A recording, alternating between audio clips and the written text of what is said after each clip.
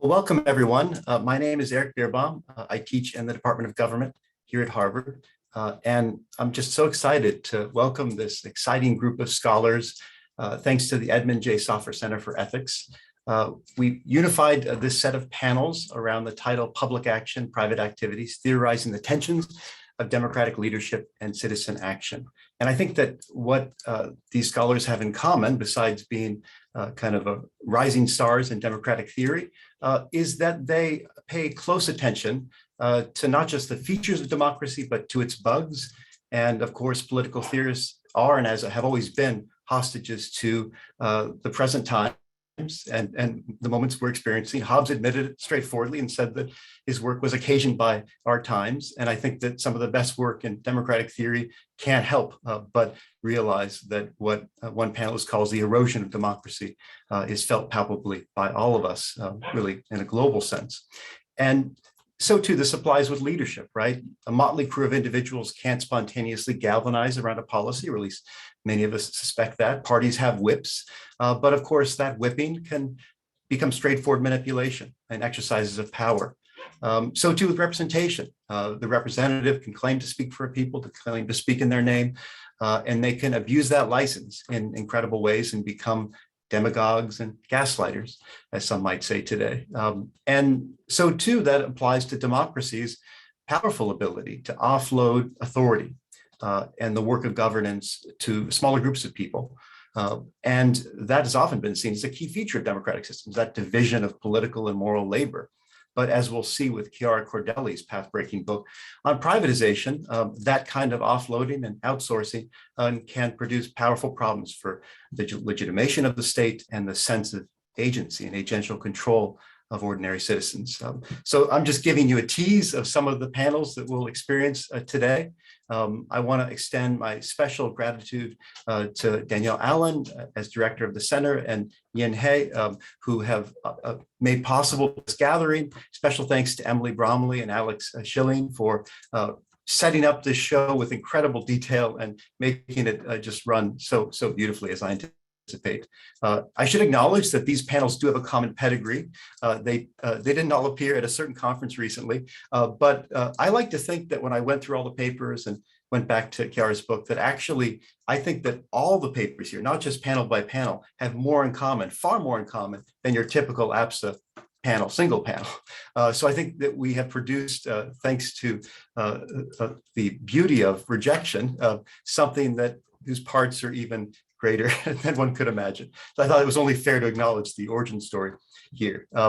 And so although we are framing this as the private-public line, a very old distinction in political theory, we acknowledge that the personal can be political. And this workshop is not at all devoted to policing that line between public and private. In fact, I think that's one of its benefits. It's exploring the interstices of that space without getting too persnickety about, is that a public, is that a private action? And it's the final thing I wanted to acknowledge. So now it's my honor to hand over to our first chair, and that is Sean Gray, who's at the Department of Social Studies here at Harvard as a lecturer. And the title of that panel is Democratic Leadership, Challenges and Opportunities. And I'll hand it to you, Sean. Thank you.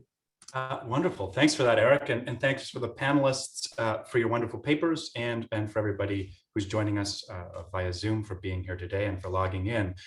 So this first panel is called Democratic Leadership, Challenges and Opportunities. And the thought is that there is a general tension between democracy and leadership, right? You would think that democracy requires, especially when we're thinking about inputs into collective decision-making, mirroring or in some sense taking direction from the inputs of ordinary citizens, their preferences, their opinions, and so on. But leaders, of course, also manufacture preferences and opinions and lead public opinion, especially when they're exercising their leadership capacity. So each of the papers today, in various ways, takes up that tension, and takes up that tension with a specific focus on the ways in which powerful inequalities, structural inequalities between constituencies can exacerbate the attenuated sense in which citizens have any meaningful connection to the democratic process, but also, and more interestingly, to leaders, right? What does it mean to exercise leadership democratically under decidedly non-ideal conditions. So it's my pleasure to introduce Nicoles Paper from Columbia, Charles Battigliani from Columbia as well, and Nate Hyatt from Yale. The panel is going to start off with Nicoles, who is going to offer us sort of an historical snapshot of the tensions between leadership and democracy in ancient Athens. And then we'll go to Charles, who's going to think about more carefully about this idea of what it would mean to practice leadership in conversation with subaltern constituencies and groups. And then Nate Hyatt is going to round off this table thinking about what representative claim making means, both formally and informally, when you're trying to mobilize certain kinds of latent constituencies and ideally already more established constituencies. So the way this is going to work is we'll have about 12 to 15 minutes for each of our panelists to introduce their papers. Then I'm going to pivot to Eric, who is going to offer comments, and then I will offer an opportunity for each of the panelists to respond to Eric's comments briefly, and then hopefully we'll get some input for audience Q&A. And for those of you who are joining us via Zoom, if you have questions that occur to you as you're listening to the panelists, though you can't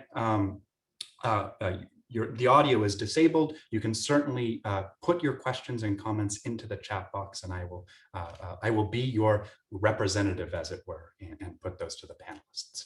So without further ado, I'll hand over the mic to Nicoles, and let's get started.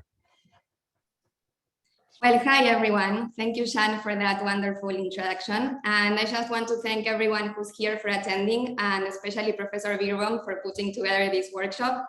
We are all very excited that we can finally make it and talk about these papers.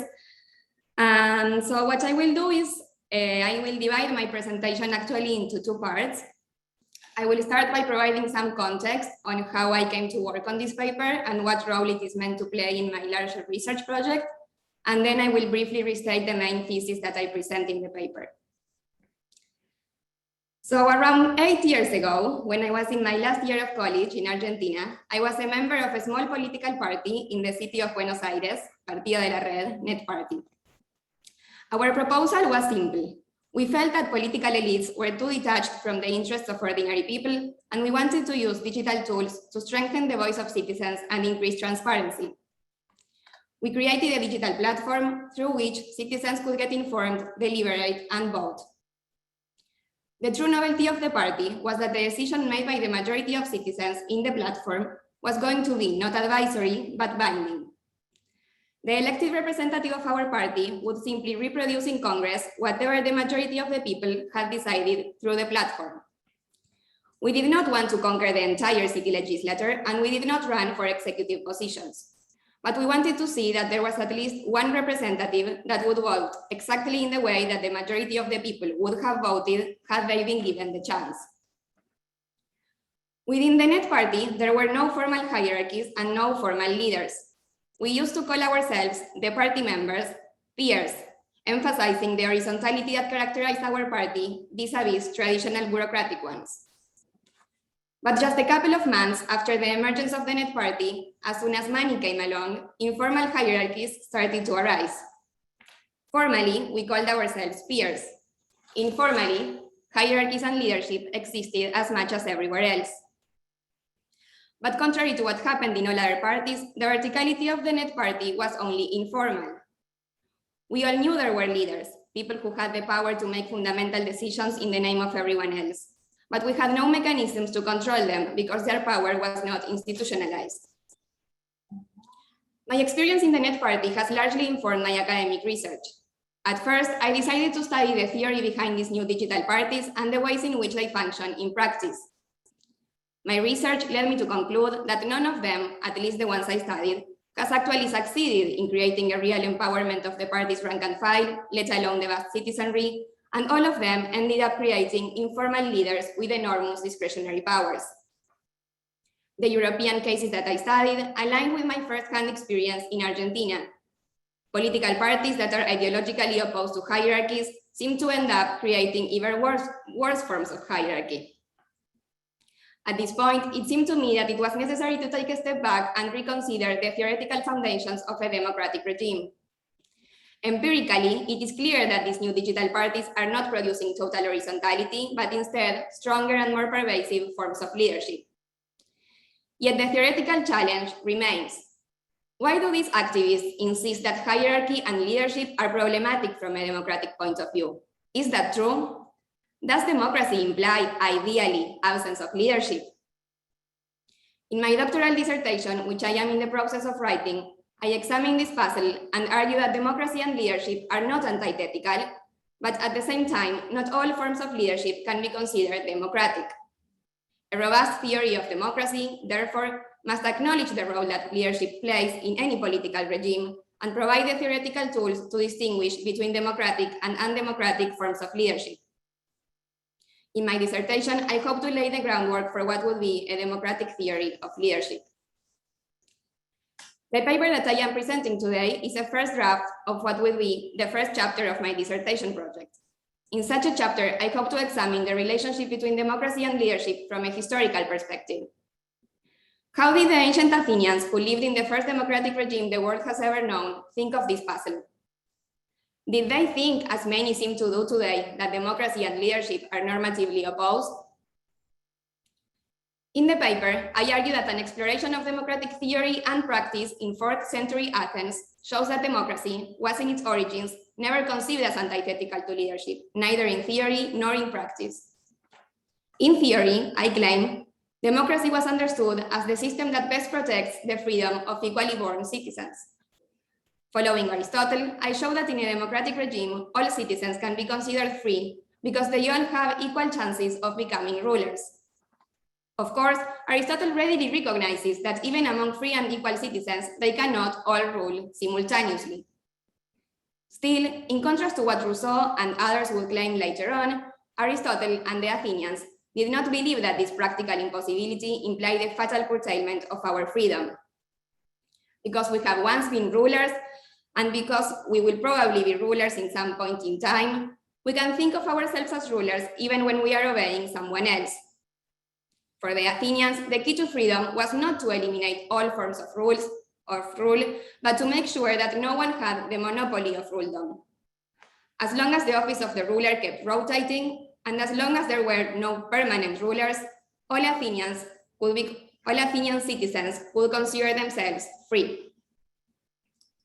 In practice, I argue that leadership not only existed in classical Athens, but it also helped strengthen, rather than undermine, the democratic regime. To make this claim, I draw on the works of 3 modern scholars, Moses Finley, Mogens Hansen, and Jotya Over. This argument is a bit more complex, so let me flesh it out in greater detail. There is agreement in the literature that after the death of who was perhaps the most famous Athenian leader, Pericles, leadership was exercised by 2 distinct sets of men, the generals and the demagogues. The generals were the leaders in battle, and they were annually elected by the demos. The demagogues, on the other hand, present a more complicated picture. While everyone agrees that they acted as leaders, in fact, the very word demagogues, demagogoi, means they who lead the demos. These leaders were 100% informal. They had no institutional power whatsoever. The demagogues, therefore, require a more careful analysis. Who were they, and why were they considered democratic? For the purposes of this presentation, I would like to highlight 4 main arguments. First, I draw on the works of Moses Finley and Over to show that democracy would not even have functioned were it not for the work of the orators. In an assembly democracy, where decisions needed to be made among thousands of citizens in an outdoor setting, the role of the orators was a straightforward necessity. As Over points out, the government would have collapsed if 6,000 people had to exercise the right to speak before any decree could be approved. The presence of a group of demagogues therefore ensured both efficiency and diversity. Second, Hansen notices that the position of the orator was, at least in theory, open to everyone. A rhetorician, he shows, is technically defined as he who decides to take the initiative and address the demos, be it in the assembly, in the court, or in another political setting. At least in principle, therefore, the activity of the orator can be considered democratic. Third, Hansen shows that being a demagogue was incredibly risky at the time. In 4th century Athens, after the experience of the Peloponnesian War, the Athenians drew a distinction between laws and decrees. The assembly was able to pass decrees, but not laws, which required far more careful examination. Within this new setting, the orators became liable to a much more rigid form of control. If they proposed a decree that was not in accordance with the law, they could be prosecuted and the consequences could be fatal.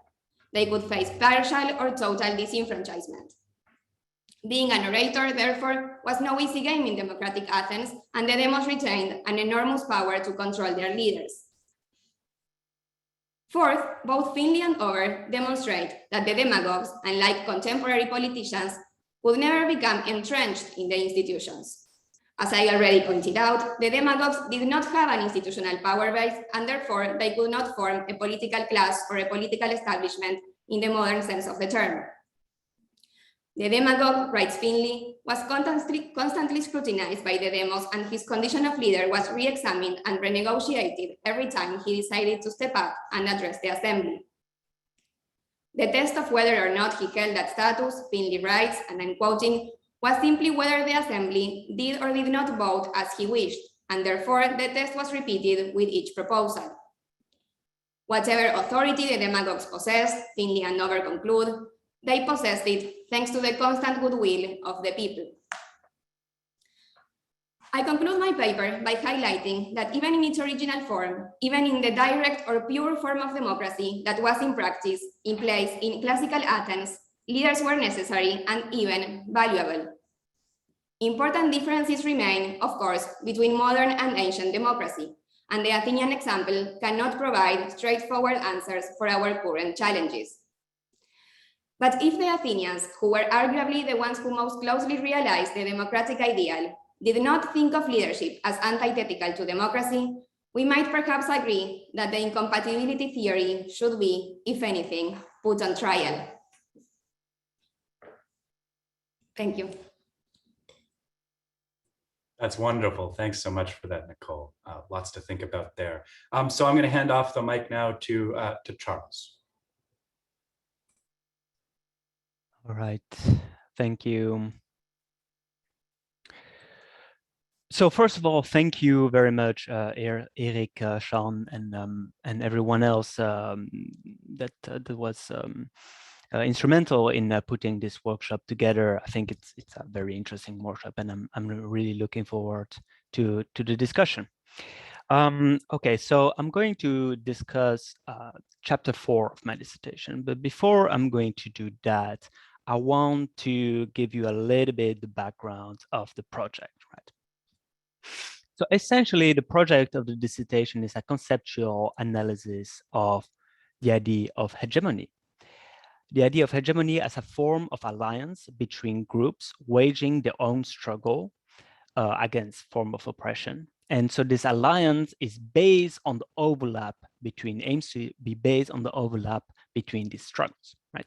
So in the dissertation, I argue that even though Gramsci and Du Bois never met each other, and that Du Bois doesn't really use the term hegemony, they are both engaged in the same project of creating alliance between different groups waging or struggles against a form of oppression. Right. And so in the research, I'm assessing and trying to find what are the ways in which they think we can achieve such a project that could be helpful for our present day. All right. So my understanding of hegemony is very strongly different to the common understanding of hegemony that focus more on a kind of like negative aspect, a kind of form that sees hegemony as a form of control through consent, right? So some describe hegemony as trying to answer the question actually of why people enthusiastically support regimes and governments that goes against their own interests. I argue in my dissertation that this is not entirely the approach that Gramsci and Du Bois took, that is not entirely correct, right?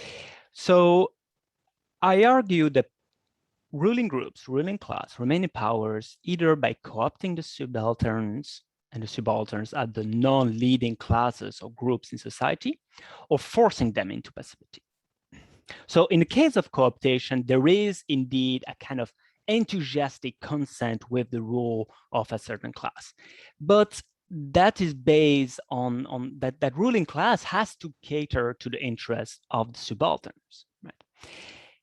But in the second case, in the case of passivity, I argue that the subalterns only consent through the rule of the ruling class out of resignation, out of a kind of like sense of passive resignation that has been created by the threat of coercion, by a history of coercive repression, that created in the end a kind of sense, a kind of loss of confidence in their own possibility to change the world.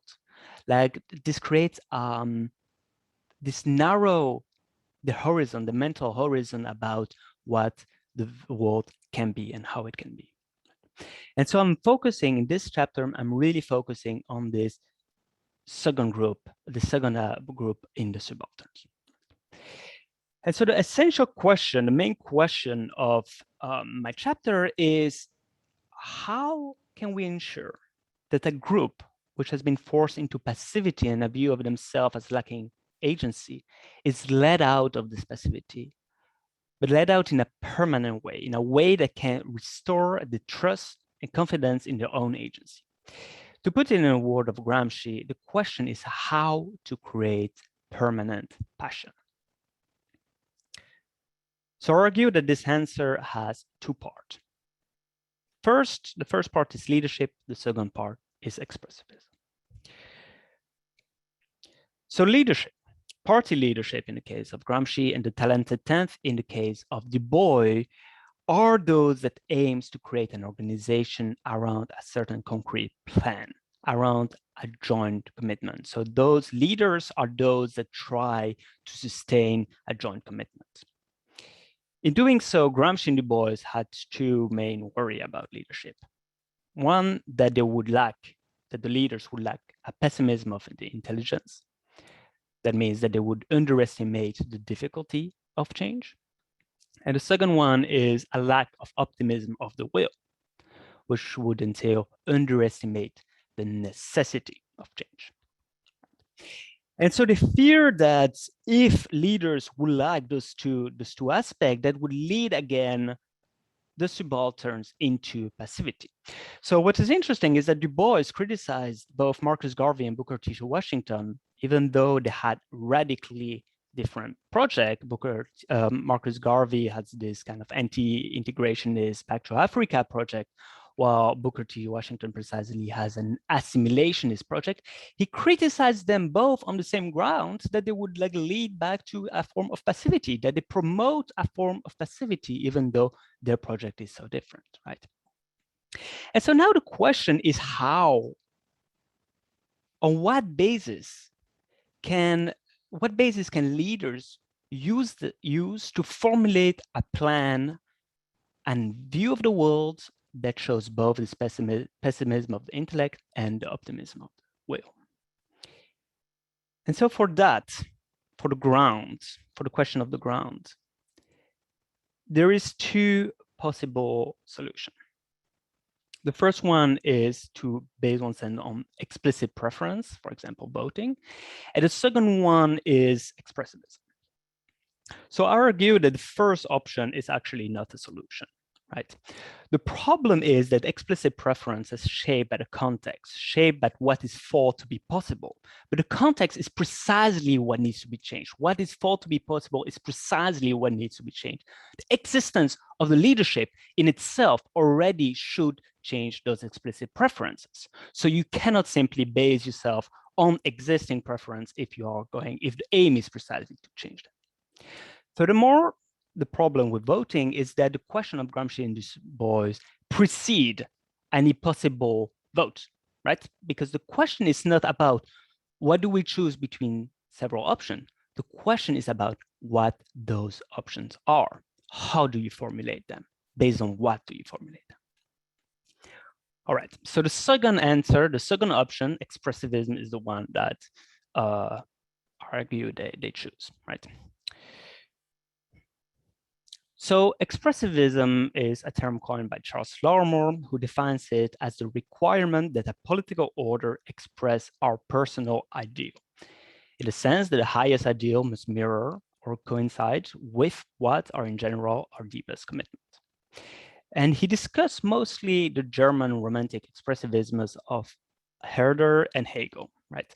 And basically that assumes the existence of a cultural unit created antecedentally to the state, which the state should reflect and nourish. So there are several issues with this form of romantic expressivism, right? Those issues are voiced by Charles Larmor, but also by Robert Gooding-William, who argues that Du Bois is precisely taking a kind of like romantic German expressivistic conception of politics. So the problem, the criticism are several. First of all, it is that it relies on a kind of a priori elitist claim of legitimacy. So legitimacy of leadership is based on not on judgment. It's based on an a priori claim of cultural identification. So whatever the leader does, doesn't matter. It is the legitimacy is already present. So that's our first problem. A second one that is related to it is that it doesn't leave any room for bottom-up input. So it doesn't indeed leave room for dissent, for acceptance, etc., from the followers. So this is a related problem, but it's also like somewhat different in that it creates a very narrow conception of politics that is only based on rule and that doesn't leave any room for example, discussion, for mutual education, etc., as kind of possible sphere of politics. All right. A third problem is that this kind of romantic expressivism doesn't leave any room for pluralism. And finally, it also has a kind of conservative aspect. So instead of changing culture, it's really about assimilating people to a certain kind of cultural unity. So these are the critiques against this romantic German expressivism, to which some argue that Du Bois is one example of. I, however, present a different view of expressivism, one that I argue is present in Gramsci, mostly in Gramsci, but also in Du Bois, especially in his somewhat later work, but already in his earlier work. All right, this form of expressivism sees culture not as an a priori basis for legitimacy, but instead as a kind of indicator, an indicator for historical experience, for needs, for grievances of followers, right, of a certain group. And so the legitimacy of a leadership is not gained a priori by a kind of cultural identification, but instead it is created when it formulates a plan, it formulates a worldview that can cater, that can answer to those needs and grievances. And therefore, the legitimacy is ultimately based in the judgment of the followers, whether the followers can, whether the led can find themselves in this new worldview. All right. What is crucial about this form of expressivism is that it entails a shared epistemic labor. So the leader does not have a privileged access to knowledge, but needs the input of followers. So Du Bois writes that only the sufferer knows their own suffering. And Gramsci writes that the popular element feels, but does not understand or know. The intellectual element knows, but does not understand, and above all, does not feel. So in the third part of my paper, of my chapter, I try to illustrate, based on the work of Du Bois, how this failure of expressivism is precisely epistemic, has an epistemic character. And I discuss the different way in which it fails to capture something important about the world. So what is important about this form of expressivism is that it doesn't simply aim to find something important for the led, right? So it doesn't simply try to find the best way to pander to a certain to followers, right? Instead, it tries to understand something about the world. And that makes this failure of expressivism specifically epistemic. And it can happen in two ways. First of all, it can happen as a failure to understand something about how the world is, right? And this relates to the lack of pessimism of intelligence. Secondly, it can fail to understand how the world can and needs to be, right? And this is again related with a lack of optimism of the will.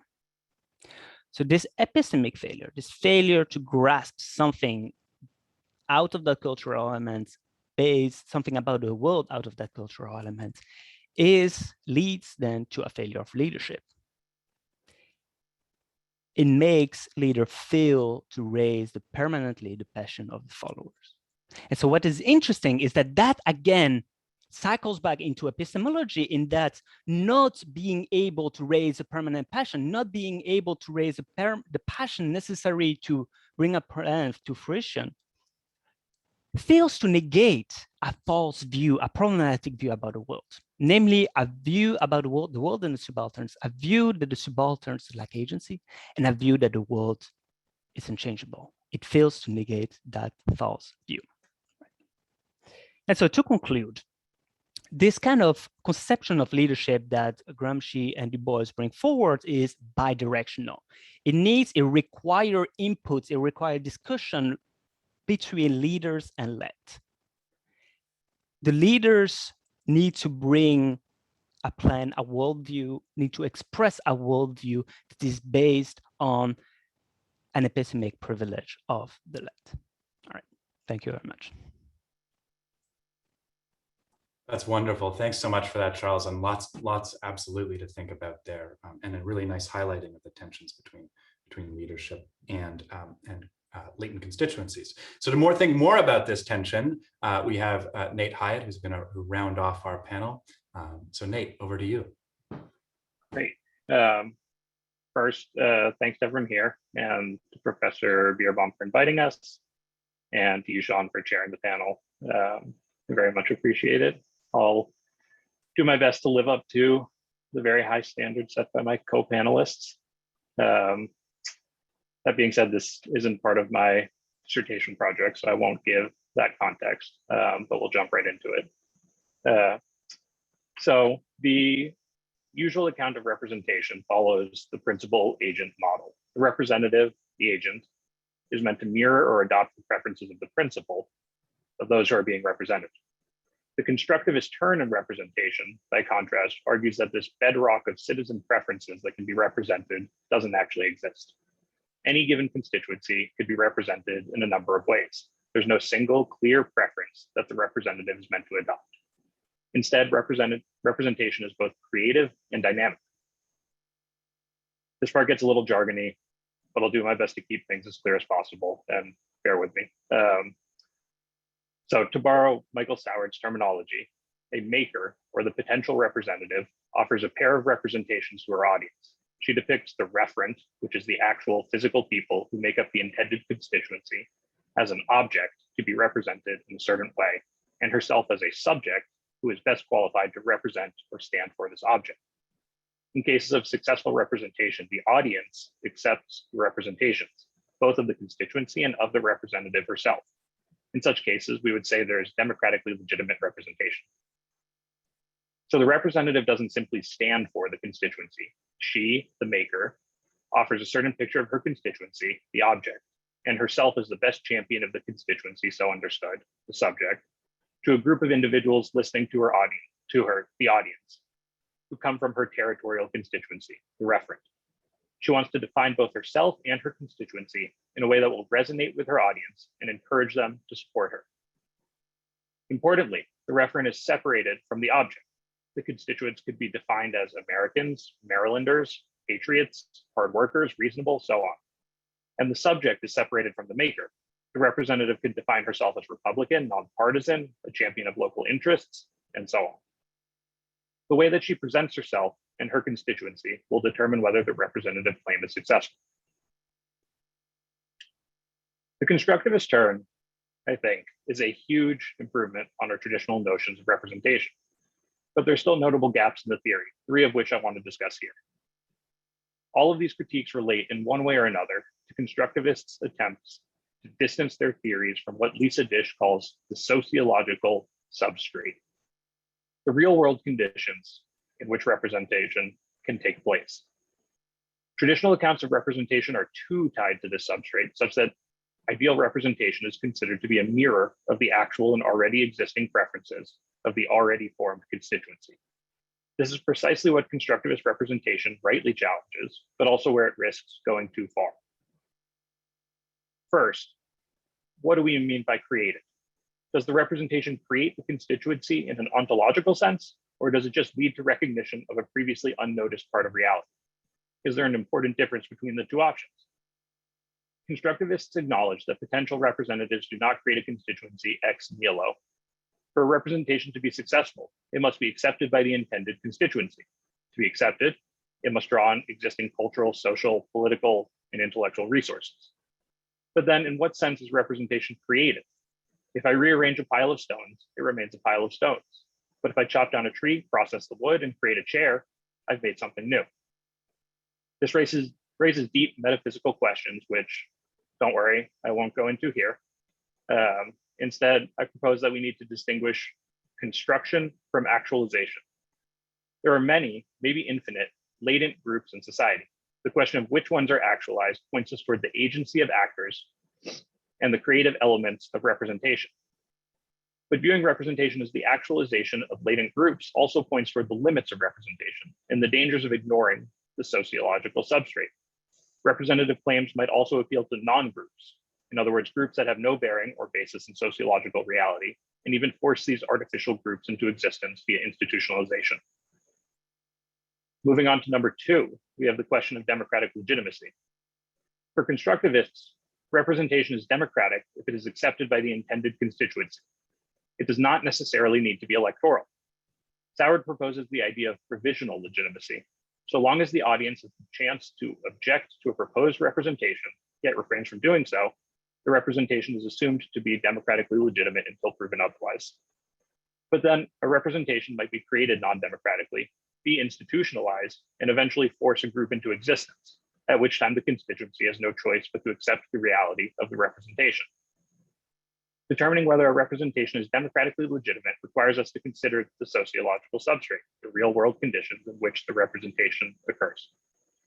And thirdly, the concept of the maker of representations is simultaneously an empty variable and a powerfully creative agent. The maker is necessary for anything creative.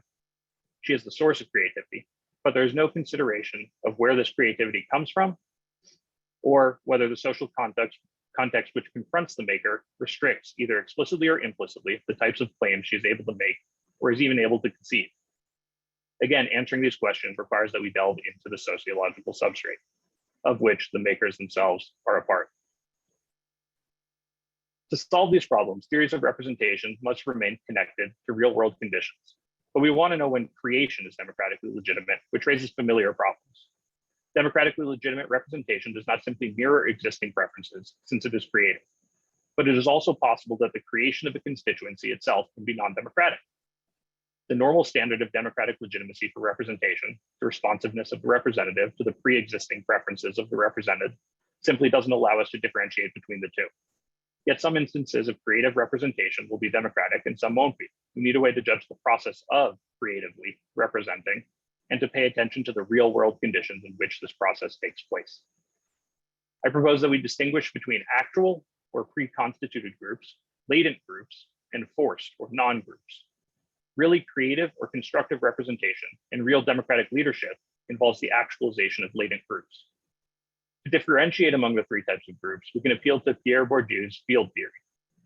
Individuals and groups are arrayed in social space according to their amount of capital, social, economic, symbolic, so on, and the distribution of the types of capital that make up the total.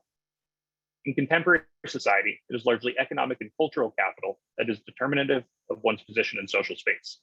Those who are closer together in social space are more likely to associate with each other, to share similar opinions and beliefs, and to share salient characteristics and life circumstances that could be the basis for group mobilization. The actualization of a latent group, then, will involve mobilizing a group of individuals that are located nearby in this social space. A forced group, by contrast, will somehow coerce or require that individuals who are far apart in social space be part of a unified group. This still leaves room for creativity and agency. There are a number of characteristics of those near each other in social space that might be salient or prove to be the basis for group mobilization. But this also allows us to differentiate democratically legitimate from non-democratically legitimate forms of representation. Doing so requires that we remain connected to the real world context. Finally, the distinction between actual, latent, and forced groups, just as it might usefully answer questions about constructivist representation, might similarly provide a helpful way of viewing democratic leadership. The traditional problem of democratic leadership goes something like this. If it's democratic, it's not leadership. If it's leadership, it's not democratic. In other words, if a politician simply follows or panders to public opinion, then he's not truly leading. But if he is leading beyond the desires of the people, then he does not seem to be democratic. This, of course, mirrors the problem we just encountered. For preferences that were not present originally, but are instead created, how can we be sure that they were created in a democratically legitimate way and not somehow forced into being? Think of it this way. One form of leadership involves actual groups or normal politics, the daily maneuvering of politicians, the formation of alliances, the brokering of compromises. There's also a form of politics, I hesitate to even call it leadership, which employs coercive or administrative power to force constituencies into being. In other words, that deals with forced or non-groups. But the exceptional leaders, the truly democratic leaders, are those who can detect and actualize latent groups, who can get people to think and act in ways that they had not before considered, who have what Isaiah Berlin calls the sense of reality. Thank you. That's wonderful. Thanks so much for that, Nate. A really nice distillation of your paper and your main claims. So I'm going to pass the mic now over to Eric, who's going to provide, roughly 20 minutes we have for comments. You don't have to use all the time, but yeah. Thanks, Sean, and thanks to our three panelists for these hugely interesting papers that I was reading in parallel. It kind of moved to one then the other, and so I'm going to work extra hard to show some real connections. Some will be quite easy after all. You go from subalterns to substrate talk, which might sound a bit alien to some, but actually that's really just the raw material of politics. What are representatives addressing? What are leaders molding? That's the kind of ingredients that you're talking about. So even the titles suggest important connections here. And I thought that all three papers thought about, kind of made the case that one can't think about representation without thinking about leadership and vice versa, that the concepts are best worked out together. And so in Nicoles' paper, she shows us how we can find Athenian roots to the worry about how to find a sort of stable place for the idea of leadership in the birthplace of democracy. And she begins with this terrific, one of many premature obituaries for leadership. And that is a recent claim that the concept of leadership, quote, is blasphemy in the internet era. And she then shows how that goes back in that same worries about blasphemy. Blasphemy could be seen in Athens. And so she gives us, following this picture of how do you make sense of what a representative is doing if she gives this great image of the ideal representative has descended all the way down the Burkean ladder on some accounts of representation. That is, they become a kind of automaton, right? The delegate is not engaged in any clear reasoning, or at least a very simple means ends, rudinistic reasoning. And she wants to suggest that of course, can crowd out any picture of leadership. And she gives us three characters that we can see in Athens who challenge that and who show that despite widespread use of autocratic devices, the Athenians held on to a representative structure for arguably the most important of the 10 generals. And why didn't they? I like to ask this to contemporary autocrats. Why did the Greeks carve out that space? They seem to think that they couldn't go all the way towards a autocratic system. And so Nicole engages with Finley's conception of the demagogue in Athens. And that was, quote, a leader solely as a function of their personal and in literal sense, unofficial status in the assembly itself. So the idea was that this is someone not tied to an institution. They don't have a pedigree of power they've been given. And what makes them a demagogue is this kind of personal connection to their audience. And I did worry on Finley's account of it that the test principle seems susceptible to a serious number of false positives, right? Because after all, if the test was whether or not the status of the assembly did or did not vote for what that person wished, which is what I take it to be, right? That you basically look to see what is being argued for by the demagogue, and then you see what kind of vote results. It seems like without knowing more about the wiring of that, you could have someone who appeared to be a demagogue because they routinely would argue for something and seemed to have the result come out, but we would be unpersuaded that they played any interesting causal role in that. And so I guess I wondered if Finlay should be pressed to say more about, do we need evidence that there was some causal change in the relevant, you might say, substrate or the set of views that existed in the kind of large scale demo setting, or otherwise it looks like there are going to be a lot of demagogues out there, right? People who just happen to be, through the luck of having views that track their co-citizens, they would count as a demagogue. And so maybe this is the second response I want to make to this picture of the demagogue, and that is the personal element of it. You see the function of the personal. And it struck me that another possible concern is that we often talk today about how the authoritarian uses a highly, sort of in-your-face personalized conception of politics, right? That politics is about them. And I'm trying to argue in this book with Ryan Davis that, of course, that's a key element of gaslighting, which is trying to kind of upend basic assumptions that people see in front of them and convince them that they're not really registering what's in front of their eyes, either normatively or even in a direct way, evidentially. And so I wonder if Finlay's account of the demagogue would lead us to think about that, right? Which would lead to a kind of personalism or authoritarianism.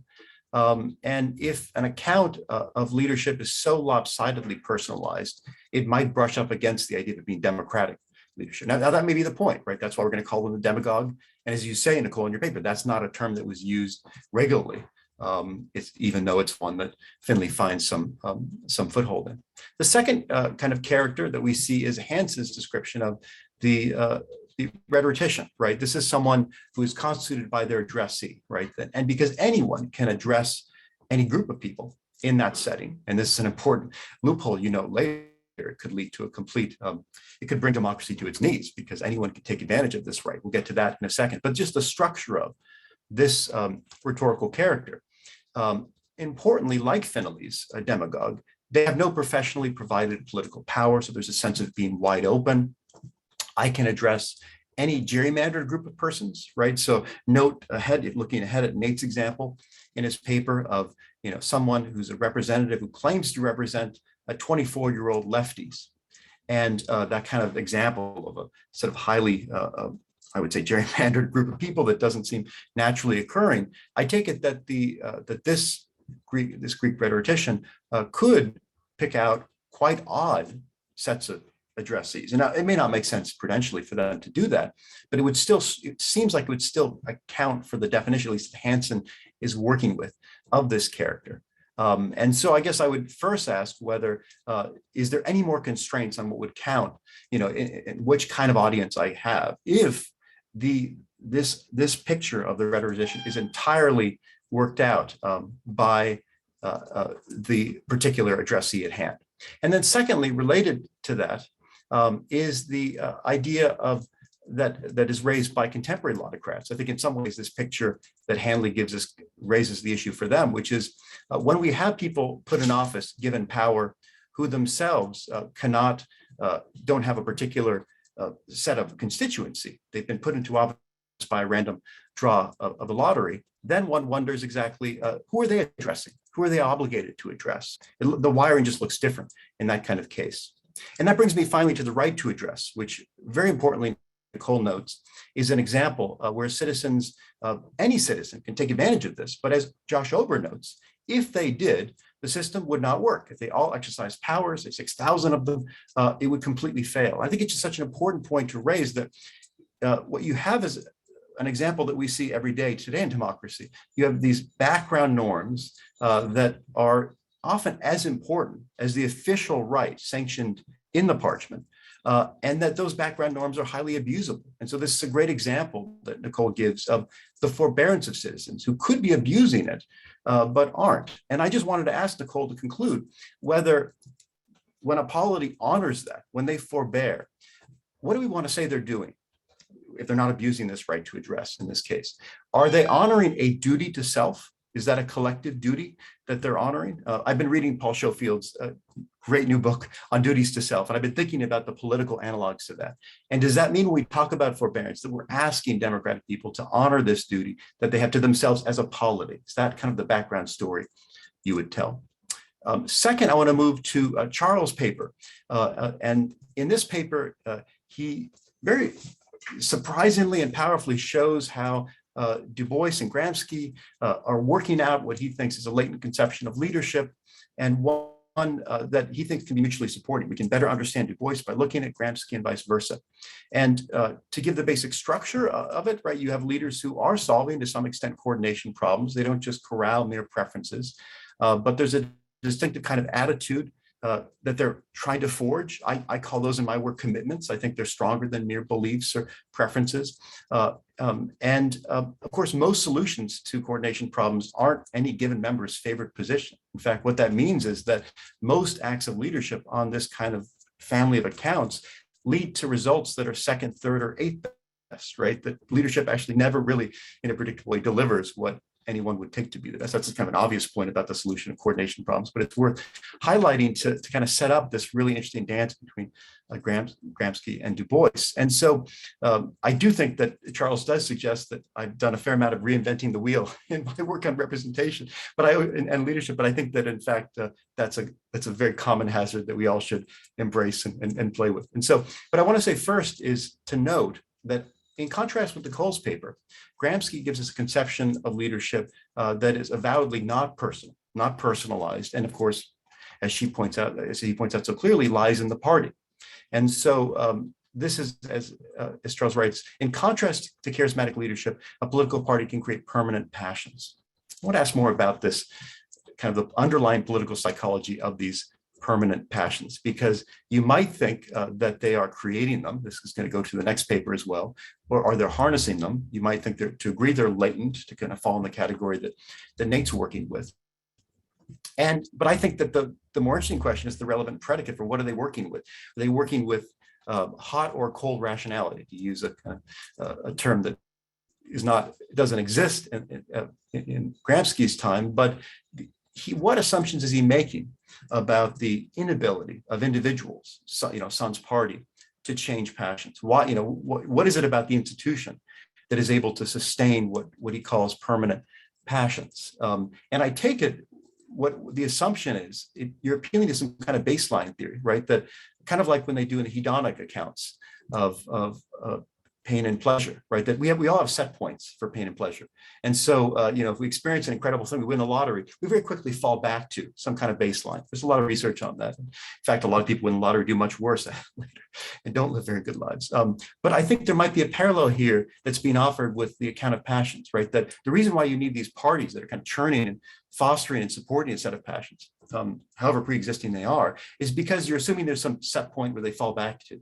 And individual leaders are not able to sustain that over time. And that's where the kind of word permanence, which is a little strong, but comes in Gramsci's account. Perhaps it does. And so that leads to the question of this. And I'll just read the relevant passage I want to work through.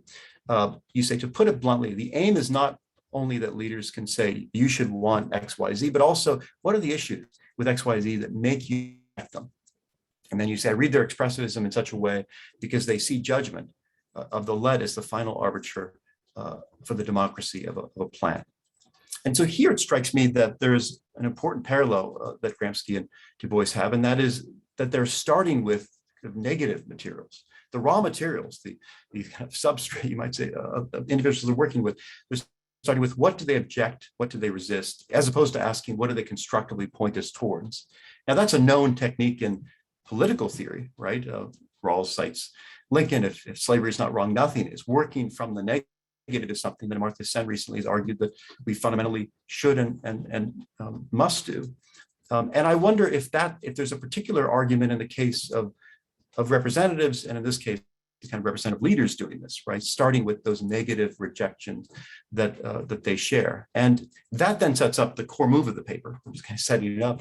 And that is, when you ask Charles, what must a representative know about their about their relevant group? How much must they understand their suffering? How much should they have experienced that suffering? Or how could they be a representative? And this is in some ways a twist on the original problem. If you're a leader, how can you represent, and vice versa, that kind of tension. Here, there's a question of, if you've gone through everything we've gone through, how are you in the position to be our leader? But it seems like you have to have done that so that you can make the case on our behalf. And I thought in the paper there are these really powerful moments of juxtaposition where you describe, you quote Du Bois in Dusk of Dawn saying, first of all, not being possibly among the entombed or capable of sharing their inner thoughts and experience, the outside leadership will continually misinterpret and compromise and complicate matters, even with the best of will. And that comes from a footnote where you're trying to elaborate upon a larger passage. But I actually found that passage in the footnote most important because it brings out this epistemic barrier that I think we take to be inevitable between the leader and those that they're trying to represent or shift. And so I just want to reflect a bit upon that epistemic barrier, right? That leaders, I take to some extent, have to break down, but they can't fully break it down because, as Du Bois writes in Black Water, in the last analysis, only the sufferer knows his suffering, and no state can be strong which excludes from its expressed wisdom the knowledge professed by mothers, wives, and daughters. And so that suggests that there's this dual shuffle that representatives have to acknowledge that they will never kind of fully relate and empathize with at least a core set of their constituents. I take it to be this. I don't want to misread this, but at the same time, they should try to some extent and realize that I take it they'll fail. And so that leads to the question in the paper: how can a leader come to understand the suffering given their limited knowledge? Are leaders like Mary, and Frank Jackson's famous example, who grows up in a black and white room and she knows everything there's to know about red, but she's never seen red, and so there's that limit there. It looks like they have that barrier that's going to be inevitable. And it raises a real deep puzzle for how one can then represent in light of that. And so one way to help us not solve entirely, but play with that puzzle, Charles gives us the idea of political expressivism. And that's the idea that it should reflect the deepest commitments, needs, values that arise from the practical experience of a community. And that practical experience is not fully accessible by the representative, but it's part of the well that you think they should draw upon. And so I want to suggest a possible, not full solution, but partial one to the puzzle of, if leaders can't fully experience injustice they're trying to overcome, what should their role be? Why should we cut out the middle person in this kind of case? And I take it one answer, which is not the one that you give, and I'm not saying it's the only one, might draw upon the work on epistemic injustice, right? That we know that people who have high personal stakes in political decisions and policies, when they make arguments on behalf of that policy, are often discounted because the stakes are high for them. And that may be a psychological story. There's some evidence that backs that. But that may also be a philosophical story. There are people in very important epistemologies who think that when the stakes are high for someone, it's harder for one to not just have knowledge, but to persuade others that is genuine knowledge. So it may be that a possible role that, Charles, you're helping create through Du Bois and Gramsci is to think about the representative as, precisely because they haven't fully experienced and the stakes are different than the core representative constituency, they are able to make claims that would not be sayable, or at least persuadable, if we had direct constituents making those claims. Maybe it's an advantage in some settings where epistemic injustice is likely to occur, for them to say, I haven't fully understand your suffering. I've tried, as Bill Clinton said, to feel your pain, but haven't fully succeeded, but I can make the case. And so it may be that that's a kind of shuffle they do, and it could help explain, help us carve out that role. And then finally, Nate's paper, and this is not a fundamental shift because I think they speak to each other, Charles and Nate, so much.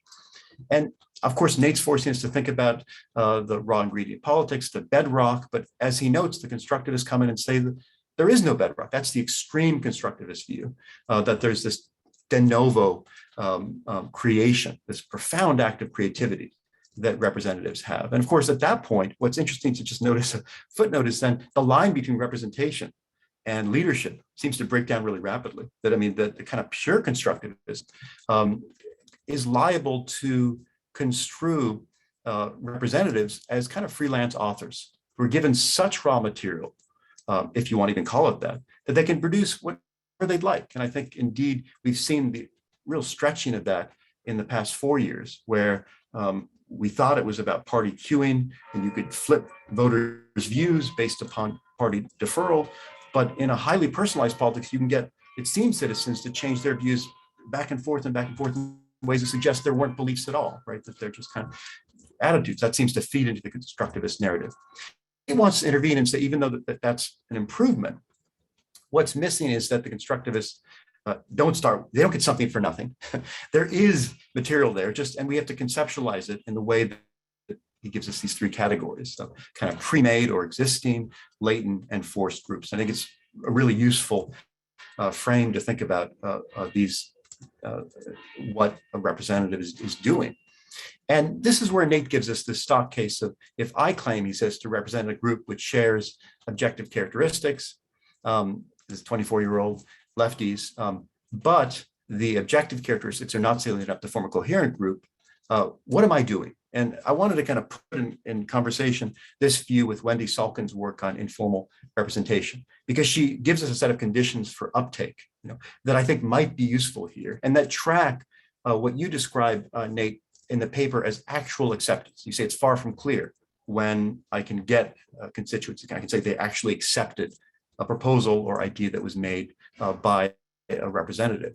But I think that working out those conditions might help to imagine, because it's not, maybe it's just the past 4 years, but to imagine harnessing a constituency that seems so initially arbitrary over time and repeatedly enough. I guess maybe I'm less skeptical that one couldn't create out of almost nothing a solidarity, a connection among these 24-year-old lefties, or at least, maybe the constructivist has to come back to you and say, don't be so certain that this couldn't be created. The other example you give, obviously the real one, the AARP, is a really interesting case because you treat it as an actual group. It's not, I take it, it's not sort of pre-made in the sense that there was a consciousness raising. I would like to hear more about the origin story of AARP. How did they convince people? This is where we draw the line of what counts as our group. I mean, I take is it 65? Maybe it's a little younger. I know the joke is that I'll start getting those flyers in the mail quite soon, but that does suggest that, is this an example of a group that when it was created, the line was drawn correctly, but over time with life extension, let's be optimistic about it, you might think, would it then become more of a latent constituency? That is, that you might, when I get in the mail this AARP, join us, become part of our group, and I say, but I have 60 more years of life, and I say, I'm not part of that group. Could it be an example where the original demarcation, it doesn't age well? I don't mean to make the joke there, but it doesn't work in light of the fact that the underlying materials are changing. And I kind of want to run that with a variety of the examples you give, where is it possible that I could, as a representative, take one group and actually carve the joints in a way that seemed natural, but then over time, that doesn't work, it breaks down. And does then that actual group revert to what you call a latent group? Or at that point, is there a possibility that I have to force it, becomes a kind of force group because I want to maintain my power, and that's the way I keep that power. And so I'm just kind of showing how thinking through your three categories is helping me think about some of the objects of representation, and by extension, a leadership in the paper. And that brings me to the final bit, and that is the way you extract then an account of leadership out of this picture of these three groups that you derive out of field theory. And that is a kind of virtue you see in democratic leaders. And as you say, it's a form of democratic leadership that may well go beyond the will of the people, but somehow remain democratic. You want to thread that needle in your work.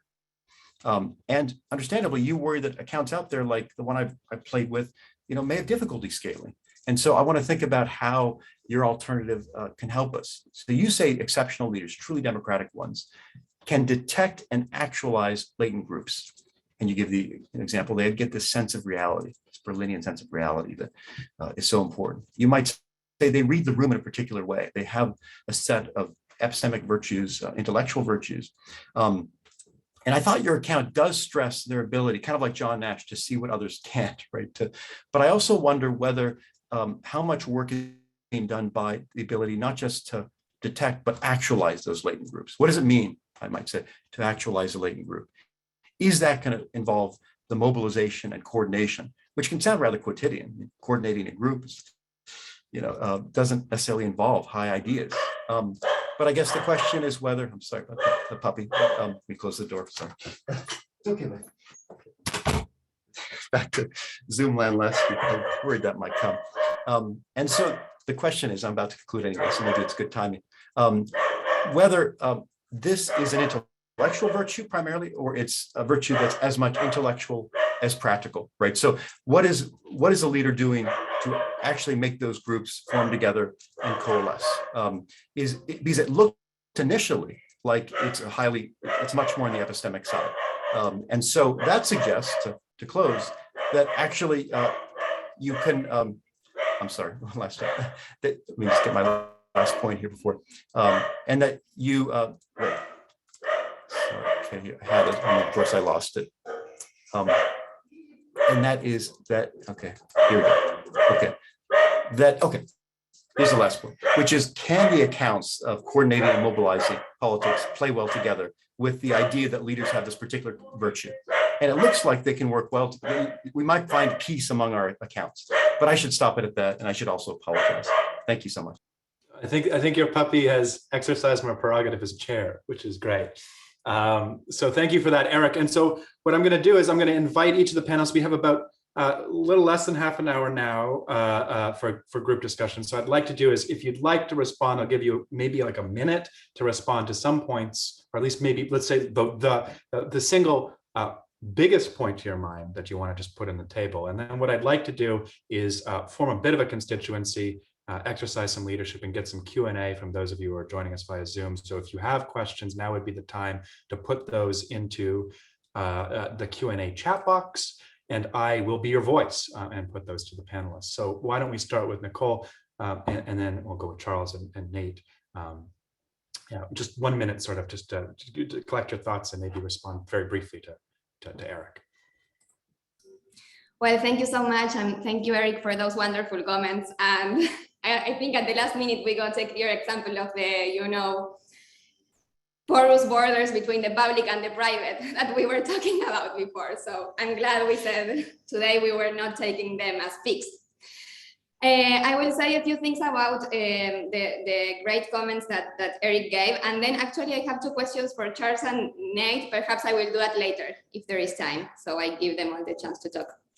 So yeah, very briefly, about the first point of leadership being personal, I think that's a very important one, and I don't do it in this paper, but I think the institutional dimension of leadership is actually crucial, and perhaps the most important way in which I can think we can make leaders democratic and distinguish between democratic and undemocratic ones. I think the institutional dimension is the key. I guess in this paper I was just trying to do a first exploration of why the figure of leadership itself should be considered undemocratic from the start. And then about the point of what kind of groups are demagogues creating in a way when they speak? Who are they addressing? I guess my thought when I heard that is that perhaps at the time there were no, nowadays they are not fixed, but not so concrete constituencies as we have today, because they could not form parties or these interest groups that would remain in the public sphere.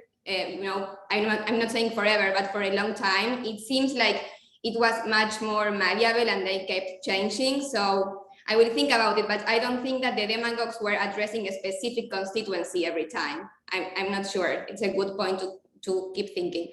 And about the last one, I didn't think about that either, about why do citizens refrain from exercising their right to speak every time? And that's true. We need to ask why they do so, because if they don't do it, we might have a democracy that is not functioning at all. But I also don't want to fall into the trap of saying that democracy is only possible when citizens are a bit more apathetic or refuse to participate so much. I guess one thing that's important from the Athenian example is that participating was also risky, or in a way they were held accountable for whatever they were saying. So that made them be more responsible about whatever they were saying in the assembly. So you could speak if you wanted to, but then the demos was going to hold you accountable. So, okay, speak, but really be careful about what you are saying. And I think that's one very important distinction between what was happening in antiquity and what's happening now, perhaps, because in the internet, for example, that's something that I talk out. You can say whatever online and you are not being held accountable.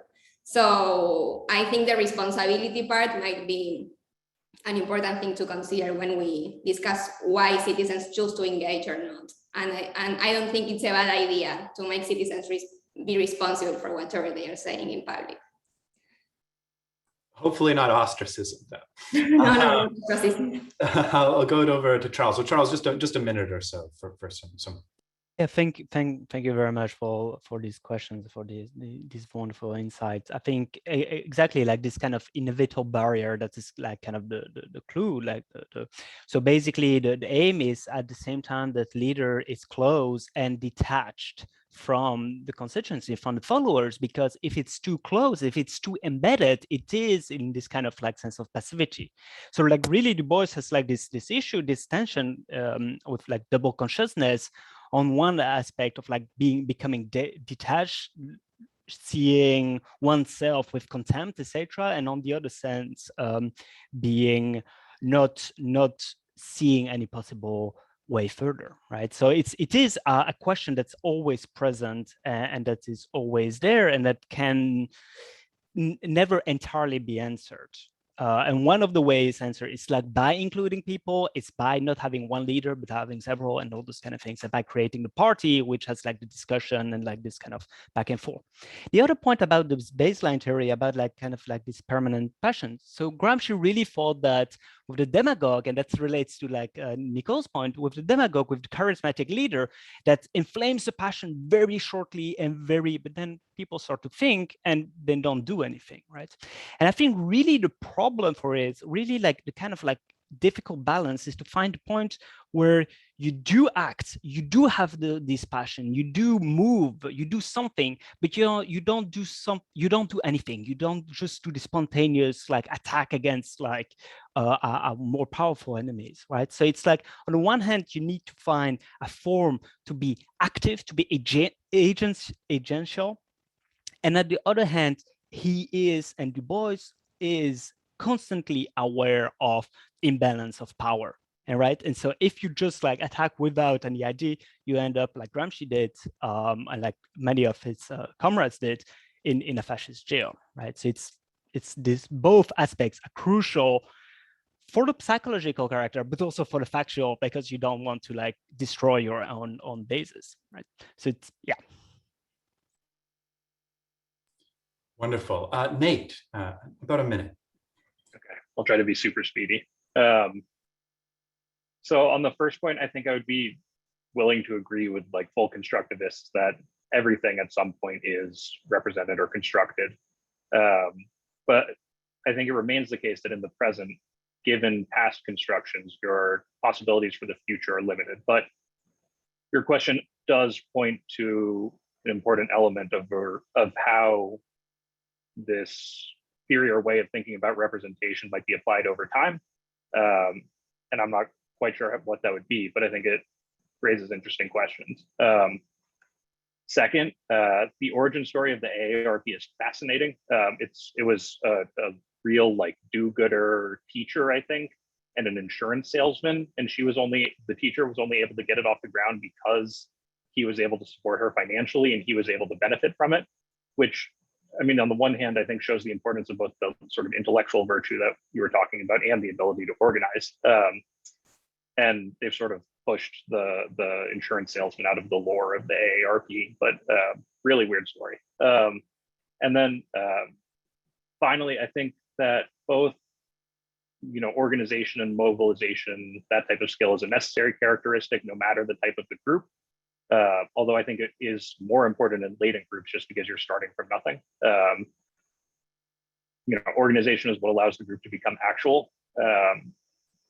But so I think the intellectual virtue, the Berlin sense of reality, is unique to latent groups, but whereas the organizational element is present in all groups, even though it is more important in the case of latent groups. That's wonderful. So I would now I invite questions from the audience. You can again just put those in the Q&A, and I will be your voice. But I don't see any questions now. So while I have the floor, I'm going to also exercise my chair prerogative, and I want to put some other issues on the table and just respond to some general themes that have emerged. And so one thing I'm curious about, and I'd like to get all of your takes on, which doesn't seem to have been addressed in any of the papers, but certainly is lurking in the background, is how representation or leadership operates under conditions of pluralism. And what I mean by that is that all of our discussions so far seem to presume that there's only one representative, one leader. But in all of these accounts that you're working with, whether you're talking about Gramsci and Nancy Fraser, who talks about subaltern counterpublics, and in a competition from claims between counterpublics, right?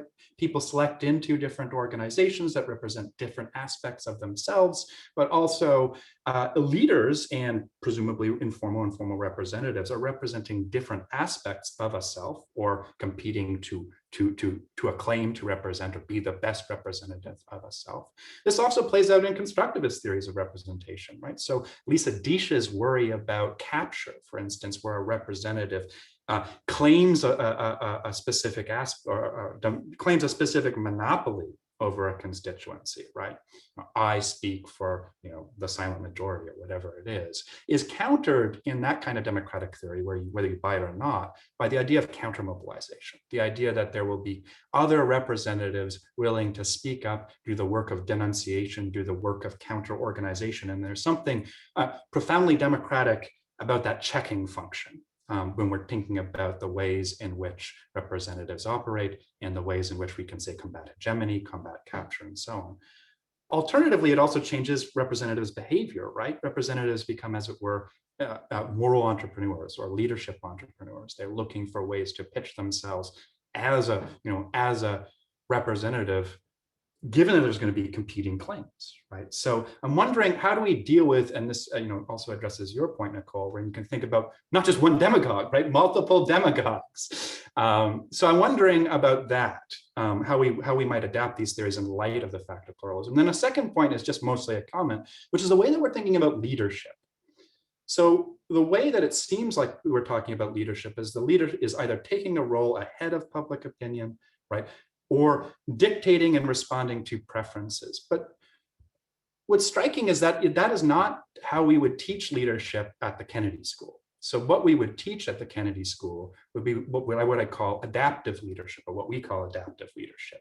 So a kind of leadership that takes it that the view of a leader, or the role of a leader, is to identify shared problems or goals, and then to create spaces in which people can come together and mobilize. That is, the role of a leader is a facilitator and less an opinion maker, less a constituency former, but more of an empowerer.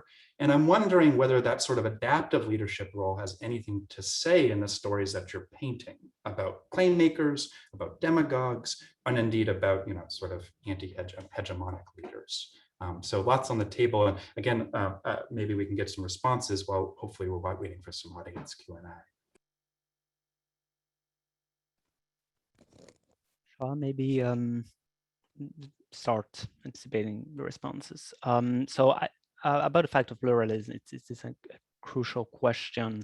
I think that I hope, and I think that my conception of expressivism addresses kind of pluralism more. So I think we need to differentiate two things. Like, one is pluralism of leadership in a group, and I think like Gramsci boils precisely the talent intent is a group, the party is a group, etc. But the other problem is about competitive claims, right? And this is a crucial issue. And I think that the answer, which might be a little bit unsatisfactory, is that for Gramsci, and for Gramsci especially, it is possible to have all those groups together. Well, actually, all the subalterns together. So basically, the aim is like to create a kind of hegemony of the proletariat around an idea of like changing capitalism and creating communism and socialism. But to do so, you need to address and need to understand carefully all the grievances of all the other groups, right? You need to like really include the subalterns, the other subalterns in your project, right? The group that is not included is the bourgeoisie, right? And so like at the end, it's just revolution. At the end, there is like just this conflict that cannot be resolved and can only be resolved in Gramsci's view when there is communism and when like the bourgeois sees and think, oh, this is kind of okay, right? So the idea is basically that actually it is possible, and actually there is a kind of answer, which I'm not sure if we should or can accept. Yeah, I don't know. That's a really productive thought. And of course, Gramsci is really concerned about only one axis of organization, right? Let's raise some class consciousness. Nicole, why don't you jump in? Yeah, I wanted to also offer some comments. So about the question of pluralism, I'm glad that you brought that up, because I think pluralism is fundamental. And actually, I said institutions are key, but also pluralism is, I think, one fundamental feature to distinguish between democratic and undemocratic forms of leadership. If there is only one leader, I'm hesitant to call this leader democratic, because if there's no competition, how can we tell that people are voluntarily following this leader and not another one? So I hope in future iterations of this chapter or paper, I will make that clearer. But I do say, when I talk about over, that the word demagogues in itself, over says, was usually and casually used in the plural, which means that the demagogues were usually a set of men. And that is, hopefully now it will be men, women, and more people. But that means in itself that, according to him, leadership was both effective, ensured both efficiency and diversity. So by definition, with the demagogues, we had more than one. And I think that's one of the key reasons why we could consider the demagogues democratic, because there were many. If there was only one demagogue, then it's hard to call this person democratic. And very briefly about the second point of, I think it's a very interesting debate on whether the leaders follow public opinion or where they form public opinion, also in American politics and more, empirical studies of democracy. I think on that point, and who is leading whom, one good author is Laclau. I was actually going to suggest this to Nate. I think he's the ultimate constructivist, and I'm not saying I agree with his populist theory, which I don't, but he does have a notion of representation of, where the leader is constructing this group with the group. It's not the entire people, it's actually a portion of the people, but he's good in showing that it is like a two-way relationship, and they build it together. And even with his concept of now I'm forgetting the very technical words he uses, but the signifier, it's a floating signifier that keeps changing what the signifier is empty, and at the same time it's floating. So it keeps changing what the leader even represents. So in that sense, he might also speak to the adaptive preferences, adaptive leadership. Yeah, those are That's really great. Nate, over to you. Yeah, well, on the pluralism question, I wanted to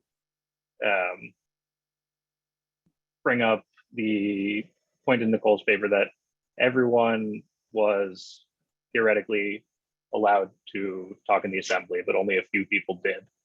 And I think this is something that I've puzzled over, and I'm not sure whether it's really a problem or to the extent to which it even has an answer. But if we're having this sort of more free-flowing, diffuse conception of representation and of leadership that is picking out problems and forming constituencies based on what is salient or important to given people, then for it to be really democratic, you would hope that there would be sort of as many possible proposals as possible, or as many proposals as possible. And to be totally democratic, there'd be infinite, but that of course isn't possible. And so you're always going to have a restricted set of proposals. And in the Athenian assembly, if you have, I don't know how many demagogues there would normally be, but if there are 4 of them sort of representing 4 general positions that come up repeatedly, even that seems like a restriction of agency in some important sense. So I, like I said, I don't know if there's an answer to this, or if it's just sort of a practical fact that we have to deal with when we're sort of considering how democracy might be actualized. But it's one that definitely came up when I was thinking about constructivist representation as well. And the Kennedy School definition of leadership, I loved. I mean, I wonder how different that is from constructivist representation in a certain sense, where the leader is meant to propose, this is what's important and this applies to you, and see, do the people come to him or to her? Yeah, I don't know, but I think they're not entirely distinct. Right. Yeah. Politics is the mobilization of bias, right? As Schatzschneider famously said. So Charles, I'll give you the floor, and then maybe we can have Eric, you weigh in on some of these conversations. Yeah. Just about this conception of leadership, about kind of this adaptive leadership.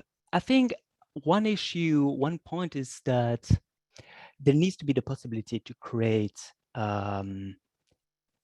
this arena, this kind of possibility of like people to, to develop their ideas, to etc. Right? And I think that so I think it's compatible to some extent, because so Du Bois often, and Gramsci also often, see leadership as kind of education, a bi-directional form of education. So it needs to create precisely this room and this like possibility for like, and that is also a little bit part of the solution, or hopefully the solution of like this barrier.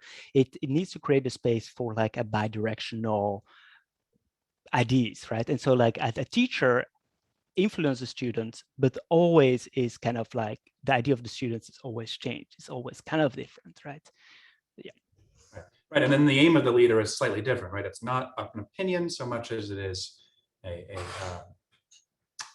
goal to create these kinds of spaces. So we have one question from Michael Altenberg, who asks all of you, and we have about 3 minutes, so maybe I'll get your responses to this. What should democratic leadership look like in the face of global challenges like climate change or the pandemic, when representation on the national demos level cannot embrace the complexity of what needs to be done? So that's a tough question to end on. So maybe I'll get your responses, all of you, to Michael's fabulous question, and then Eric, I'll let you have some closing remarks. Why don't we go in reverse order? Let's go with Nate first, and then Nicole, and then Charles. You're putting me on the spot with the toughest question. I mean, I think I would love to see more explorations of how you can have representation and democracy that harnesses digital technology, so that you can have sort of multiple levels of representation and representation on multiple issues, and sort of multiple arenas of contestation, in a way that can do that connects people from different parts of the country, even different parts of the globe. I don't know what that would be. I won't have the answer in 3 minutes, but that's what I want to think about soon. We put you on the spot. Nicole. Yeah, thank you, Michael, for that great question. I think what I'm immediately thinking about when I see it is, first of all, Plato.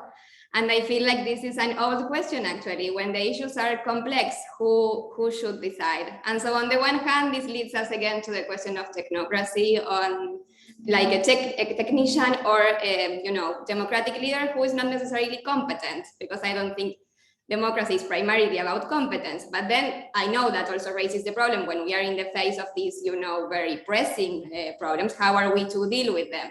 I think, going back to Sean's question of pluralism, that's one at least good safeguard, because you are not set in stone, and as long as the positions are contested, you are sure you are at least are remaining open to different solutions to the problem. And then the second complexity of the question you are raising is the fact that, the leaders are now national. And if in these kind of problems like climate change and the pandemic, which are global, then I'm not sure that the national democratic leaders by themselves have the capacity to solve them. So perhaps this presents a further challenge for us, which is how can we create democratic leadership, or a form of leadership that can address global problems. Now, I don't know if that should be done among national democratic leaders interacting, or whether we need another form of leadership that can be global in a way. Wonderful. Charles, final thoughts? I think there is not really a solution, but I think this more shows the importance to have like precisely democratic leadership of the subaltern, to have like precisely this voice of the subaltern, because this problem is not going to be solved if we only focus on like the people that have the voice, the people, because like often like the rich countries, etc., can try to avoid or like mitigate the effects of climate change, and only so on other countries, less wealthy countries, cannot, right? And so we cannot solve this problem without including those voices too. Excellent. Eric, I'll give you the last word here to close out the panel. Oh, sure, Sean, because you invoked Schaffsnyder, the picture of competition, and obviously particularly party competition, as the kind of indelible mark of at least modern democratic life. I do wonder if that maybe stepping back is the feature that we discussed less, but that was in Nicoles' paper, right? Because Nicole, you argued in a following kind of Menand's picture of representative democracy, aristocratic, that when the Greeks had the 10 generals elected, that was their one sort of representative carve out, that showed, you write, that they accepted a more aristocratic method of selection for the military leaders. And I guess I would just push back and argue that even if you have various kinds of competitions to be informal representatives like demagogues, more formal competitions among representatives, I don't think it follows that one is endorsing anything that need look aristocratic. It depends upon what you think this selection mechanism is doing. And I actually think that we have materials in the papers for this panel to speak to that directly, which is, if it's not, we're not offering a competition to select the best by some metric of perfectionism. Why do we have these competitive mechanisms? I don't think that, I don't know how that scales to Michael's question, but I do think in the background, it's I think it's a striking thing that to think that representative Democrats as the real aristocrats today. And I just generally wanted to push back against that whenever possible. But that is really just a tip of the iceberg of what we've been able to talk about. Well, this is wonderful. So that's time, unfortunately, but a big round of applause from everybody, or applause from those of you who are joining us over Zoom for a wonderful panel and a wonderful discussion that I hope continues offline, and certainly has given me a lot to think about as we go forward today. So thank you, everyone. We're going to break for about half an hour, and then we'll resume with our second panel of the day around 12 o'clock.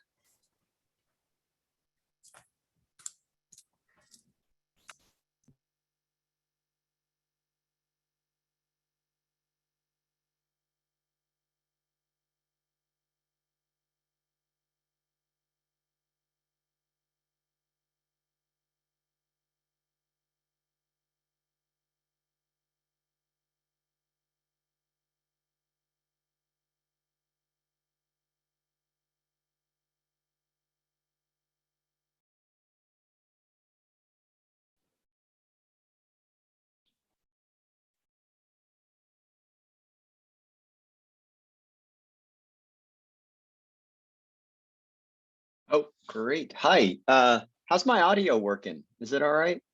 Oh, great. Somebody should text me if it gets loud in the background. There's somebody sanding right outside about 3 feet away from me. But it's been okay earlier today. Welcome everyone to this second panel at the Safra Center workshop. The title of our panel is Theorizing Democratic Action Beyond the Resistance Tradition. And I'm really looking forward to the discussion. We've got 3 really great papers that come from very different directions and very different topics, but they all have to do with the obligations that we have or don't have to challenging circumstances in democratic governance. The first paper, I think we'll just go in the order of the program, yes? The first paper is by James Wilson at the University of Chicago, and the title is Democratic Erosion, Resistance, and Legitimacy, and kind of poses tough challenges, kind of value challenges in the face of democratic erosion. What to do is maybe a little bit more complicated than at first glance. The second paper is by Brooks Colton Brown at Clemson, called Enforcing Reciprocity and Responsibility broadening out and challenging an alleged duty to vote to a broader category of civic responsibilities and contributions. And then finally, the third paper is by Sean Gray at Harvard University, called Conscription as a Form of Democratic Action. And it examines the justifications and circumstances of justified conscription. And then two comments. We'll have two commentators, Lisa Gilson from Bates College and Emily Chapman from Stanford University. And the order of the programming is that each paper presenter will get about 12 minutes to present the paper, 12 to 15 minutes. And then each discussant will have about 10 minutes to offer comments on the papers. And then we should have about 20 to 25 minutes left after that for general discussion among the participants and everyone else that's joined the chat. And I think that this is in a Zoom webinar format. So if people who are not on the panel itself, not presenting, have questions, they should put them into the Q&A, and then we'll be able to see those and address them, hopefully. Probably not all of them, but hopefully many of them. All right, so with that brief introduction, why don't I hand it over to James to present your paper, James. Okay, thanks very much. And thanks to Archon for that introduction. Thanks to Eric Bierbaum for organizing this and everybody at the Safra Center. Special thanks also to Sean Gray, who's done a wonderful job in setting up this panel in the first place, as well as getting us hosted here. So I really appreciate that. I really enjoyed reading my co-panelist papers already. So this is a paper about kind of what to do in circumstances of democratic erosion. So the basic problem to begin with is that we face serious problems involving changes in political decision-making procedures. And the problem is that many of these political procedures are changing for the worse. And the we here is meant to be pretty broad. I mean, many of us really are living in states or societies with this kind of problem, with the drift of whatever political procedures we have drifting in a more authoritarian, less democratic direction. That certainly includes people in the US and many states within the US. And so my aims in the paper are just to try to clarify and distinguish several different ways in which procedures can change for the worse, and then to identify some difficult normative questions that arise when we appreciate these different kinds of ways in which procedures can change, and some conflicts in the ways in which they can change, and conflicts that are presented then to citizens and officials in places where the procedures are changing for the worse, that is, undergoing democratic erosion, which I'll explain in a minute. And the basic idea of the paper is that a lot of political scientists and constitutional scholars who discuss recent democratic erosion, both in the US and abroad, identify the presence of certain kinds of constitutional norms as being a critical part of the story in both avoiding and causing democratic erosion. I'll say more about constitutional norms in a second, but a lot of the kind of moral and political problems that arise that I'll be discussing stem from the fact that certain kinds of constitutional norms are not themselves particularly democratic. And even if they play an important role in sustaining democracy in a kind of causal sense, and furthermore, often, at least initially, various efforts to change those constitutional norms and thus set off the kind of chain of consequences leading to authoritarianism are themselves sourced in democratic procedures. And so we need to make various kinds of distinctions, both in what kind of problems we're facing and then what those different kinds of problems imply for what the sort of right or best ways to respond are. And so first, before we get into it, I just want to ask the question, why does this analytical exercise matter? You're going to see, even in just the next 5-10 minutes, that a lot of what I'm going to be doing is just sort of distinguishing, you know, this kind of difference is really different than this kind of difference. You might think, like, what's the political point really to that? And one is really kind of, I don't know, well, maybe they're both substantive in different ways, but the idea is that political scientists are telling us that the way democratic erosion or kind of failure of democracy is happening in recent decades is not, in contrast to many previous time periods, through kind of catastrophic, more or less temporally contained moments where, a military junta just kind of takes over from the democracy. If democracy fails in some kind of spectacular counter-revolution, instead there's this erosion or backsliding, which is characterized by happening piecemeal. That is to say, in kind of small steps, not all of which are obviously in and of themselves kind of authoritarian, but when you kind of add them all up, they are. And where the initial agents of erosion are often kind of elected or otherwise authorized in democratic ways. So that just raises kind of difficult kinds of challenges then, I think, that justify the analytic exercise of trying to establish like what exactly is eroding here, and why is it problematic in different ways? Why is it troubling in different ways? And then the second reason why I think the analytic exercise matters is because I think it's at least possible, I speculate, that getting the public criticism of erosion right matters, that it is politically important, as well as sort of maybe ethically important, to be able to identify, what changes are we objecting to because they are truly anti-democratic, as opposed to other reasons like they're illegal or they'll cause future loss of democracy or increase that risk, or they're illiberal or other kind of unjust, other kinds of bad things that aren't necessarily anti-democratic. So, as I said, this paper is kind of prompted by a lot of public-facing political science and legal scholarship that emphasize the role of constitutional norms in preserving democracy and the erosion of constitutional norms as leading to collapse of democracy.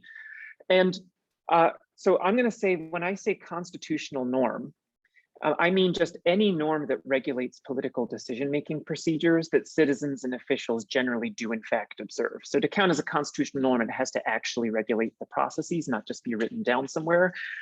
That said, it doesn't have to be constitutional in the sense of being in some written document that is the higher law for a society. So it can be non-legal, it can be very informal, like legislatures should allow presidents of opposing parties to appoint cabinet members, even if they have the constitutional authority to block every single one of them. That, if that actually holds in a society, that could be a constitutional norm, even though it's not written in the Constitution, it's not even a law. And again, the claim of many political scientists is that constitutional norms, including very informal ones like you should just recognize political conflict as legitimate, play an important stabilizing role in democracies, keep democracies alive. And then what I just want to say is that it's important to recognize that many constitutional norms, including even what we could call stability norms, constitutional norms that do in fact play an important role in a given society in keeping whatever procedures you have stable, including relatively democratic ones. So constitutional norms preserving stability are often not constitutively democratic. They're not constitutively democratic in that they do not themselves constitute or embody political equality, nor are they necessary for the system as a whole to embody political equality in this constitutive sense of embodying. That can be true even though they might be very much causally democratic. That is to say that having them is an important part of keeping your probability of future democracy high, and not having them is an important part of making your probability of authoritarianism or erosion high. And so that means that you can immediately probably start to see that there are potentially democratic values pulling in different directions when these constitutional norms get challenged by potentially eroding agents, which is to say that you can have democratically elected or otherwise democratically authorized agents, political agents, changing constitutional stability norms or violating them in ways that predictably, according to the political scientists, increase the risk of authoritarianism and decrease the chances of sort of future democracy, but themselves have a democratic pedigree because they're legitimately elected, let's assume. And the norms themselves are not constitutively democratic. They're not themselves kind of an essential part of what it is for a procedure to be politically egalitarian or something. And so part of the paper is just identifying that, well, when that happens, there are potentially conflicts, because now you, the person who cares about democracy and contemplating these changes, can either sort of deny the legitimacy of the changes, in which case you're denying the legitimacy of we assume, democratic process, or you can resist, or you can accept them because you accept them as a kind of democratic, and you accept this constitutional norm as the legitimate subject matter of democratic citizens to change, but then of course you risk enabling future erosion. And I just want to acknowledge that's a kind of problem. And I don't think there's a general, at the level of abstraction I'm operating in, a general answer to this problem. It's also a kind of fairly well-known problem in democratic theory, the idea that democratic citizens could undermine democracy. It occurs in lots of different contexts. I just want to, for this part of the paper, the important point is just we need to keep clear what we're objecting to. Is it something intrinsically undemocratic about the change, or is it this kind of future risk? More troubling, I say, or at least more philosophically complicated, are when the stability norms are themselves constitutively anti-democratic. So some classic examples from the kind of American politics literature are the Senate filibuster, which in the 20th century, we're told by Americanists, did a good job of keeping a lot of American political conflict kind of contained within constitutional procedures. You know, we could argue how democratic they were, but they were a lot more democratic than another civil war, say, or a collapse into authoritarianism. And it did so, let's say, because it kind of kept certain like very, I don't know, conflicts promoting issues off the senatorial table. But of course, those issues at the same time that were being kept off the table were things like Black disenfranchisement in the states. And so the norm in some sense is constitutively anti-democratic, both because of the way in which it's playing a role in upholding Black disenfranchisement, but also in the way you might just argue that there's a lot of political inequality baked into the Senate that the filibuster is exaggerating. But at the same time, let's assume the political scientists are right. It really was preserving a certain kind of stability, and the alternatives might have been a lot worse. The salient likely alternatives, had the filibuster just been eliminated in the 50s, say, might have been a lot worse and a lot more authoritarian. So there's a real dilemma there, just like the standard dilemmas I was just mentioning. But I just kind of suggest that people then who want to preserve the stability norm, even if it's kind of overall justified by democratic values, in this case, that's where the dilemma points us to go, is to preserve the stability norm for long-term democracy. There's a certain kind of complicity and injustice that democratic preservationists have now, which is different than in the other cases. And I won't kind of go into it and belabor all of the differences in interest of just kind of letting other people participate in the discussion, having more Q&A. But I think the fact is, by assumption, this is an anti-democratic stability norm. So even if, because your pro-democratic faction is signing on to preserve it, because you know there are other authoritarians in your society who are going to react badly if you get rid of it, and that might be all things considered justified, you're still, because of your non-ideal circumstances, you're still participating in upholding an unjust anti-democratic rule, thereby disempowering other fellow citizens relative to some ideal of political equality. And I want to kind of emphasize that complicity arguably places kind of greater burdens on these democratic preservationists in terms of the cost they ought to be willing to bear in order to preserve democracy in other ways, or to assist the disempowered citizens, increase reparative obligations, and so on. Then the last thing I'll say, I've only got about a minute left, is just that one of the key stability norms political scientists tell us about, and I think this sounds totally right to me, is what Stephen Levitsky and Daniel Zilblatt at Harvard call the norm of mutual toleration, that you've got to recognize your political opponent's right to govern. And they call this a kind of recognition of their legitimacy. And the paper discusses that idea seems very important, but we need to distinguish this kind of very thin level of toleration, the idea that you're legitimate in the sense that it would be a bad idea to challenge your legal right to rule and to kind of publicly say you all have no right to hold office and to pass laws according to our political procedures, from standard philosophical accounts of legitimacy, accounts of sort of the obligations with respect to the state that the state or a governing coalition can impose on its citizens. Because I think most standard accounts of legitimacy, they differ a lot in what it takes for a state to have legitimacy or a government, but typically they place a pretty high bar for having legitimacy in the sense of a governing coalition being able to impose certain kinds of extra obligations on its citizens. And the fact is, in most existing democracies, there are at least some, if not all, coalitions that do not have legitimacy in these senses.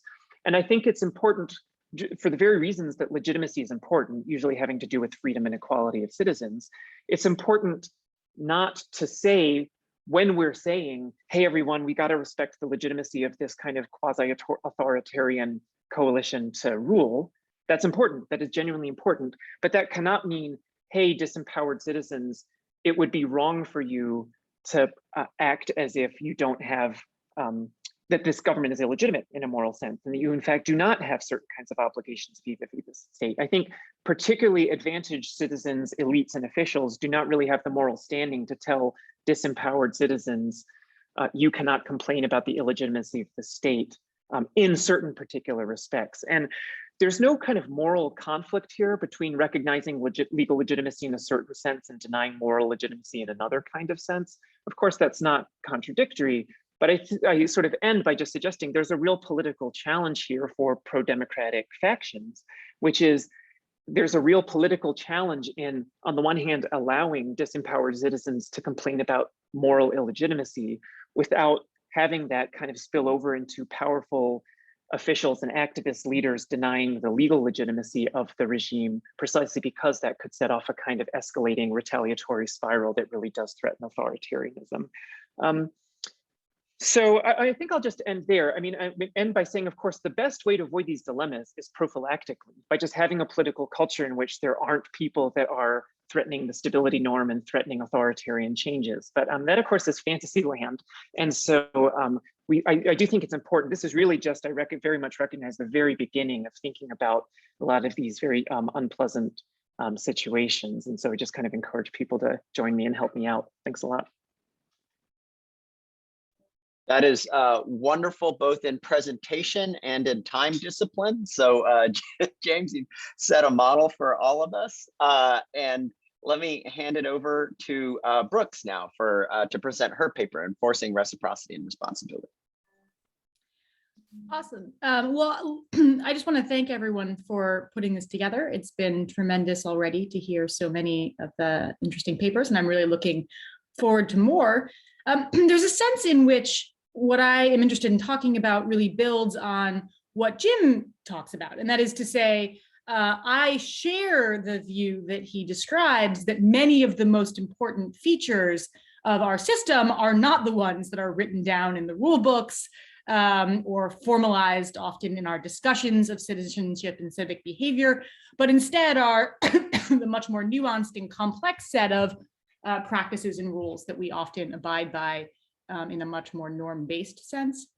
And so this paper really grows out of a kind of vast and long-standing confusion I have with people's focus on like one or two actions or behaviors that they seem to take to be the central action of democratic, or really more broadly, since I might invite Jim to come to the dark side of more instrumental accounts of democracy, sort of notions of governance in this way. So I'm just going to kind of gesture towards a bunch of stuff in the paper to give folks who've been fortunate enough to escape having to read it a sense of what it is, and then I'm happy, during Q&A to answer more broad questions that people might have about it.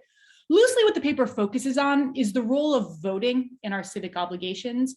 So roughly, I argue against both the claim that we have a duty to vote, which so many people try to defend, and the opposing contention that nobody has an obligation, and perhaps nobody even has a reason to go to the polls. So let's start with the negative case. Very loosely, there are roughly three kinds of claims for why you should vote. The first set of views are outcome-oriented. Loosely, they say something like, elections are important because they determine, or in part determine, really important stuff like who dies in war, who gets education, whether people are able to live lives in all kinds of ways. And so you ought to vote to try to promote those kinds of outcomes. The second are relational views. So they argue roughly that citizens should vote in order to stand in the right kind of relationship to each other, whether it's to treat each other fairly, to satisfy their duties of aid, to rectify or avoid complicity in injustice, and so on. And the third kind of views argue that people ought to vote to promote some kind of further value, whether it's to communicate concern for their fellow citizens, to signal the value of peacefully working out a way of life together, or to instantiate in some way the equality of those other citizens with whom I live.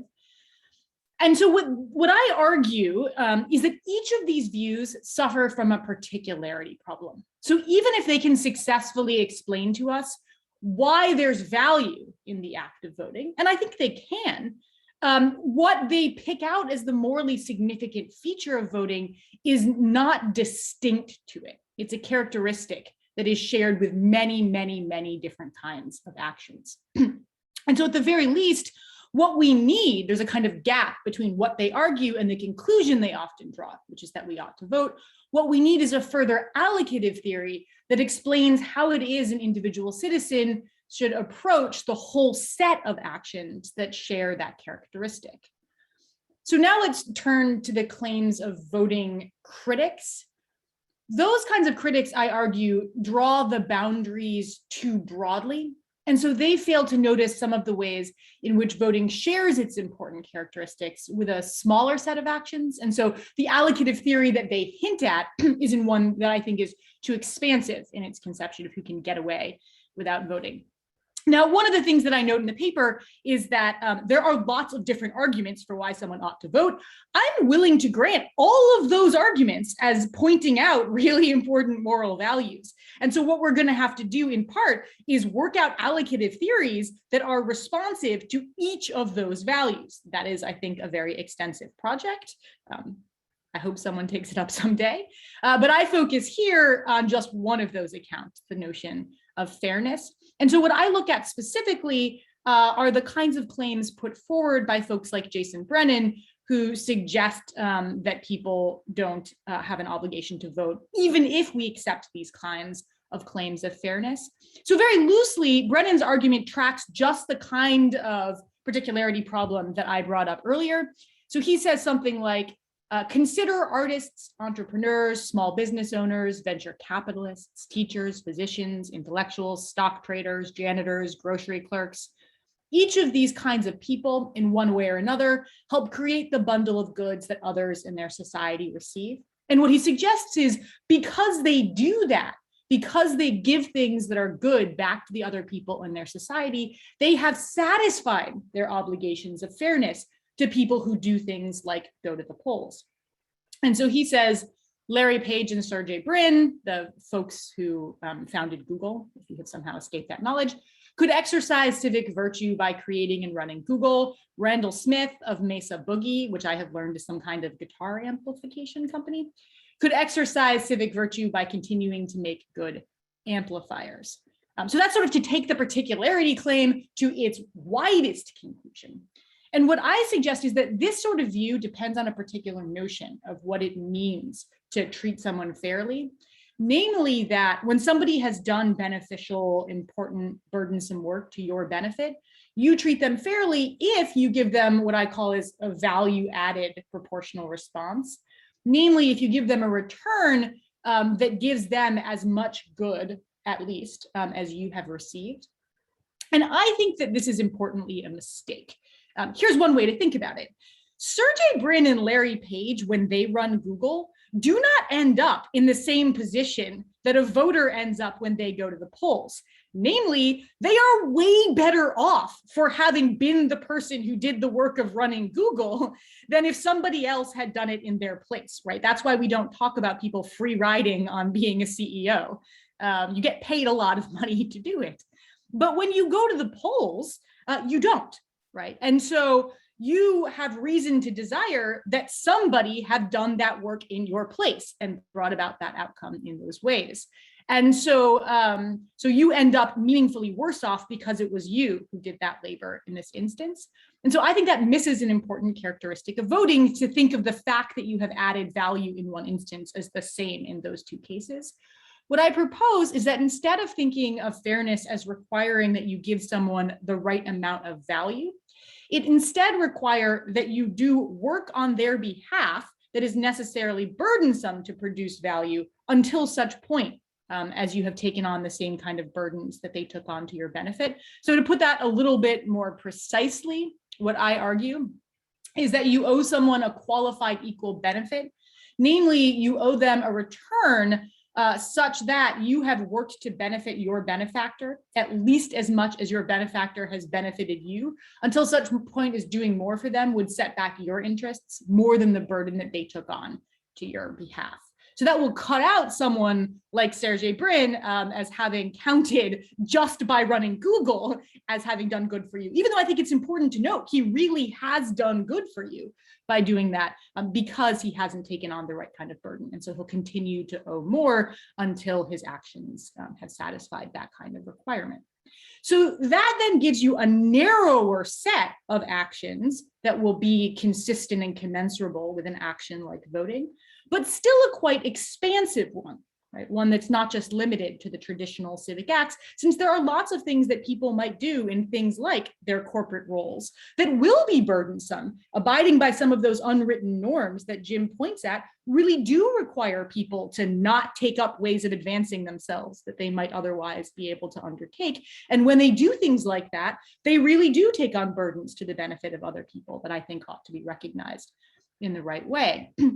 Now, there is, I think, a further limitation, which is to say, when we owe citizens who vote, we owe a lot of people, right? Many, many people go to the polls. That's part of what makes an individual vote so hard to calculate the value of. And those people have very different interests, and they are very far away from us in many cases. And if we have to try to benefit each of them, that means that the set of actions that are going to count adequately as a return commensurable with voting are going to be limited to actions that promote things that will benefit all of them. And that will, I think, in many ways be limited to some of the kinds of things we're traditionally used to thinking of as civic goods, like public health, public safety, environmental goods, and so on. But even then, the set of burdensome ways that you can work to promote those goods, for all the reasons that Jim hinted at, are really extensive, far more extensive than voting. And so we still have to think about how it is that you ought to relate to all of these actions. And my view is that you ought to take up your fair share of the set of actions that are collectively necessary to bring about or preserve the conditions that all of these individuals in a civic society have reason to desire.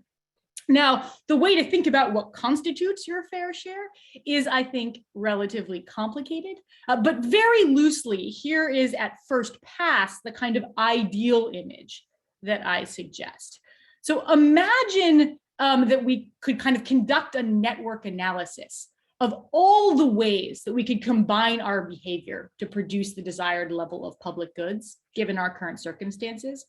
And in doing so, we could account for how much labor each task would involve to the person who is assigned that under the relevant combination.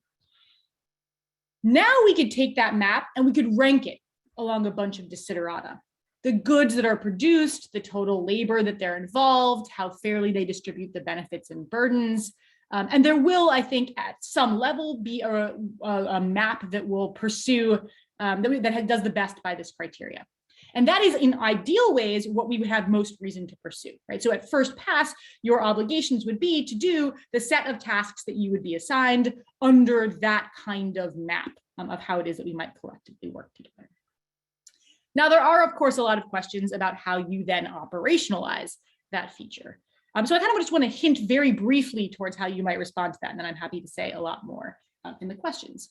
One is to say that we can and do often deviate from the ideal conditions of how you might choose to behave. But when you do that, you're responsible for taking on more labor, because what you're doing is adding further to the burdens of your co-citizens. And that's something that you owe them because you have made their lives measurably worse in those ways.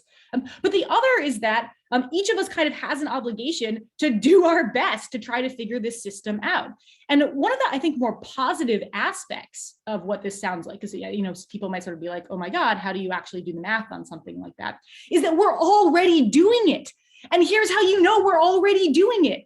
As Jim pointed out, the system already requires that people do way more of these voluntary, burdensome civic behaviors than we account for.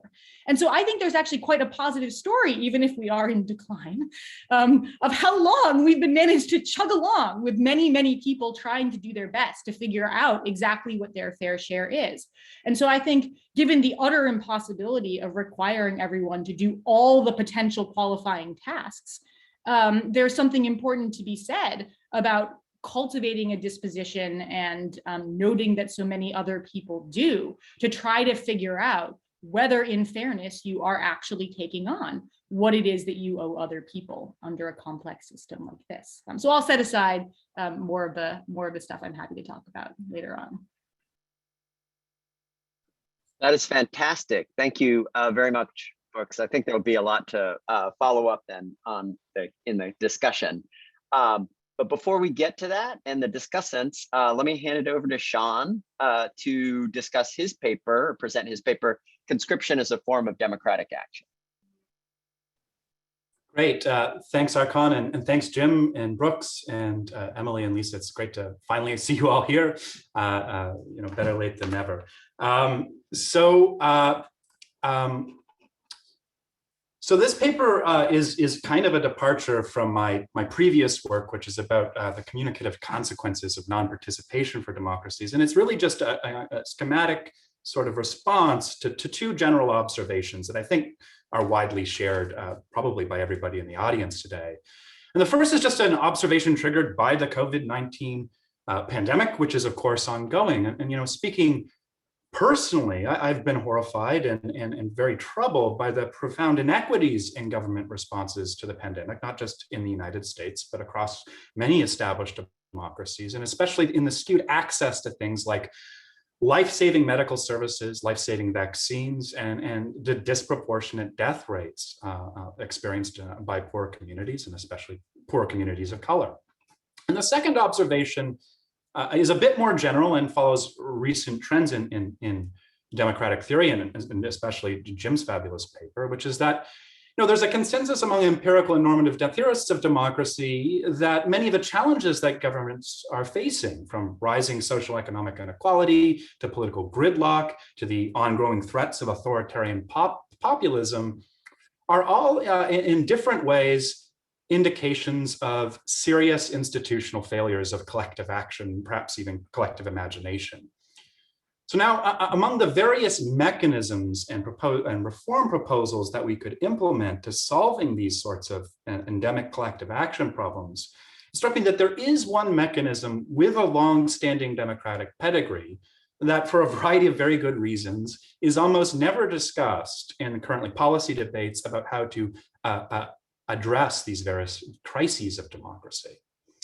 And that mechanism is conscription. Now, conscription, of course, in popular discourse is almost a synonym for things like compulsory military service. But on its generic definition, I'm going to argue that conscription really means nothing more than the singling out of someone, right, rather than everyone, to perform a necessary public service. Right. And then when you think about what conscription is and what it implies in its most generic definition, it's going to be the case that actually we're conscripted all the time in a variety of ways by a variety of different institutions. Right. And we can be conscripted in better or worse ways. Right. So in the rest of my talk and in the paper that it's based, I want to think through some of the democratic justifications and objections to conscripting citizens and to providing certain necessary public goods on which everyone's equal freedom depends. And let me be clear, my aim in doing so is not to argue, I'm not arguing in some sort of a civic republican style that we should enact conscription in response to any of the major problems that I've listed. Rather, what I want to do is sort of rehabilitate our thinking about conscription as a legitimate tool or mechanism for solving collective action problems in public goods provision that we might think about as a part of our toolkit alongside, say, taxation, alongside, say, free markets and other ways in which we could, as governments, coordinate collective actions for necessary public goods. So part of this, I'll just try to do this by disentangling conscription as an generic institutional mechanism from things like, again, compulsory military service, with which it's often conflated. And in part, I'm also going to do this by suggesting, again, that we define conscription as this singling out of certain people to perform a mandatory service. And when you do this, then it turns out that conscription is a ubiquitous feature of our democratic lives, right? We conscript people purposely, for example, by requiring things like jury duty of them. But we also, I'm going to try to convince you, conscript people less purposefully. For example, when we free ride on their sacrifices in providing certain necessary public goods from which we benefit or our freedom depends, but we actively don't contribute. So the first thing I'm going to try to do is going to try to make this argument in 3 steps. And the first step is to really get clear about what democracy is as a working ideal, and functionally speaking, what relating to one another democratically at that highest level of abstraction actually requires. So on my view, and following several recent scholars, including Jim, democracy should be understood first and foremost in relational terms. So democracy at the highest level of abstraction is a way of reconciling the fundamental moral claim that I have to rule myself with the claim that you have to rule yourself, with the claim that yet another person, say Archon, has to rule himself, and so on. So democracy is the idea then that individual self-rule is only possible if we structure our political relations with one another such that each of us has equal standing in the making of collective decisions that affect us. So note then that on this relational view, right, democracy isn't about one single institution, for example, electoral institutions. I agree wholeheartedly with Brooke on this, right? It could be realized through any number of different institutional arrangements. But importantly, nor is democracy only justified instrumentally. For example, insofar as it produces, say, epistemically better decisions than the going alternatives. On the contrary, I'm of the view, and maybe it's unpopular, that democracy is actually a requirement of justice. Still, though, at this highest level of abstraction, there are certain things, right, functionally speaking, that I would say that any kind of democratic system, any kind of democratic organization would have to accomplish for its members to relate to one another as equals in the way that I've just sort of laid out. So first, some kind of this organization or system would need to somehow empower inclusions, to give people standing. For example, right, by granting rights to vote, by granting rights to speak and associate so that people's views are duly considered. The system would also have to find ways for citizens to communicate their views to one another and arrive at, say, collective decisions, right, through, say, mechanisms like deliberation, mechanisms like voting, things that communicate our preferences as input, form them as inputs into collective decision-making. And finally, third, such a system would need to find ways to organize people in such a way that they can function as a collective agent or agents capable of providing certain goods for themselves. That is, capable of following through on the collective decisions that they've made. Now, as I see it, conscription is one institutional response to the challenges that arise with this third condition, right? The need for people to coordinate their actions in such a way that they can act as a collective agent.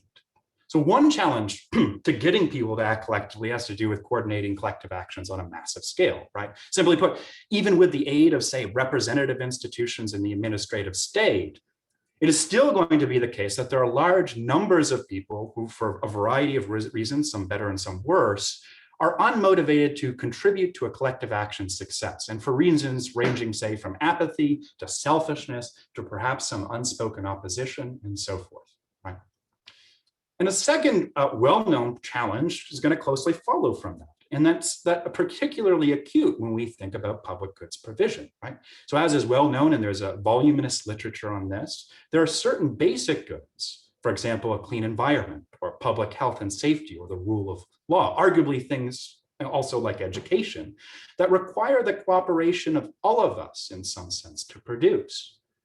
But because these kinds of goods are both non-excludable and non-rivalrous, right, because we can't exclude people from them, and because the state has an essential role, the public has an essential role in their provision, there is a widely recognized temptation for individuals to benefit from a good without contributing, right, to take a free ride, as it were, on the efforts of others. So for example, right, if enough people reduce their greenhouse gas emissions, you can drive to work and still enjoy clean air, no problem, right? Likewise, and this is something all of us have probably experienced, if all your neighbors stay indoors during a pandemic, you won't get sick if you walk outside, right? Even without wearing a mask, right? You're free riding in some sense, in some loose sense. So the challenge here is how to motivate citizens' contributions to necessary forms of collective action, in which their contributions are in some sense required, and not just their financial contributions, perhaps actually their direct participation in the production of that good. Now, as I said, there's a huge literature on how to respond to free rider problems like the ones I've just described, right? Moral philosophers, including Brooks, but also Rawls, typically think of the problem of collective action and public goods provision in terms of things like fair play, right? So if you accept the burdens or the benefits, of a cooperative scheme, then you're on the hook to support it in some sense, if not, voluntarily, then through some forms of taxation or coercion or allocation or something like that. While political scientists and political theorists like myself, especially deliberative Democrats, tend to look at how to design institutions in ways that engage citizens in mutual persuasion and ideally avoid things like coercion, right? So maybe if we can engage citizens more directly in debating and deliberating about the ends of policies, then they'll be motivated to see and contribute to the action because they're persuaded of its advantages, right? And we can talk a little bit more about deliberative responses to the problem. Maybe in the Q&A. But the point for now is that there are a variety of solutions to the free rider problem. But I want you to just reflect on this point, right?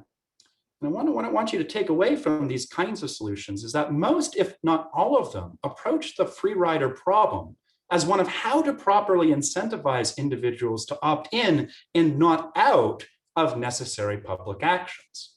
And it's at this point, I think, that abstract theory meets the real world and specifically harkens back to my earlier remarks about the government handling of the pandemic. Because as I point out in the paper, the capacities to give and withhold consent, to opt in or out of a collective action are empirically almost never equally distributed. Right? Differential access to certain basic public goods like health services or education or working infrastructure has the effect of differentiating citizens, right? It enables some of us to use our cooperation as a bargaining chip. I'll participate if I get what I want, while others suffer what they must. What's more, deliberation in which participants can self-select naturally favors those with greater resources, including time and money.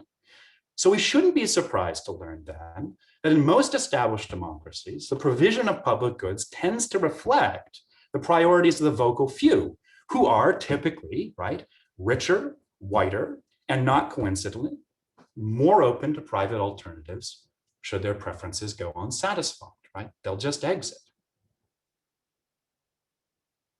So this leads me to a second step in my argument, which is to simply note that there is one mechanism that is tailor-made for solving the kinds of commitment problems that contemporary democracies face, and I've just walked you through. And this mechanism is much maligned and often forgotten. But simply put, instead of relying on people's voluntary contributions or pleading with them to opt in and to change their views, we can conscript them, right? So conscription, the requiring of selected individuals to participate in a collective action, is a straightforward way for ensuring equity in the provision of services that are mandatory. Right? But for this mechanism to count as democratic, that is, to be consistent with the ideal of relating to one another as self-ruling equals, I argue that we need to fundamentally rethink what public goods are and whether and to what extent individuals' preferences to contributing to them should matter at all as a matter of public right. So as Arthur Ripstein points out, our thinking about public goods, going back to Rawls, tends to go awry because it's built fundamentally on a model to explain people's private transactions, right? In the marketplace, right, it's a personal decision whether to cooperate, to sell your house, for example, or to act as a taxi service, right? Nobody can force you to auction your property or to drive them to the airport without your agreement. But it turns out that genuine public goods don't have this structure at all, right? Since they are essential for everyone's equal freedom and capacities for self-rule, ensuring their availability in a democracy is in some sense non-negotiable. So it's simply a category mistake to consider individual objections to provision on the ground, say, that the individual in question doesn't stand to benefit, or they have a different calculation of risk, or whether the endeavor would fail, right, absent their contribution. So following this line of thinking leads to a third and final step of my argument, and I think maybe a novel justification, maybe not, for something like conscription. For if it is correct, right, that certain public goods are owed to one another unconditionally, then this generates a presumption in favor of an equal involvement in their production. And at minimum, right, we might say that this is a reason for institution building, right, for supporting, for example, robust welfare services or public hospitals and schools to ensure equal access and an equitable division of labor. Yet I argue that it can also be a reason for conscripting citizens to support existing democratic institutions and practices where other mechanisms fail. Of course, even if my proposal seems radical, it's important to note that it actually provides a really limited justification for conscription, right? So the first thing to consider, and I'm happy to talk more about this in the Q&A, is conscription's purpose, right? So conscripting citizens would be an option, I argue, only in the narrow range of cases where an existing institution fails to equitably distribute the burdens of producing a public good that is necessary for the freedom of all, leaving certain citizens to act or to sacrifice for the benefit of everyone. And a second set of rules that I lay out in the paper deal with conscription's function, right? Conscription would be a method or mechanism for identifying eligible individuals and recruiting them into a necessary collective action, right? It would select citizens to act in a pattern that couldn't take shape through voluntary participation alone. And it doesn't do this necessarily by determining the specific actions that conscripts might take once sort of brought into a good or brought into a pool, right? But simply says that they have to act, right? Taking exit off the table. Further, this justification would not support, say, more instrumental uses of conscription. For example, to inculcate certain kinds of civic virtues in citizens or to foster solidarity across a society's dividing lines, right? To sort of treat citizens as means. This is because, right, to consider it as a generic democratic practice, in my view, the use of conscription would be something that's never presumptive, but remedial, right? A government is entitled to single out certain people for service only when their specific contribution is necessary to fulfill an obligation that they as citizens already have. So if what's required by the government is something more than this baseline, then conscription is a non-starter. And further, if any number of people can perform the request. Sean, you're about out of time here. Okay. Just as easily and just as capably, and yet are considered, then the procedures for conscription are illegitimate. So seen this way, I want to suggest that we can get a sort of novel justification for conscription that's fundamentally about equity and not its necessary utility if we rethink what public goods are. And I'll leave it there. And thanks so much.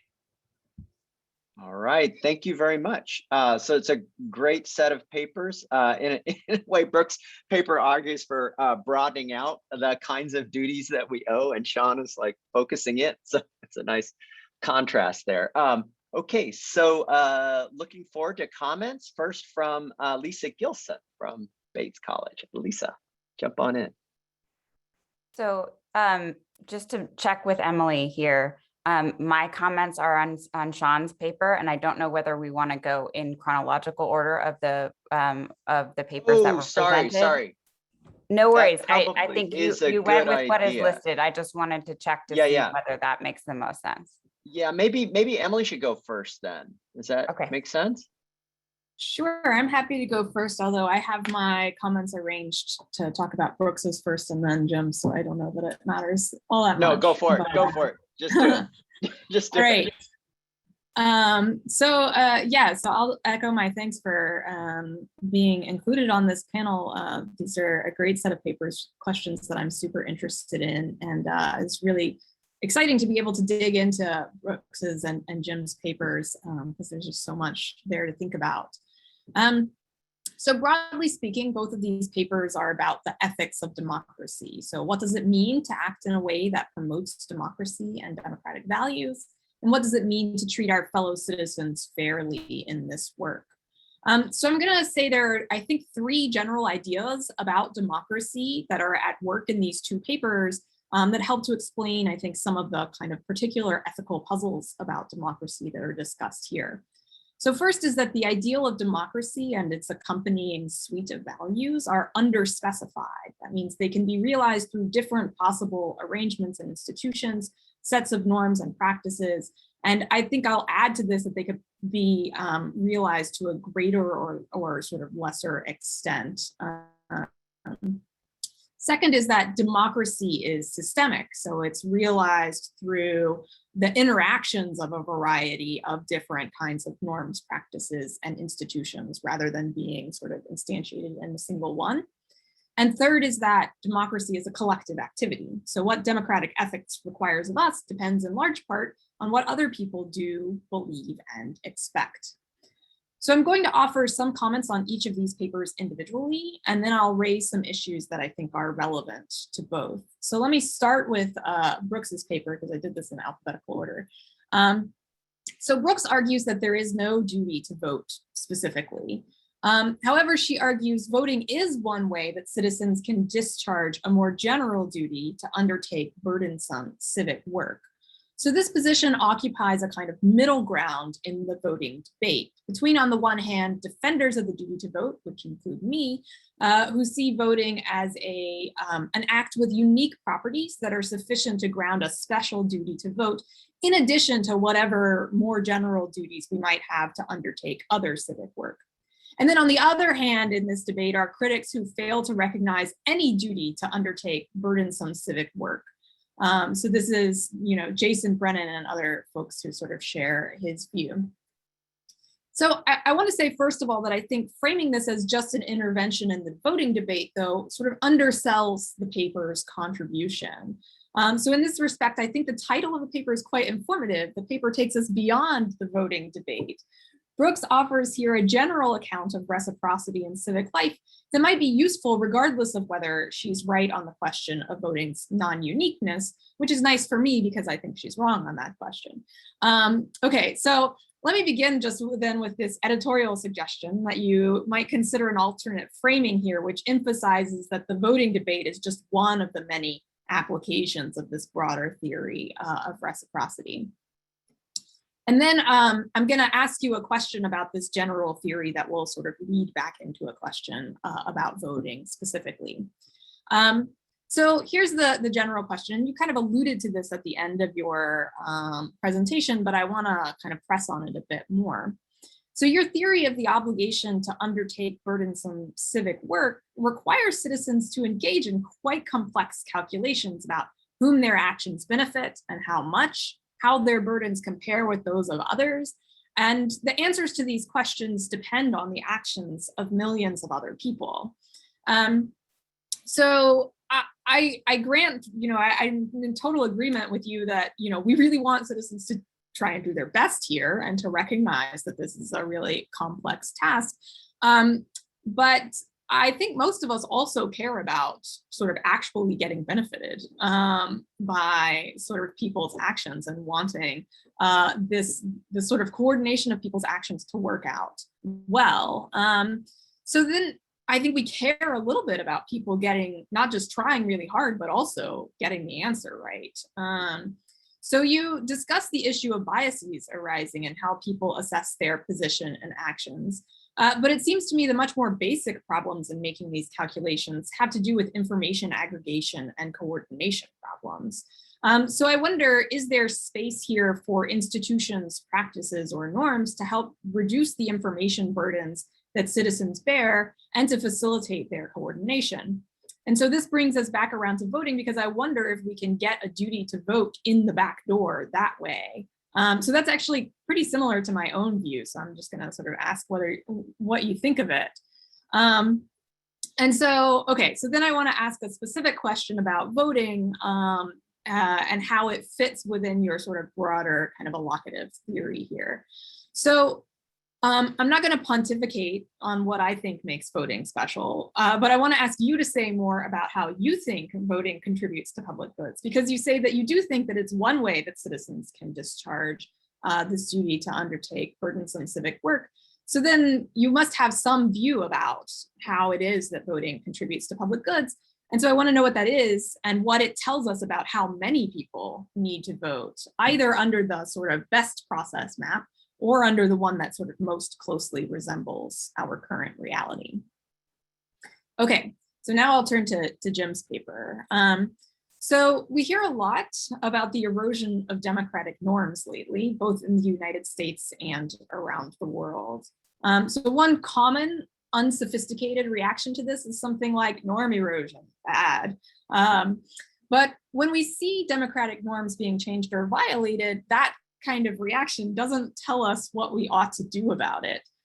So to answer this question, what ought we to do in the face of norm erosion? Jim argues we need to understand how these norms stand in relation to the sort of broader ideal or value of democracy. So Jim's paper aims to offer some analytical clarity on what democratic norms are and how specific norms relate to this sort of more abstract and general concept of democracy. And then, he goes on to show us how getting this kind of analytical clarity can illuminate the ethical question of what we ought to do when we see democratic norm erosion occurring. So I'm going to ask a couple of questions that are really about the analytical framework rather than about the sort of applications of it. So the main distinction that Jim offers is between what he calls constitutively and causally democratic norms. But with a systemic view of democracy, I wonder how useful this distinction is. So one thing I was thinking about was norms like equal access to the polls and the equal weighting of votes. Now, there are different views here on why these norms matter to democracy. One view is constitutive, I think, the idea that it's important that people be able to select their representatives and be treated as equal in the procedure for doing so. But another, I think, very common view is that these norms matter mainly for their sort of causal relationship to certain kinds of outcomes. So the norms of equal weighting of votes and sort of equal access to the polls, I theoretically create incentives for representatives to be responsive to citizens, or perhaps they sort of discipline citizens' habits of attention or attitudes, and lead representatives to sort of treat their fellow citizens equally and try to cater to their preferences. And some people might think that if you sever the causal link, if it turns out that these norms don't actually lead representatives to act in this way, then voting related norms don't matter at all. So if equal access to the polls and equal weighting of votes, though, are not constitutively democratic norms, I really don't know what are. So that's one sort of question about the analytical framework. Here's another. The part of the paper that I found most interesting was the discussion of anti-democratic stability norms. So the example of the compromise that ended Reconstruction was really illuminating to me. It seems like, though, there's another way that constitutively anti-democratic norms can be causally related to democratic stability, which might have different ethical implications. So on the one hand, we have this sort of democratic blackmail situation where some group threatens to defect if the norm is not maintained. But you could also imagine situations where anti-democratic norms are causally related to democratic stability just because of the difficulty of recoordination. So anti-democratic norms may be part of a set of arrangements that are suboptimal from the standpoint of the ideal of democracy. Nevertheless, eliminating them may create more opportunities for the emergence of power hierarchies just because it's not guaranteed that we can recoordinate on better, more democratic norms. So I think that campaign finance is an area where this may be true. Party nomination processes are another, basically these areas where efforts to regulate them lead to really thorny and unpredictable problems about the emergence of new forms of capture and power hierarchies. So I'm inclined to think that it matters ethically whether the causal link between the anti-democratic norm and democratic stability is due to a specific known threat of non-compliance versus just sort of generic coordination challenges. All right, so I'll add a third kind of question about the analytical framework here that's sort of, I think, related to both of these two that I've just raised. And this is, how should we understand whether a norm is constitutively democratic or anti-democratic? If you think that democracy's value is scalar, which it seems like you do, then this seems like something that can only be assessed in comparison to an alternative. So autocrats, for example, might argue that all of the norms that support electoral democracy, including, for example, the equal weighting of votes, are anti-democratic insofar as they constitute a system that distributes opportunities to exercise power unequally. So I wonder if it might be useful for your purposes to focus on describing the direction of a norm change rather than the norm itself as constitutively democratic or not. Okay, so now I want to raise a couple of questions that apply to both of the papers, I think, and bring them together. So first, both of these papers present a view of democratic ethics that requires citizens to make complex and fraught moral calculations. And this makes me think that both could benefit from incorporating ideas of civic virtue. To know when one ought to resist changes in democratic norms requires good practical judgment, which I think has to be cultivated. Likewise, dispositions to enjoy, or at least not to loathe, working for the public benefit can be cultivated to an extent, as Brooks notes, as can attentiveness to the distribution of benefits and burdens in society. So I wonder, how does thinking about the cultivation of civic virtues shape what we think is required of citizens? All right, so my second question for both authors is, at the beginning of my comments, I mentioned 3 facts about democracy that make democratic ethics complicated. Democracy is underspecified, democracy is systemic, and democracy is a collective activity. But I want to introduce a 4th point that I think both papers could stand to grapple more with, and this is, people disagree about what democracy is and what it requires of citizens. And at least some of this disagreement is reasonable. So how should this fact of disagreement affect my decisions about how to act in a democracy? Okay, I'm going to leave that there and once again say thank you for these sort of super interesting and thought-provoking papers.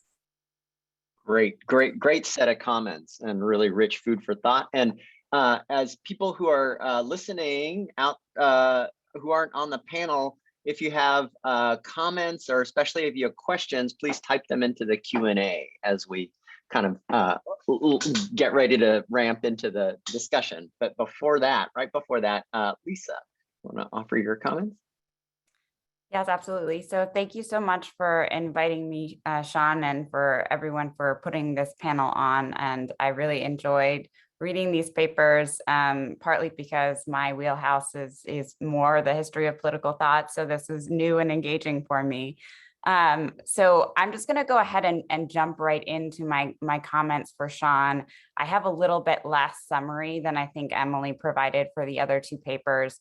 So, and some of my comments were addressed in Sean's presentation, and others are less relevant. They're more relevant to the specific concerns that he brings up in the paper. So, okay, so first, one of my broader questions is conscription a problem for democratic theory more broadly, or only for a particular kind of democratic theory? And so in reading your paper, it really struck me that a number of traditions that consider themselves to be part of democratic theorizing would not have a problem with conscription whatsoever. And so again, as you know, I'm more familiar with the history of political thought. So the people who come to mind for me here are theorists like John McCormick and Daniela Kamek, who use democratic practices in Rome and Greece, respectively, to suggest that the fundamental core of democracy is a struggle between elites and the broader populace. So for these theorists, I'm not sure that the objections that you raise about domination and usurpation have as much salience. And so just to be fair to you, you do specify what you mean by democratic theory and what you think democratic ideals rest on. Namely, you say that you adopt a relational view of democracy, in which democracies have an obligation to provide public goods in order for citizens to be able to participate as equals in the common project of self-rule. But my concern is that once you establish that democracies have an obligation to provide these goods, which again, some democratic theorists and many citizens of democracies would not necessarily agree with, you've already resolved the potential problem that conscription could pose to democratic theory. So I think for me, the difficult question would be whether there's any way of legitimizing conscription on liberal grounds. And I know, again, from being familiar with your work in the past, I know you don't necessarily think that a strong division between liberal and democratic is warranted. But for me, I think that the more difficult question is whether there's a way of legitimizing conscription on liberal grounds, where the emphasis on voluntariness or voluntary action is much greater. And I think it also makes sense to explore this question because theorists like Walzer, Michael Walzer, who address military conscription, are more directly confronting the liberal challenge to coercion. And you cite Walzer here. So my second and related question is there a difference between a democratic theory of conscription and a democratic theory of coercion more broadly? So here, this more specific question is, do you see the conditions under which conscription and coercion are democratically legitimate as substantively different from one another? My sense from your paper is that you see conscription as one particular form of coercion. So all forms of coercion are all forms of conscription are coercive, but not all coercive acts are conscription or conscriptive. I don't know. If that characterization is correct, then I think it would be helpful to engage with some more of the literature on coercion in democratic societies. So, for example, I'm thinking here of Alex Kirshner's work on militant democracy. There's also work that has been done on Jean-Jacques Rousseau's suggestion that coercion, i.e., being forced to be free, is a necessary part of any democracy. So others on this panel may have some other ideas of contemporary democratic theory which addresses the issue of coercion, and I would welcome to hear about those. But in any case, I think that engaging with this literature around coercion would help illuminate what is distinctive about conscription specifically. So my third set of questions relate to your characterization of the domination objection to conscription and the usurpation objection to conscription. So first, I have a question of clarification. Do you want to argue that domination hinges on whether someone is exercising power over someone else arbitrarily? So is the key arbitrariness? That does seem to be compatible with some theorist definition of domination, but I think the Republican tradition of non-domination, which you cite in your paper, Philip Pettit and others, tries to extend the wrong of domination beyond the arbitrariness of the power exercised over others. So if you stick to basing the domination objection on arbitrariness, though, my concern is that it's a relatively easy objection to overcome. Conscription, according to you, is not arbitrary because there is some public good towards which it's aimed. So once you have that's pretty easily overturned. So for usurpation, the way that you characterize usurpation or the usurpation objection in your paper is not actually how I understand the problem of usurpation. And again, I'm coming from a history of political thought here, so it may be different in contemporary political theory. But in my understanding, usurpation is when certain agents or actors take on functions or roles that properly belong to others. So with this definition of usurpation, there's actually a closer link to the domination objection, at least as Republican theorists of non-domination like Pettit understand it. In your paper, though, you seem to be considering a different kind of objection, and maybe I'm wrong about this, so tell me if I am, that the objection that you seem to be considering is the objection that citizens could be conscripted to do things whose substantive aims or ends they disagree with. And I think this is a valid objection that's worth considering, but I wouldn't necessarily place it under the heading of usurpation. Again, from the what these theorists of the history of political thought have considered to be usurpation. This objection actually seems to me to have more to do with liberal concerns about voluntary action. I might be wrong about that, but that's my provocation. Okay, so then my next set of questions are a little bit more narrow in scope. And they focus specifically on the set of conditions under which you've described conscription is democratically legitimate. So first, you raise something toward the beginning of the paper which doesn't feature later on in the paper, and I want to know why. So namely, you suggest earlier on in the paper that some theorists of coercion in democratic societies have argued that coercion is only democratically legitimate when all other avenues of mobilizing or motivating participation are exhausted. Yet, as I read it, this requirement to exhaust all other avenues is not part of the conditions you list later on for what would be required to make conscription legitimate. So maybe I'm wrong about that, but first I wondered whether this omission is intentional. And second, I wondered whether if it is intentional, how you want to justify that omission. The second more specific question I have here about these conditions is the requirement that the act of conscription does not have to or should not determine the specific actions that conscripts must take in support of the public good. So I wanted to hear more about why you think it's important to keep the specific actions vague. It seems to me that if conscription is to solve the problem of privileged citizens free riding on the work of others, then acts of conscription might have to be more specific about what is required. If not, then free riders can use the process of determining those specific actions to support the public good to engage in obstructionism and to continue to try to promote their own self-interest as opposed to the public good. So related to this, it isn't clear to me that you talk a lot about Hirschman and the issue of exit and democratic societies. It isn't clear to me that simply preventing the exit or requiring the participation of privileged citizens leads to good outcomes. So one example of this is like wealthier, whiter parents being required to send their children to public schools with fewer, at least at the moment, fewer public resources. On the one hand, the empirical evidence here is that having those wealthier, whiter parents participate in the school boards does lead to more resources being diverted to those public schools or being sort of accorded to those public or raised for those public schools.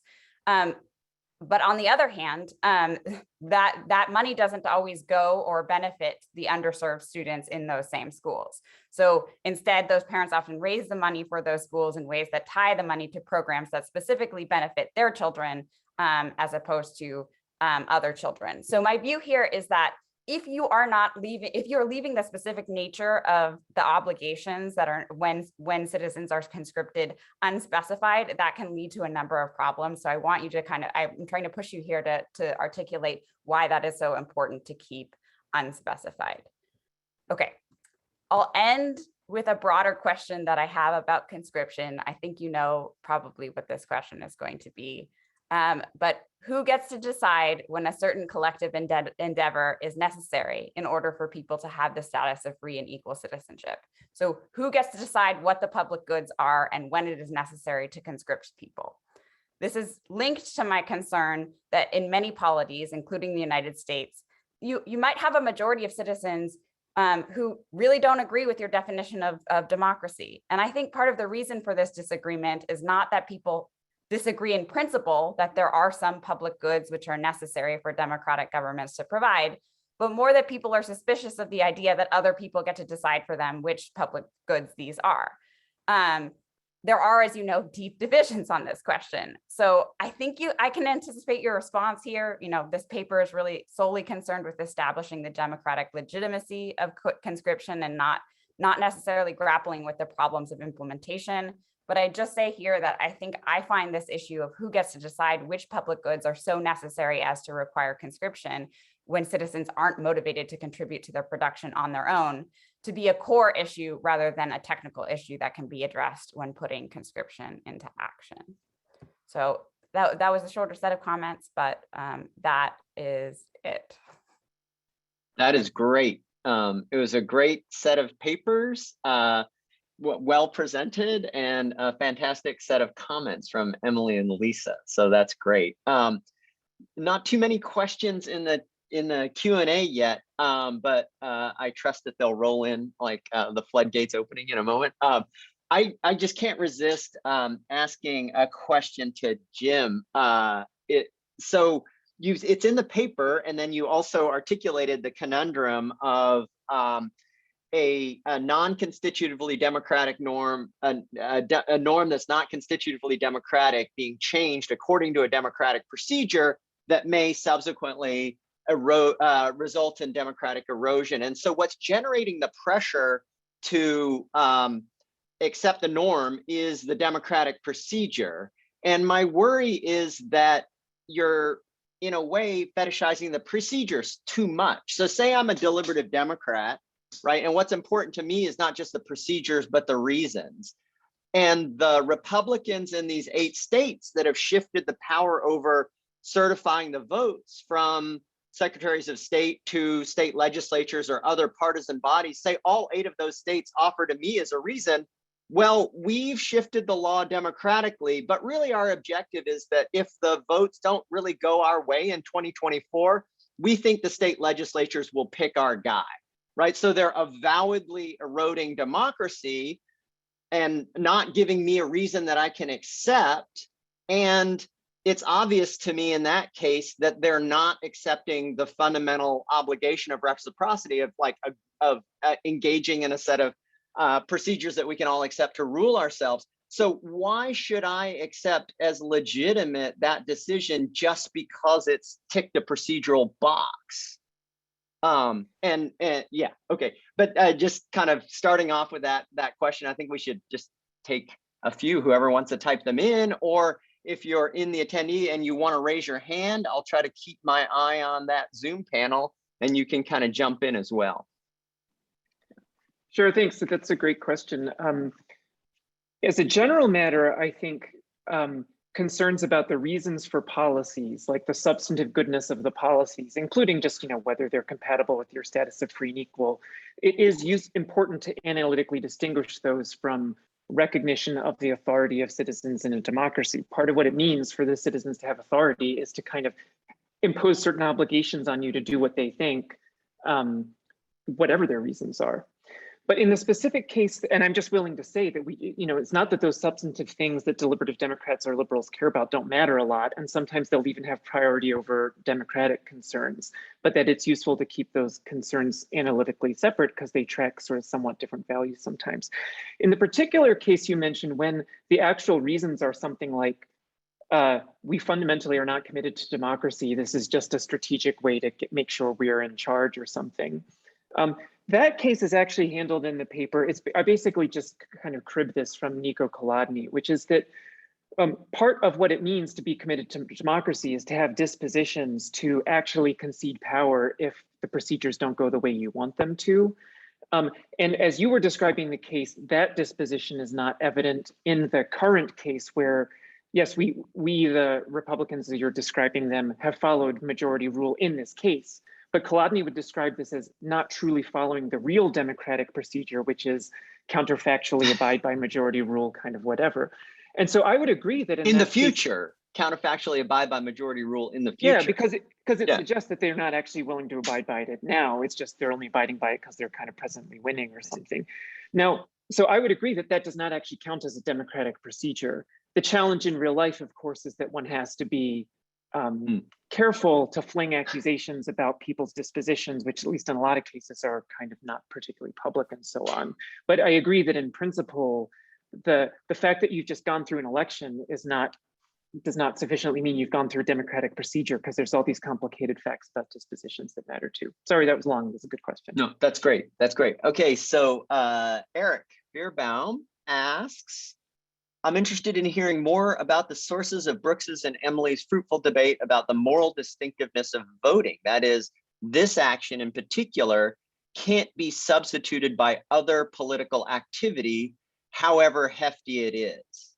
And then I think there's a version of that that goes to Sean's too, is that usually oftentimes when you think of conscription, you think of getting people to engage in actions that aren't fungible, for instance, simply by taxing them and paying. Like, it's unsatisfactory for me to pay my way out of having to serve in the Civil War just because I have more money, because fighting and risking my life and the money is just not that fungible. So distinctive actions here, the moral distinctiveness of particular contributions, I think is kind of what Eric's getting at. So Brooks, what do you think? Is voting morally obviously you think it's not, but why not? Well, I'm happy to see if Emily can press me back on the view. So let me say just for a second what I take Emily's view to be, and then Emily can tell me where I've gone wrong and why I think her view doesn't quite get us there. So if I have Emily's view right, at least, she thinks that voting is distinct because it makes concrete the political authority of the citizenry as a whole, and it kind of manifests the fact that we are equal. And so the fact that we all go to the polls where we are all weighted at least kind of equally in the sort of sense that Jim puts forward, kind of gets us to sort of a special kind of value. So I have two concerns. The first is a bit of an aside, because I think we can get there more fundamentally, and I think the second one is the one that's the first, which is I actually think sort of W.E.B. Du Bois's concern about voting, is that it just isn't clear to me that given actual practices, that is true about what voting signals in our society, especially perhaps given the decline that Jim points us at. It seems to me like in a lot of cases, voting might actually sort of be, if not signaling, caught up, unfortunately, in not instantiating the equality of our fellow citizens or signaling those sort of valuable features. But let's say we fixed that. I think more fundamentally, the truth is that there are lots of ways that we can make those signals. And even if we take the political structure to uniquely manifest that, there are lots of ways that we can support that structure.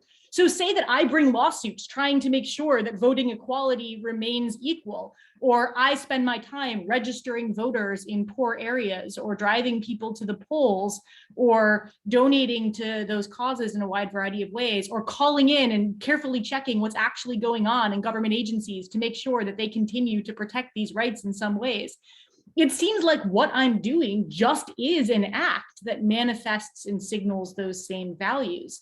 And so unless Emily wants to say, which I think is just an impossible and improbable demand, that I have to undertake every single action that has that feature, it seems to me that I am incapable of engaging in those kinds of behaviors without doing it. Now, one response that you might make is to say something like, this is an especially sort of salient or signaling in our society measure. And I might have two responses to that. One is that I don't actually know if that's true. Like, most people don't actually know if you voted. Like, you can slap an I voted sticker on without doing it. I don't think you should. But the truth is that, like, the fact that we voted is rarely actually registered in any meaningful way by our fellow citizens. But more broadly, I actually think there's a problem with that salience. The fact that we fetishize and focus on voting means we don't pay attention to and adequately notice all that other work being done by people manifesting those values. And that, I think, is actually problematic. And so we would do better by those very values if we didn't have that focus. But that's great. Sean, do you want to respond? I'm just trying to get all the paper presenters in a little bit to some of the great points that Lisa made in her comments. I don't want to pick out one of them because they were all, it's not my place, but yeah, Sean. Well, you're muted. Yeah, I don't want to take up too much time because I went over. So there's lots to think about. So one thing that I think didn't come through in the talk, mostly because I was trying to just twist it to speak to Brooks and Jim, is that, and I kind of mentioned this at the start of the talk, there is a sense in which I am just interested in conscription as a generic institutional mechanism or tool of institutional design that could be implemented in better or worse ways, more or less objectionable ways for coordinating action. So, one thing that I think Lisa's right to pick up on is I think that this is a particular instance of a broader range of justifiable coercions that are inevitable in certain kinds of democracies and aren't normally normatively troubling. Not all forms of coercion are normatively troubling, nor should these be framed in that way. I think I did a misstep in labeling common objections to conscription using Republican terminology. I think what I was really trying to do there was just corral a bunch of reasons that broadly liberal views might have to object to coercion under non-sort of existential threats to the polity type situations, and then just put pressure on those as a way. And so that's what the idea of pivoting to a different conception of public goods really is about. It's thinking about ways in which coercion would be normatively unproblematic from a broad family of democratic views. So it's more just to signal my agreement and the ways in which perhaps I've left a promissory note in this paper, but not really finished the thoughts.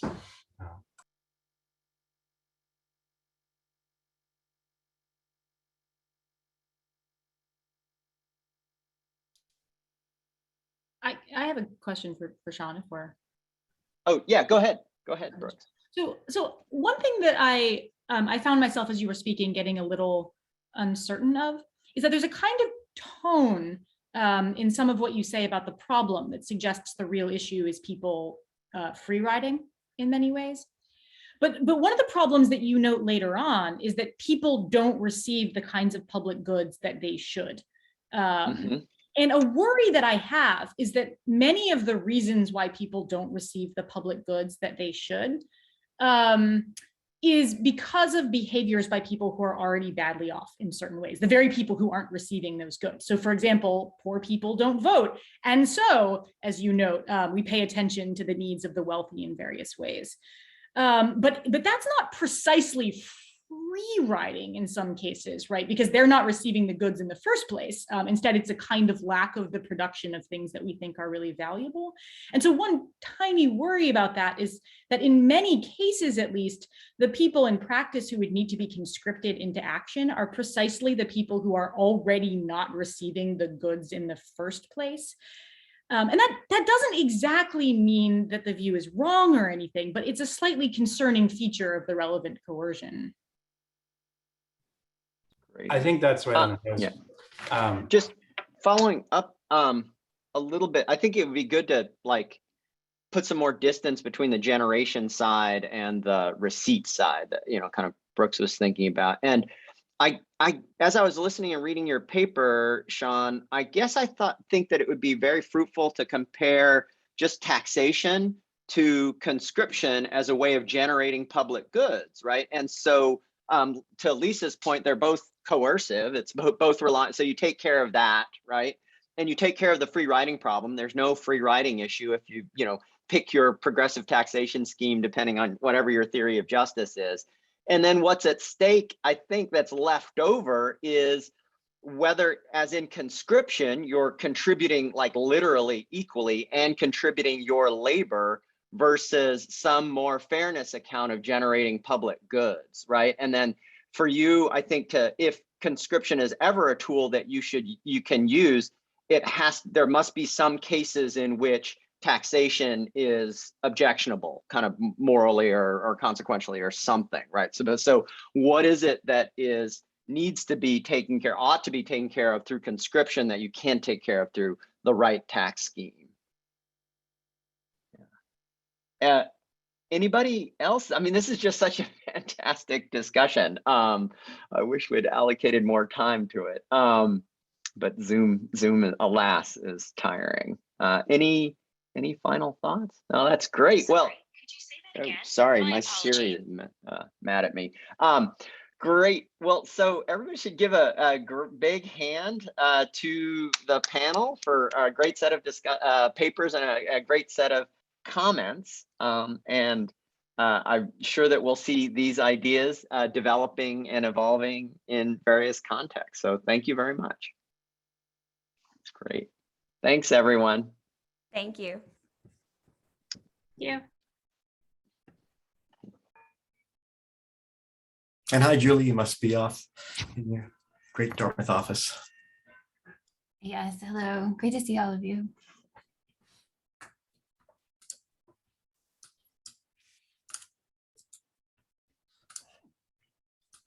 So I'm remembering who's chairing. Is that, oh, hi, Emma. There you go. Good. Julie, you're chairing, that's right. Yes, I'm chairing. You're off the hook. Cool.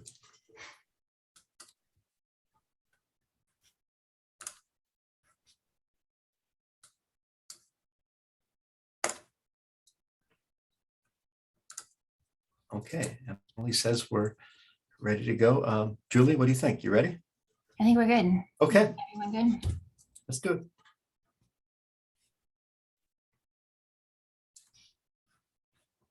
Okay, great.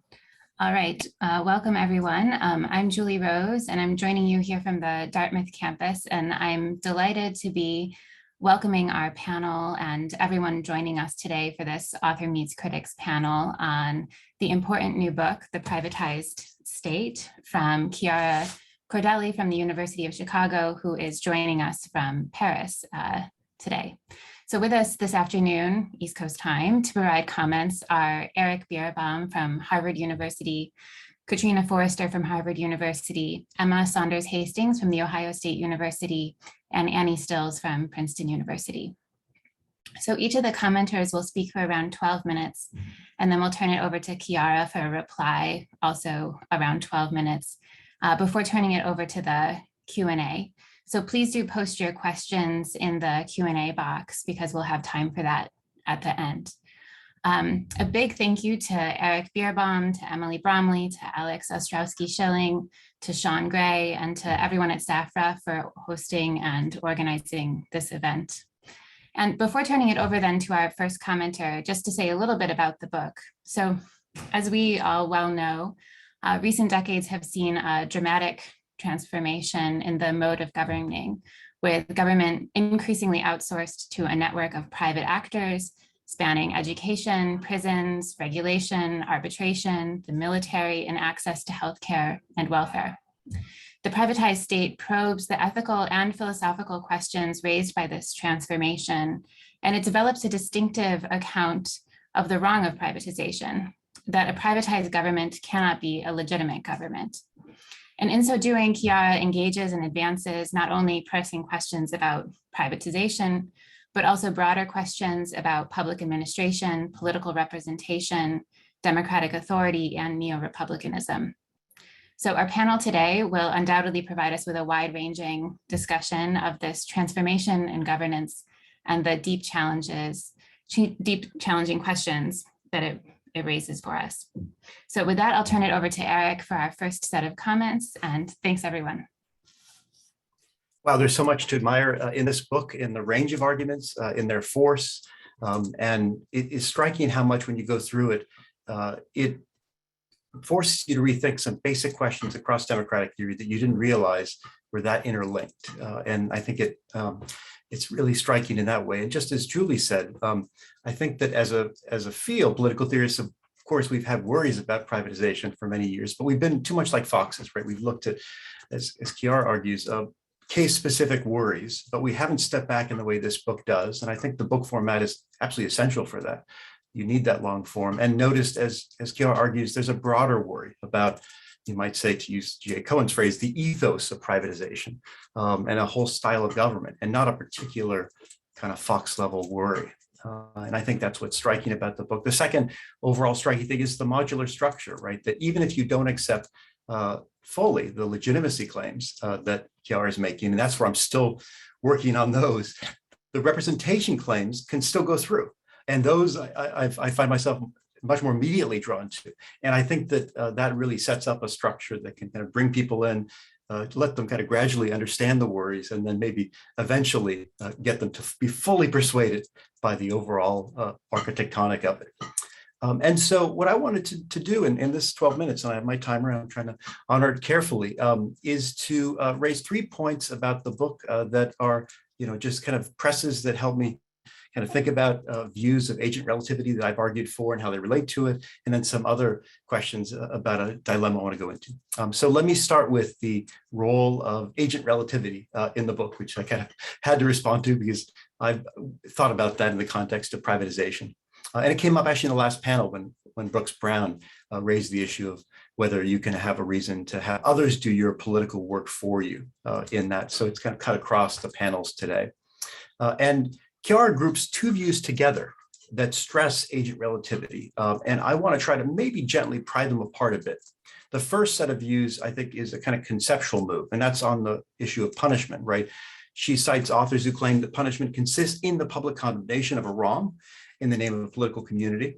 And if that's what punishment is, then when you have a private agency engaging in incarceration, or worse, solitary confinement of individuals, they are just not punishing them, right? That's not what they're doing. It's a different activity. And so you might wonder whether that view is basically a relative of my worry, which is that in many cases, if a private actor attempts to sort of fund a program that we took ourselves to have an obligation to fund as citizens, that in some important way we're not off the hook and that obligation can remain, and there can be important moral remainder, you might say. And I was thinking about that because I thought, well, maybe I am arguing something kind of like the punishment view, right? Maybe it is more conceptual. And so to give an example where I think it is, there is a continuity there. Think of a reparations debate. Say we're moving forward as a polity towards very substantial reparations for chattel slavery, but a private individual or a private corporation kind of swoops in right in the last minutes of our debate and says, don't worry about it, your legislative actors, we're going to handle this, right? We will pay for these reparations. And you can make the private agent international to make it even less connected to the domestic story of wrongdoing here. And it strikes me in that case that that would be an example where the concept of reparations, kind of like punishment, carries with it and picks out particular agents. And so you just have this non-fungibility. So that seems right in that case. But in the example that I was playing with, where it's much more about who is doing the distributive work, there I think it might be a little different, right? And this is a really good test of how strong, if there are agent relative obligations that carry over into politics, because after all, these kind of obligations began in a setting that's quite intimate. When Derek Parfit talked about the obligation to read to your children, that might be tricky to outsource under certain dutifully described conditions. Even if someone could read better, right? Derek says there might be strong reasons to keep the reading something that you do to some extent. And so the question that David Estlin is worried about and others is, even if we have agent relative obligations, and even if they have some carryover into politics, how strong are they really? Are they strong enough to do the work to say in a potential case of privatization, hold off, it's not, even if especially the external agent might be willing to offer more, that it's still important that we do this and we fund this. And so I guess the way to test it, right, and to show that it might not be the same as the punishment example, if we imagine a case where we take ourselves to have substantial obligations that aren't reparative in nature, at least in a traditional sense, but they're substantial structural obligations to respond to sort of ongoing lack of healthcare immiseration in our society. We take this to be something that we ought to do because it's being caused in part by structural injustices that we sponsor through our agents and through our tax paying. And then you imagine an agent who is, possibly going to do this on our behalf. It seems they're different because it strikes me that odd to say, well, I pay, did we pay for it? Did we incur that cost? No, we didn't, but someone else did. And maybe then this raised the question of authorization. What if we could say, well, we authorized them to do it. They can act on our behalf. And then can we say that they have in some important sense done the funding, and so that we thereby kind of get that transfer. And I find that to be puzzling to think that could have happened there, right? That you can transfer obligations in that way, that they could have that fungibility. So if I'm just to kind of think of the exact funding, you might say, when I authorize you to pay my moral debt, that is sort of ongoing and accrued, it still means that you did the funding, right? Not me. I may have authorized you to fund it. I may have given you certain support, but I don't think, I guess when I intuitively reflective on that, it doesn't seem like I did that in an important way, in part because unlike obligations, when we authorize others to speak for us, there I can say that they spoke for me, and then you can kind of push the Hobbesian cards and say, well, then did you speak? I think when it involves just kind of weighing these obligations on our shoulders, bearing these responsibilities directly, it seems odder to think that the other agent could have carried it up for us. And I always think of examples like having someone go to a rally for you and other kind of small scale examples, and paying them, of course, paying them very well to do it. And if those things kind of transfer, and those are, at least for me, the grist for the mill to think that there are important agent relative obligations that can, in a very important way, complement Chiara's theory, that can show to what extent that in particular, when she's asking about the authorization side, that it might be quite limited how much one can outsource these kind of obligations. So in part, what I think I'm asking is whether there's greater compatibility than is perhaps possible, acknowledged in the book, between the agent relative views. And I think that's something to work with. The second point I want to raise is what I said was a kind of dilemma for the view. And that comes out of Chiara's internalist account of representative agency. This is an account that puts extra weight, I think more weight than usual, on any given representative's particular intentions and reasons for action. Although importantly, Chiara says it doesn't necessarily read off their motives, and that may help actually to blunt the attack that I'll briefly raise. And that is whether, if you put that much load-bearing weight on the intentions of a particular representative, whether that creates room for a kind of moral mischief, or at least that possibility. And so to raise that, I'll think of an example that Jonathan Bennett gives in his classic Tanner lectures when he's thinking about the classic terror bomber versus the tactical bomber. And he imagines the terror bomber who is going to directly bomb the civilian residents.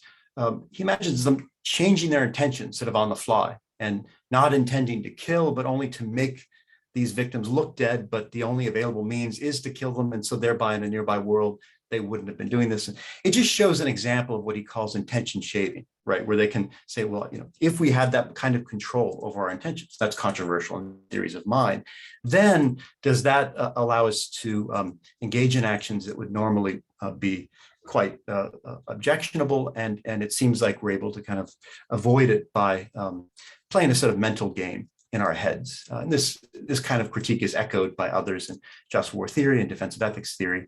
And I guess it occurred to me when I read the conditions that Chiara gave, and here are the conditions. They involve an agent performing X in a principal's name, if and only if the authorization consists of validly granting the ability, the authority to do X.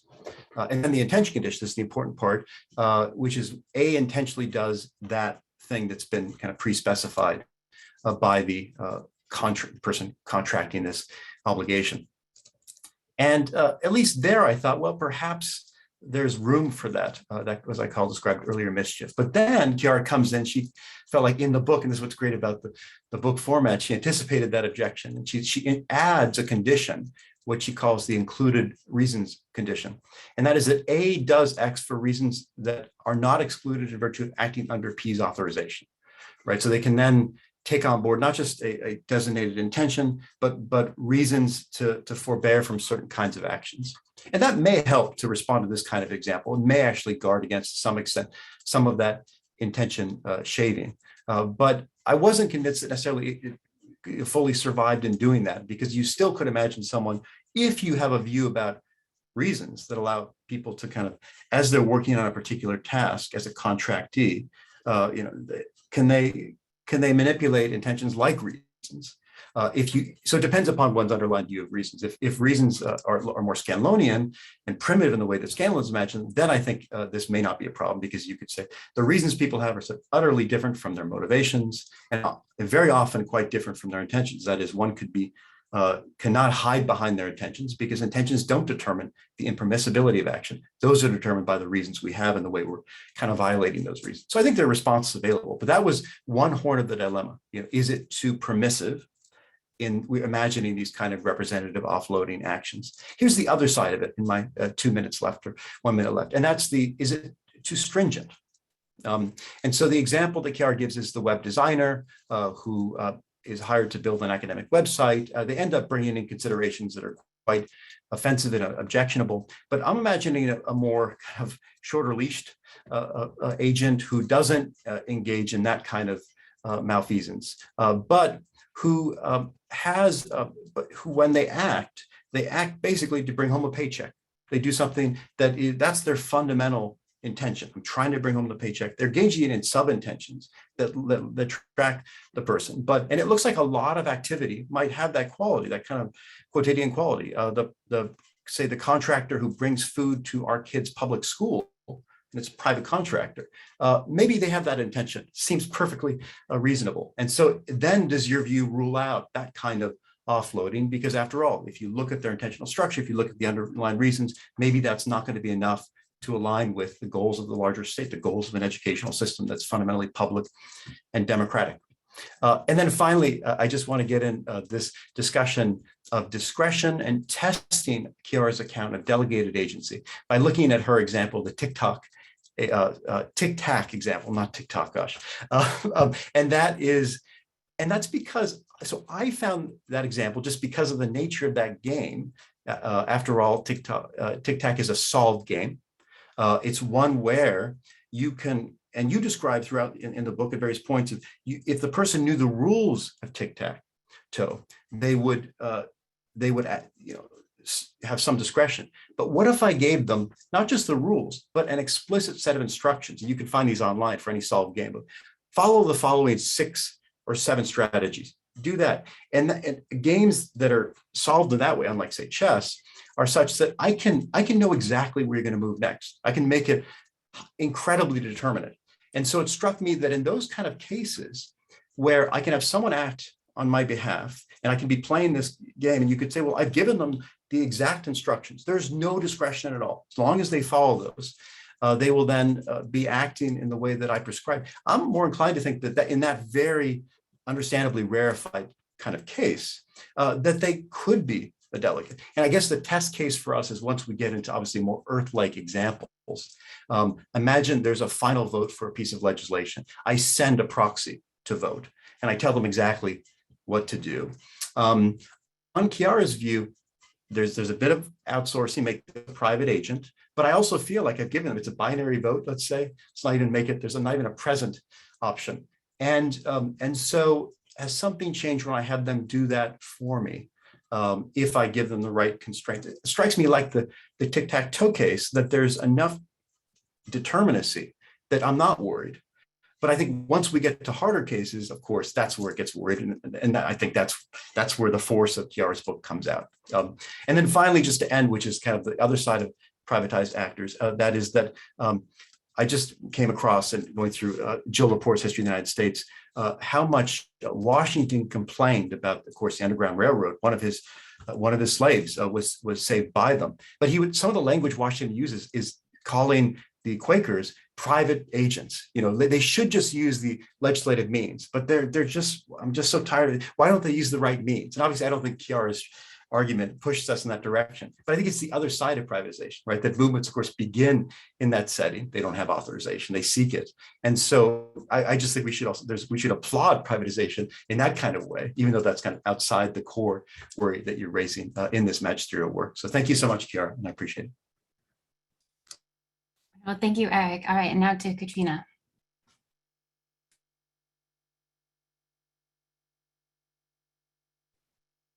Sorry, struggling to unmute.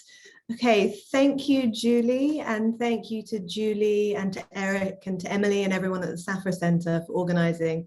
And thank you to Chiara for having me along to engage with this important piece of work. So let me just begin by saying this is such a wonderful book. It is normative, analytic political philosophy at its best, its most imaginative, and its most wide-ranging and illuminating. There were so many arguments that I found compelling. The key argument at the book's core, that the privatization of the state apparatus leads us to regress into a privatized state akin to Kant's state of nature, where justice is at the very best provisional. Also the claim that private agents, those that deliver functions of government, have quasi-legislative powers to change the normative condition of citizens, and that these must be resisted as forging novel forms of dependency, domination, and a re-feudalization of society, since in their bureaucratic unilateralism, they do not, unlike public institutions, realize the omnilateral will of all citizens. I also enjoyed the many complex and subtle and technical arguments, some of which Eric just touched on, about agency, representation, and what it means for a government institution to legitimately represent the shared will of citizens.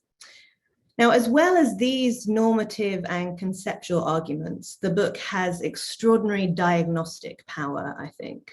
So Chiara points to how privatization inverts the distinctions on which the modern state's legitimacy depends, between political institutions and associations, between status and contract, and so on.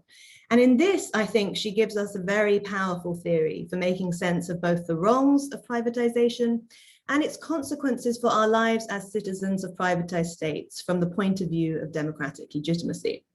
Chiara delicately interweaves sociological and organizational analyses with her normative work. And though she is always careful to insist on the normativity of the claims that she's making, such that they are never reliant on contestable empirical assumptions, I think her theory, nonetheless, by design, provides a set of diagnoses of a very historically specific context.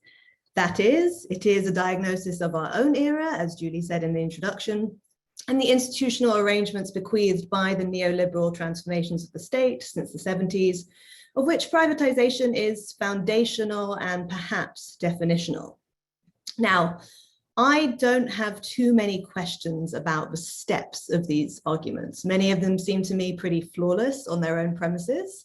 And though I disagreed with some of the premises, I rarely did with the conclusions. Given the expertise of my respective co-panelists, though, I'm therefore going to leave those aside and concentrate on some questions I have about the scope and the non-ideal implications of her most general argument, about what privatization does, what the privatized state is, and how public administration and the bureaucratic ethos that she defends provides an alternative, and whether these can, in their broadest terms, be extended. So my comments are in many ways an invitation to go beyond the scope of the book. They're not so much questions about why Chiara excluded these points. And I think, you can't fit everything in a book, and she does such an enormous amount in this book. But I'm interested in what responding to these sorts of thoughts might entail. Okay, so I have two main points, and if I have time, I'll get to a third. So my main question is whether Chiara's critique of privatization, in fact, leads to a more dramatic critique of the modern state than she suggests. Now, Chiara is very careful to justify the scope of her critique and to explain that the demanding arguments she offers don't generate a general obligation to resist the capitalist state. She addresses this theme in the middle and then at the end of the book, where she insists that there are many levels of legitimacy and that throwing out the privatized state need not mean throwing out liberal democracies that have a chance of improving their minimalist legitimacy, or so I understood her to say. But I would like to hear Chiara reflect on this further, because it seems to me that there are a number of different points in the argument when the focus on agency and delegation and on the administrative apparatus of the state constrains the force of an argument that might otherwise lead not necessarily to an anarchist argument against any obligations to states, but more towards a socialist or Marxist critique of the capitalist state rather than only the privatized state. So this is broadly my first kind of bucket of points. So whether an engagement with Marxist state theory, or indeed, and I'll come back to this, a different set of historical assumptions would lead Chiara to extend her critique of privatization to encompass the capitalist state in general, or whether her account of privatization, which is not a general critique, but a pretty specific one, would foreclose this. So Chiara deals with many different traditions of political theory in this wonderful book. Her state of nature argument, though tightly tied to recent interpretations of Kant, also builds from social contract theory in general. And she flags a deep connection with theorists of the dispersal of power like Foucault, for contra much of the Republican tradition, her worry is with the domination of the decentralized public-private administrative state rather than with the arbitrary power of a centralized state. Although she invokes Habermas, her focus on his argument is on the Weberian part of his account of the state, on its legitimation functions, not on its accumulation functions. Absent, therefore, is any account of why the privatized state might share much in common with the capitalist state in general. That capitalist state might be defined not only in an orthodox Marxist sense of acting in the interests of capital, but variously from different Marxian traditions as a relatively autonomous, if not neutral, form or relation, which provides a general interest above competing capitals, or as one that expresses social relations of production, enforces class subordination, or exists to maintain conditions for the reproduction of capital. Now, whatever definition from the Marxist tradition one appeals to, the relevant point I want to make here is that on none of these accounts could the capitalist state's agents simply act in the name of a public ethos or bureaucratic ethos. So as many Marxist, feminist, or Black radical theorists have argued, and as I think Chiara's argument about quasi-lawmaking powers captures nicely, the state's frontline workers are not only service providers, but service deniers. They are enforcers not only of social stability, but capitalist stability. Now, Chiara doesn't talk about these kinds of theories of the state, But I did wonder at a number of points whether her argument against privatization would in fact work as a critique of many of the capitalist state's functions, particularly on some of those characterizations, whether or not she accepts such characterizations in full. Now, we might want to run a similar thought historically. So Chiara's argument doesn't rely on a historical status quo ante, but it seems to me that what it does supply is arguments against a different era of states that we can only really call capitalist rather than privatized. The US state is the obvious example. Its delivery of welfare has long been public-private in character, far before the neoliberal era. Its civil service, such that it is, has little of the Western European character that Chiara, after Hegel, seems to esteem so highly. The revolving door between private and public actors on a short-term basis is not new. And though I agree with her that organizations shape character and relevant dispositions, and that public organizations might thus help constrain private interests, the US system has never been set up to cultivate these. Now, it's not clear to me that a banker or business owner who enters a government agency for a short term can be said to have been instilled with the kind of bureaucratic ethos crucial to public service. The Wall Street or loyally revolving door, though not a feature of contracting out, or not only a feature of, a feature of contracting out, but not only a feature of contracting out, nonetheless must change what bureaucrats do with their discretion in a way that would be objectionable, I think, on her account. But this is not necessarily a symptom of privatization, but of a capitalist state wherein the governing and capitalist classes are closely intertwined, and where the interests of that class are promoted or maintained by the state. Now, perhaps Chiara would reply that her definition of privatization, unbound to a historical period, could encompass this. But that leads me to wonder, is the kind of heroic bureaucratic ethos that Chiara portrays conceivable within a capitalist state? Now, Chiara's main interest is in the delivery of goods by private and not always for-profit associations. She also is very interested, it seems to me, in not-for-profit associations. Now, in her account towards the end of the book of how the relation of political institutions and private associations can become blurred, she doesn't include this kind of an example, presumably because it doesn't quite fit the terms of her argument. But I was left wondering nonetheless what she would say to these kinds of examples, whether they just require a different set of arguments. And in short, I guess I wonder whether the spirit of her argument rather than the letter pushes towards an even more demanding critique of the modern state. Okay, so my second cluster of points is about the scope of the administrative state. At one point in the book, I thought Chiara was going to speak more about social workers, teachers, police, those who work in frontline services in the many ideological and repressive state apparatuses, to use another discourse. The focus turns out to be on decision makers whose decisions are not only quasi-legislative in her sense, but on law and policy makers. Now, I'm very much in agreement with Chiara, as she knows, that the administrative state has had insufficient treatment within political philosophy, and she does a wonderful job of showing why it's so important. But I was left wondering in the second half of the book about those frontline workers introduced earlier. And I should add as an aside, I was also left wondering about workers in private organizations, most of whom have starkly different interests to their bosses guided by the profit ethos, even if those interests have been made to align in the era of financialization, I think, in surprising new ways. But that's an aside. It seems to me that at least some of the frontline state workers might have the sort of agentic conflicts of interest that Chiara describes as features of private contractors. The obvious and perhaps easy one is, of course, the police. And here I have a similar question from my first set of comments. Could Chiara's bureaucratic ethos ever apply in the carceral apparatus? Perhaps Chiara thinks it could, but it seems to me that some of the most powerful arguments she develops against privatization could rather easily also be marshaled against agents of the non-privatized state. Okay, I don't really want to go over time. I have one last question about extending the argument, which I will pose quickly.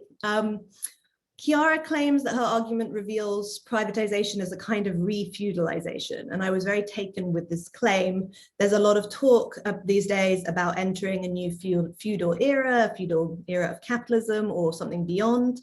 I wonder what else beyond the breakdown of the binary of office and contract that she points to that she had in mind here. And I would like to hear her speak more about this, because it seems like it's a claim that bookends the book, but doesn't get developed that much in the argument itself. So I would just love to hear you speak more about this. Okay, I will stop there. Thank you, Chiara, for writing this wonderful and important book. And I'm so looking forward to hearing the rest of the panel and to your response. Thanks so much. All right, over to Emma. Thanks, Julie. So as others have said, The Privatized State is a brilliant path-breaking book that I know I will be returning to for a long time. On top of anything else, like many great books, it has great villains. Some of them are momentous and relatively familiar: illegitimacy, unfreedom, domination, injustice. Chiara's book also has a smaller scale but beautifully drawn villain, a guy named Stuart. So in one of Chiara's recurring examples, Stuart is a random person in the street who walks up to you and claims the right to determine what you owe as a remedy to a third party, what you're entitled to compensation for a surgery, or even the right to imprison you against your will. So Stuart, we recognize, is acting illegitimately, whether or not he's acting with good intentions, and even if his determinations are substantively just. He just lacks the standing to do what he claims he can do. Chiara argues that in the privatized state, privatized contractors are essentially in the same position as Stuart. They're unable to do what they claim they can do and what they act as though they can do. That is, authoritatively change people's normative situation or determine what rights people have and how they can be exercised and enforced. And this is because they fail to meet the demanding conditions for the legitimate exercise of legislative or quasi-legislative power. Often they lack valid authorization. This is because government can't abdicate on the people's behalf the rights of self-rule that privatization progressively does abdicate de facto. Even if validly authorized, they lack the ability to exercise discretion in a representative capacity, that is, in the name of the whole people. And so their acts fail to qualify as acts that the lawmaking community has done together. They remain particular acts of individual men and women rather than expressions of an omnilateral will.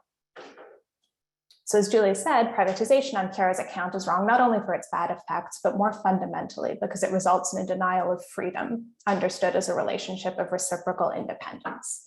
As Chiara puts it, the fundamental problem is that like Stuart, private contractors, quote, lack the legitimacy to do what a government should do.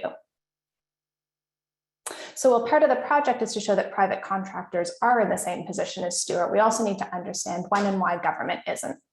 Why constitutive features of private contractors make them systematically more stewardy than the relevant alternative actors, such that privatization reliably erodes legitimacy. So I think, like Katrina, it's here that some of my doubts arose. And so I want to focus my comments on the following questions. First, does the Kantian account of privatization lead us to morally overvalue government? Past governments, present governments, maybe possible governments. And how well can it guide local judgments about policy options and remedial duties in non-ideal circumstances? Now, Chiara is clear about the fact that government actors, not just private ones, can fail the demanding standards that her book sets for the legitimate exercise of power. And I think it's an important virtue of the book that its philosophical arguments apply beyond the problem of privatization and supply standards for judging public institutions too, often for judging them as seriously deficient.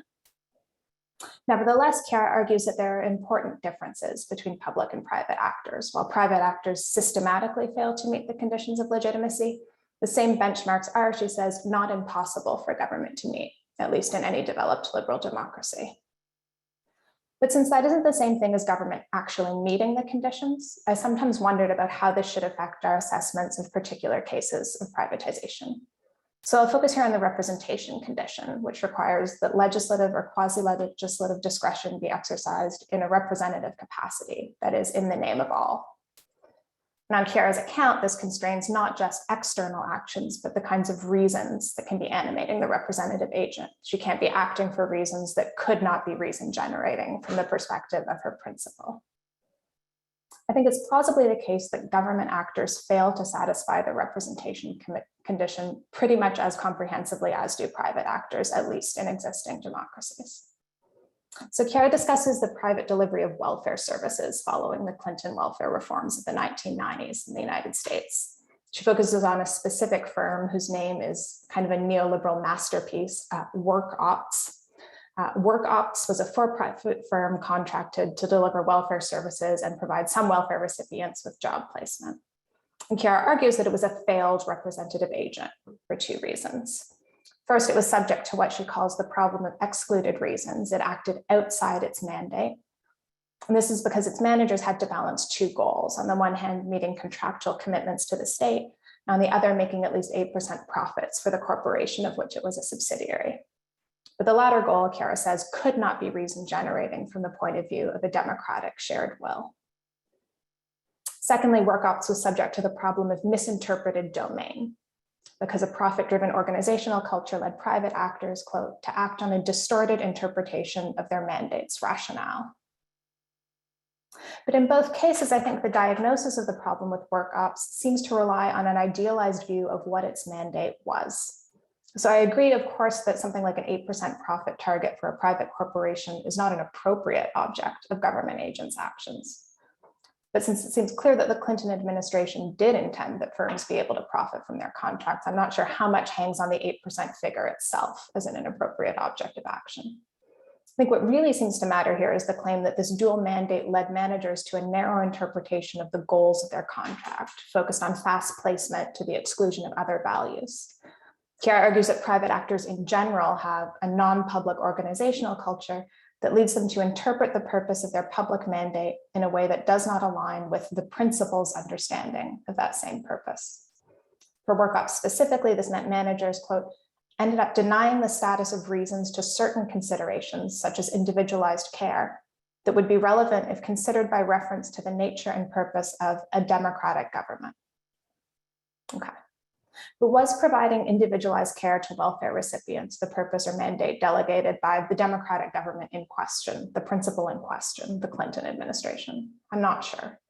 It seems likely to me that some of the most significant failures, WorkOps institutional practices, quote, contributing to a perception of clients as morally irresponsible and undeserving, or sanctioning existing racial and class-based inequalities by reinforcing social stereotypes, came in significant part from the Clinton government, rather than from the failure by WorkOps to represent it or to understand the demands that it was imposing.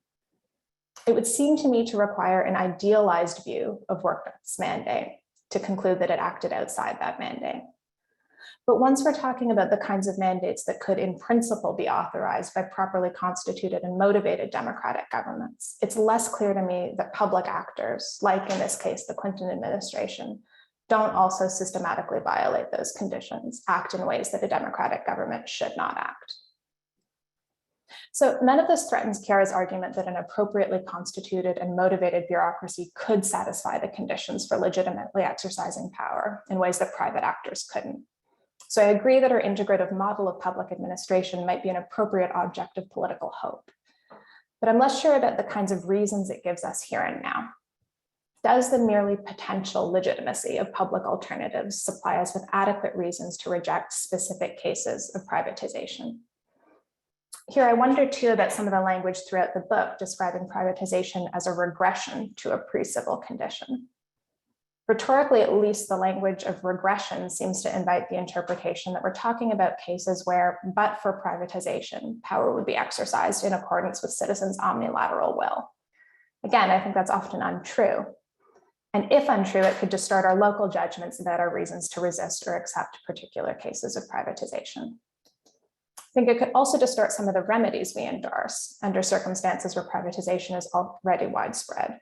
So I'm going to focus here for a minute on a couple of examples relating to the role of private philanthropists.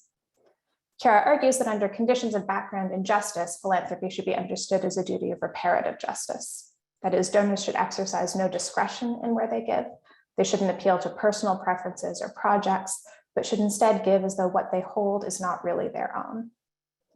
More than that, government should incentivize philanthropy accordingly, for example, by matching tax incentives to, quote, well-defined particular causes selected according to the same moral principles that should guide individual donations.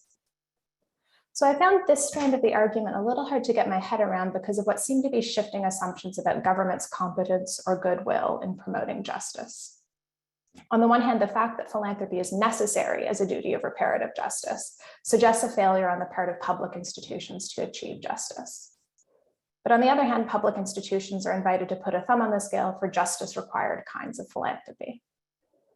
But of course, we're talking about the same public institutions. Even if tax incentives for philanthropy were an efficient way for public institutions to promote the justice that they've so far failed to secure, why would we trust them to do it?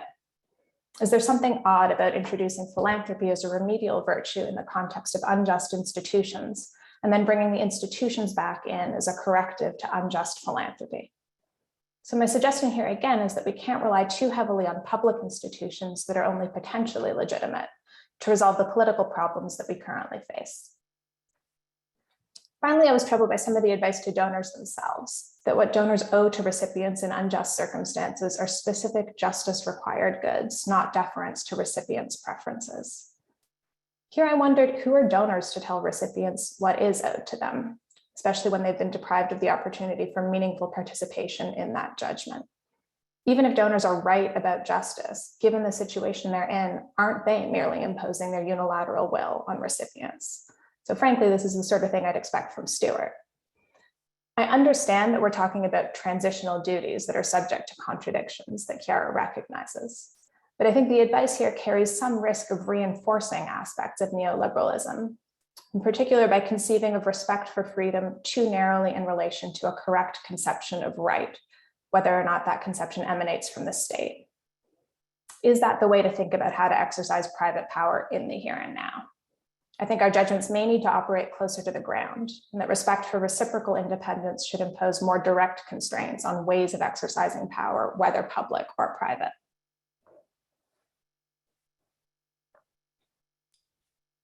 All right, thanks very much, Emma. And then to Annie, thank you.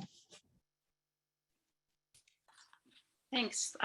Thanks to Eric and the Software Center for having me, and to Chiara for such a great book, and also to the fellow panelists for some very illuminating comments. I think that I will have some overlap actually with what both Katrina and Emma had to say. So Chiara wrote a very rich and impressive book, and in my mind, it makes three important contributions. So first, it offers us an ideal theory that is broadly inspired by Kant of how officials' exercise of discretion in public administration could be democratically legitimate. Second, it presents a strong critique of the privatization of state services. Chiara argues that extensive delegation to private organizations undermines the very preconditions of democratic self-rule, and she thinks that private organizations are constitutively incapable of living up to the principles of democratically legitimate public administration. And then finally, the book also presents some prescriptions for reform. So given that we now all live in privatized states, what do we do? Where do we go? These are difficult questions, and Chiara offers both provisional recommendations for improving the legitimacy of our current system of privatization, as well as longer term kinds of prescriptions for how we might begin to transition away from this privatized state and towards a more democratic system of public administration. So there's really a lot to like about this book. It's creative, it's well written, it covers an incredibly wide terrain. So I largely agree with Chiara's critique of privatization, and I'm not going to say a whole lot about that aspect of the book. And what I want to do in the comments is to think about her Kantian ideal theory of democratically legitimate state public administration. So on this Kantian view, as we've already heard a little bit, to be legitimate, a government can't be like Stewart, right? It has to have the appropriate standing to make and enforce law and policy in a way that would really change people's normative situation. And the thought is, it's not enough to get that standing that what you do is substantively just, that you enforce the right decision. An agent also needs to represent an omnilateral will, a will that could be shared by or is representative of all the members of the democratic state. So what's interesting from this Kantian perspective about Chiara's book is that she thinks modern administrative bureaucracies pose a very important challenge to the legitimacy of the state conceived on these Kantian lines. So the worry is that administrators are always going to be exercising discretion in defining people's entitlements. So when we're subject to public administration, how is it that we're not subject to the unilateral legislative will of the particular administrators in a way that runs afoul of the strictures of Kantian legitimacy? And Chiara calls this the problem of bureaucratic unilateralism. So a big part of Chiara's book is sort of an argument that an appropriately structured bureaucratic state can solve this problem of bureaucratic unilateralism, but a privatized state, just there's no way it can do it. And her solution to the bureaucratic unilateralism problem is complex, and it has several different interlocking elements, and I'll say more about those in a second. But first, I want to ask a kind of prior question, which is why Chiara thinks that public bureaucracies are presumptively democratically illegitimate. So why isn't the problem of bureaucratic unilateralism susceptible of a simpler and more straightforward kind of solution? So a natural idea is that so long as bureaucrats are authorized through a democratic process that grants them the power to formulate administrative policies, and so long as elected legislators retain the power to oversee the bureaucrats and to revoke their mandate, then the exercise of administrative discretion is not an exercise of the particular administrator's private unilateral will. So when I interact with a public official at the DMV or whatever, it's not like I'm interacting with Stuart. It's not like I'm interacting with a random person on the street who simply arrogated to themselves the power to define my entitlements. Rather, we as a political community have given that administrator that power to define certain entitlements. And we as a political community could take that power back if we democratically decided to do so. Now, it's clear that Chiara thinks this is not enough.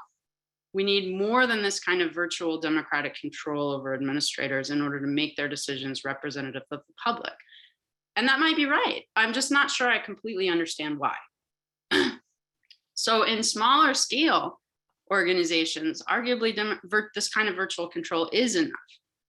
So the chair of my department and his team of administrators exercise discretion in a way that defines department members' entitlements.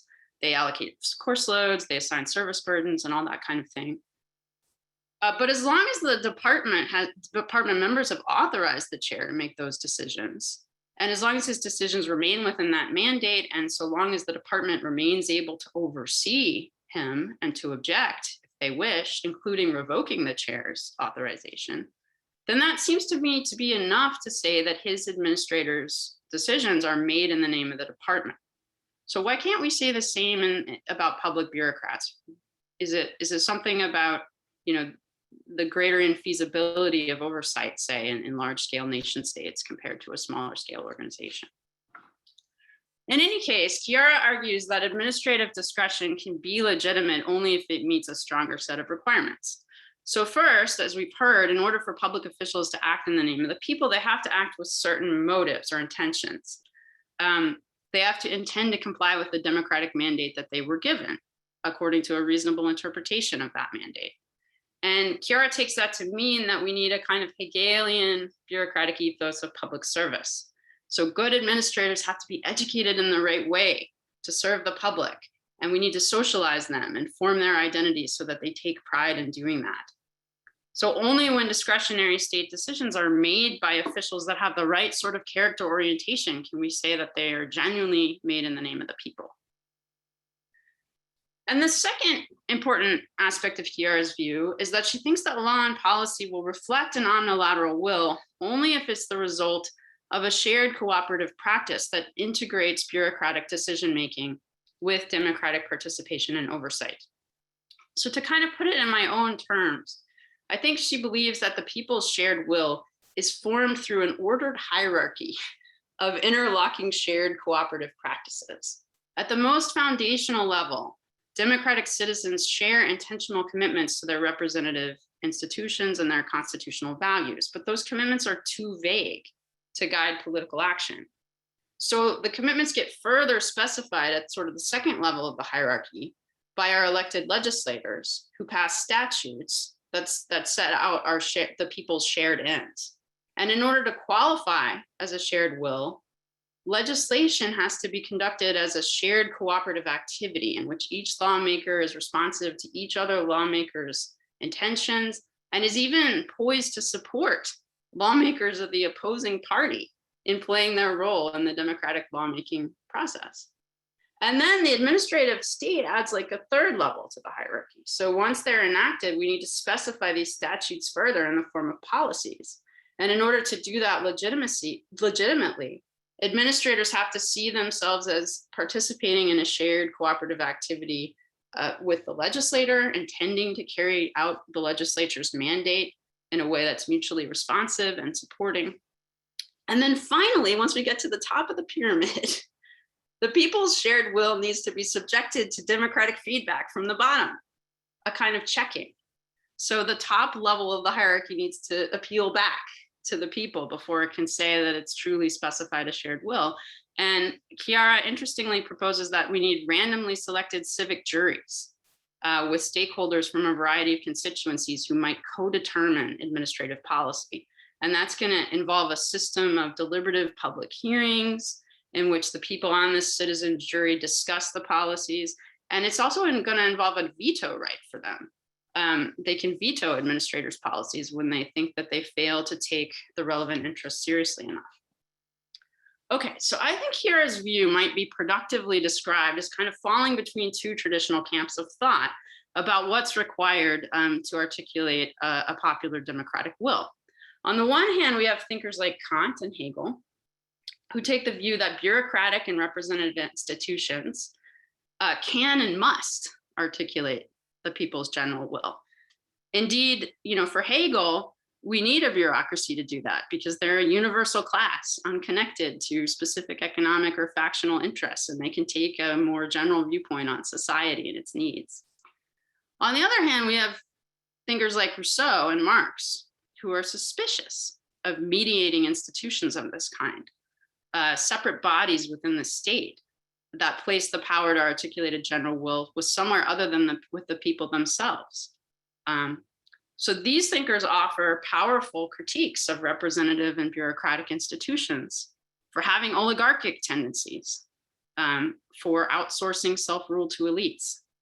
So Chiara falls between these two camps. She views bureaucrats as indispensable due to their greater technical expertise and their capacity to solve social problems. But she also thinks they need democratic checking. They need these citizen juries who are going to co-determine bureaucratic policies. So I just want to end by asking Chiara whether she's found the sweet spot in these intramural debates between a more participatory and a more bureaucratic ideal of democratic self-governance. I don't mean this as an objection. I just want to hear Chiara further situate her view in the space of alternatives. So one thing we might think Chiara's proposal has going for it, when compared to a more participatory Rousseauian or Marxian account, is that it's more feasible. We live in large, complex states. They face difficult technical social problems, and trained bureaucrats seem like an indispensable tool for addressing those problems. But I'm a little skeptical that anything like Chiara's vision is very realistic or feasible in the near term, right? Realizing her proposals would require incredible shifts in how elected officials and administrators see their roles.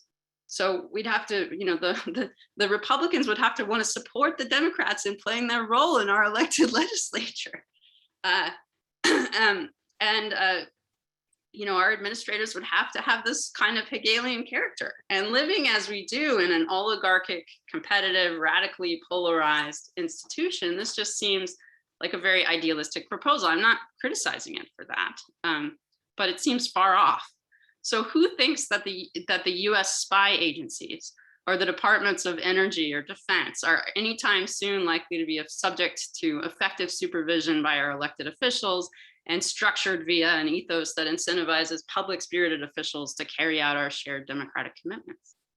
So given that we already need very extensive reforms even to approach Chiara's vision, why not just go one step more radical and seek to abolish administrative bureaucracies altogether by involving ordinary citizens in administration.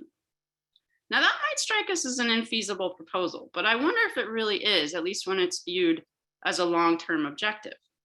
So it seems that Chiara's idea of citizen co-determination on randomly selected juries already kind of contains elements of this very move. So citizens on those juries are going to have to learn enough about technical specialized policy matters to exercise their veto responsibly. And if they can do that successfully, then why can't randomly selected citizens themselves do administrative policymaking, perhaps through a more extensive use of these procedures of random selection and deliberation and participation? So to put it most provocatively, and this is my last line, once we begin from a Kantian democratic perspective to worry about this problem of bureaucratic unilateralism, how do we avoid ending up with the view that it's democratically necessary to abolish the bureaucratic state?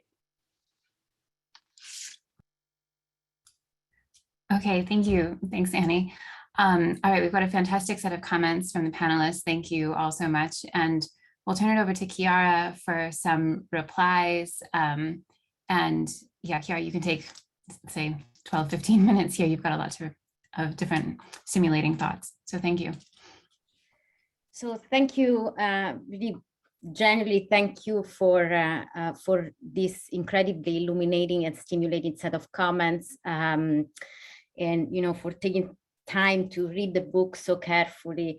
I also want to thank the Safra Center. It's particularly nice for me to have this panel here, although virtually here, because actually a very large, if not the largest chunk of this book was written during my year of leave at the Safra Centers. And so it's particularly meaningful because of that. So what I will do, if that's okay, I will take, of course, I won't be able to respond to all the questions, but I kind of go in reverse order, because I think that in a certain way it reproduces the interlocking structure of the book. And so it makes sense logically. So starting with Annie's first question, which I take it is a fundamental question, right? Why can we not just solve the problem of bureaucratic, for the success of the book? Why can we not solve the problem of bureaucratic unilateralism through the simple solution by simply saying that they should act within the mandate and that there should be oversight and power of removal? So I have, in the book, I try to develop a sort of both empirical and normative answer to this question. So empirically, is that if we may say that these demands of the simple solutions are rarely met.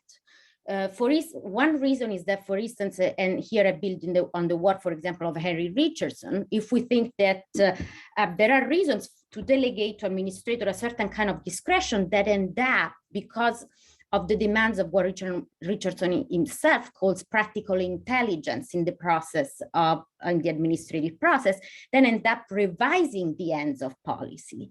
Then it seems to me the appeals to the mandate, so appeals to those ends, cannot be used to justify, right, the exercise of discretion itself. So this is one of the problems with just thinking that conduct within the mandate could be sufficient.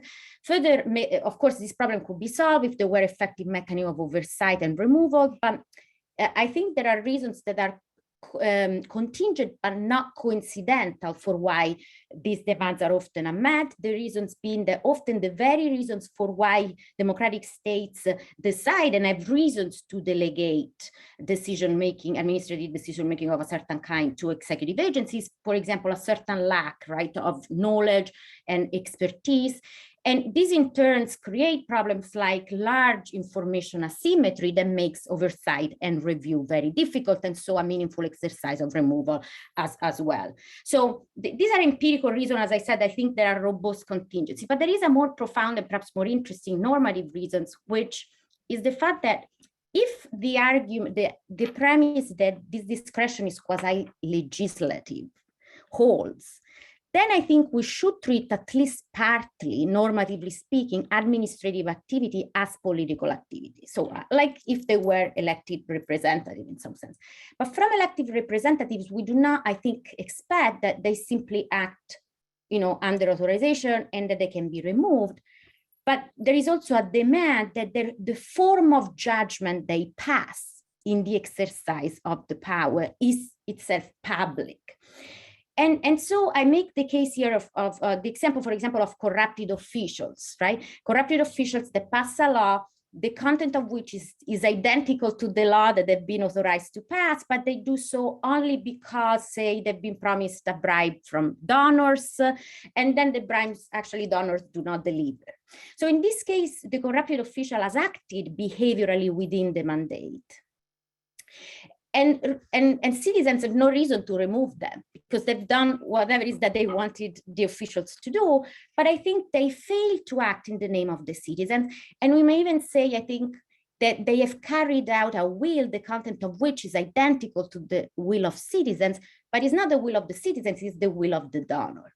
And so I think in order to overcome this problem, what it means to act in the name of someone requires a thicker understanding of what it means to act in virtue of a certain kind of authorization, and that requires what has already been talked about as the included reason condition, a certain kind of internal orientation. So that's the answer to the first question. The second, perhaps more quickly, why am I now a radical? So I think, first of all, I thank Annie for that. I think that she's precisely right that I try a sweet spot between the sort of Kantian, Hegelian, and Rousseauian Marxist tradition. What I put in reconciling the demands also of democracy and bureaucracy, what I try to show, however, is that this reconciliation is not a mere compromise, but rather is itself dictated by demands of Kantian legitimacy, and these demands have both a procedural and a substantive quality. And I think that this bifurcation requires the bureaucrats act with two kinds of fidelity simultaneously: fidelity to the democratic will and fidelity to the democratic state, so to the substantive constraints to what a democracy can decide. And I think in turn, these two kinds of fidelities require different kinds of skills. One is a particular kind of technical expertise, although expertise should not be reduced to this kind of technocratic expertise, but a particular kind of technical expertise, it's important and distinctively provided by the civil servant in developing the content of the unilateral will. And fidelity to the democratic state instead requires particular kind of detachment. This is right, the Hegelian component. And so my answer why I'm not a radical is that I think that these two things, it would be both unfeasible and undesirable to make them universal requirement of citizenship. Why? The technical expertise, I disagree. I think that to exercise veto power, I need a kind of expertise, but it's not the same kind required to develop regulations. And in the case of the detachment, it's a question of demandingness, right? The detachment required by civil servants, they have to serve the state, is different from the detachment required by the exercise of public reasons. In the public sphere, it requires a much more, separation of the public and private elements, and I think it would be somehow excessively demanding as a universal demand of citizens. So turn to Emma's question: have I idealized government too much? And in particular, Emma seems to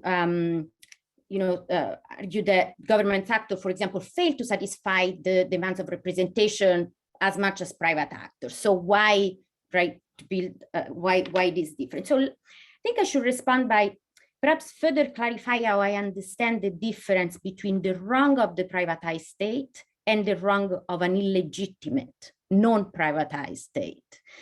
So this kind of difference is not just a difference in terms of the relatively likelihood to violate certain standards, but rather is a qualitative difference, right? It's that whereas private agents that acts for private ends, public agents that act for private ends are constitutively failing the raison d'etre. So they're violating the reason why they exist. And this is why we call them corrupted. They corrupt a standard that is there.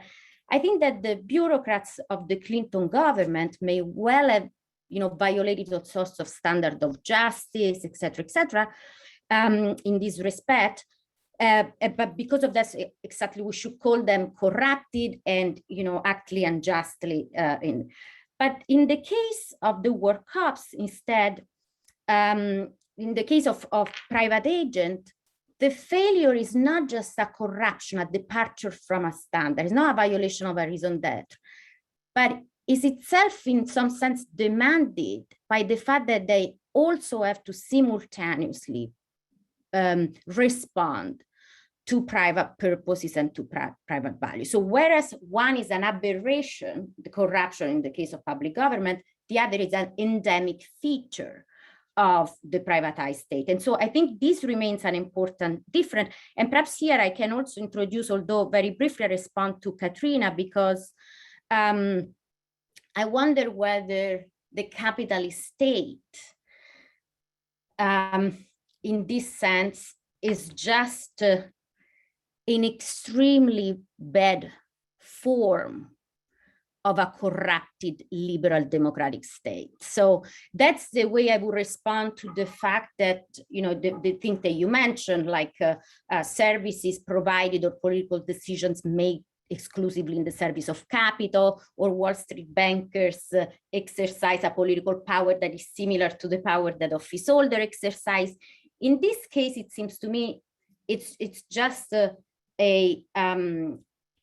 extremely it's the state that has corrupted itself. A serious problem for my argument would be, and I know that there are many people to argue that, if one could prove that a liberal democratic state is inherently must be a capitalist state, that kind of corruption. In that case, I think that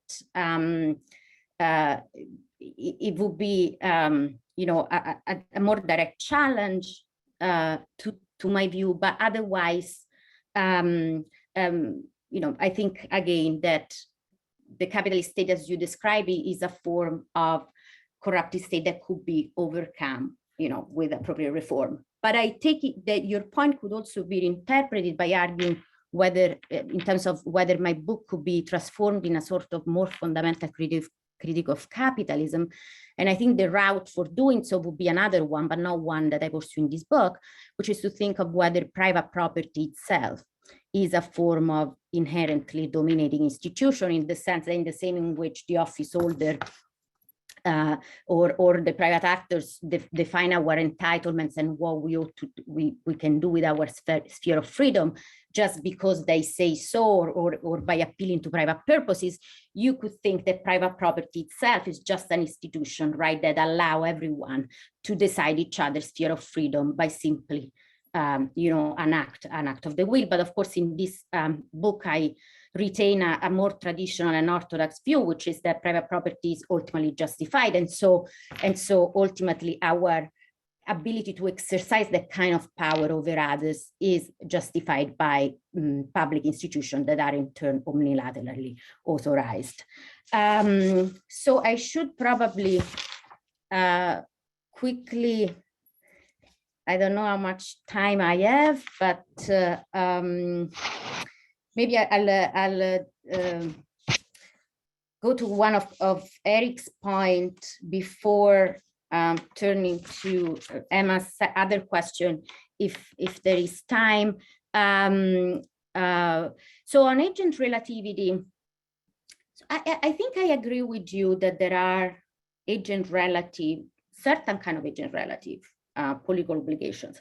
But the one I have clear intuition about would collapse your view on a view that is very similar to, I think, Dorfman and Arendt. So I'm thinking about the public duty of apologizing for example, past wrong, or it seems to me that a duty to apologize cannot be outsourced without violating the nature of the duty itself. But I suspect that that's because of a very particular expressive character of apology and a communicative nature that makes the act inherently non-fungible. But I think most political obligations are not of that kind. So in the case in which I owe you a debt, if I sign a contract with someone else the person and the person discharged that duty on my behalf. I think your example brought to the more complex view if that person offered to pay the debt with their own fundings or something along the line. Then, I mean, it depends if the contract could be regarded as me having anyway authorized the action. I think we could still say that the duty has been discharged, I think, in my name. And in any case, because precisely the sort of, and here I would pass a different kind of judgment that perhaps paying debts in that way is not virtuous. But I'm not sure it is unjust or it is a failure of the duty itself. So that's where I would defer. And in any case, again, in the case of privatizations, most cases of privatization are different, right? Because other private parties are authorized, fully authorized to act on behalf of government, also partly generally funded by government and under a certain set of restriction and regulation. And so in that sense, I think the agent relative argument does not block those kind of cases, can only block the case of philanthropy as an independent means to fulfill obligation of justice, which is a very specific kind of privatization. Maybe I will return briefly and then I stop or should I stop now, Julie? I leave you. Go ahead, and then we'll end. Go ahead.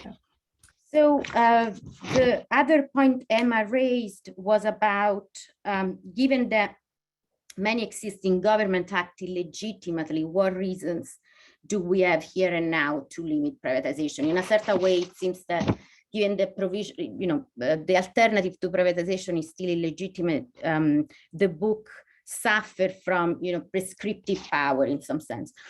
Well, first, I think as a matter of fact, and something that I briefly discuss in the book, I think privatization is itself a very important cause of political corruption, and so of institutional decay and the lack of public trust that derives from that. And so in a certain way, it would be even only on ground of, on independent ground, we may have reason to limit privatization, even only to reduce the problem of the current illegitimacy of political institutions.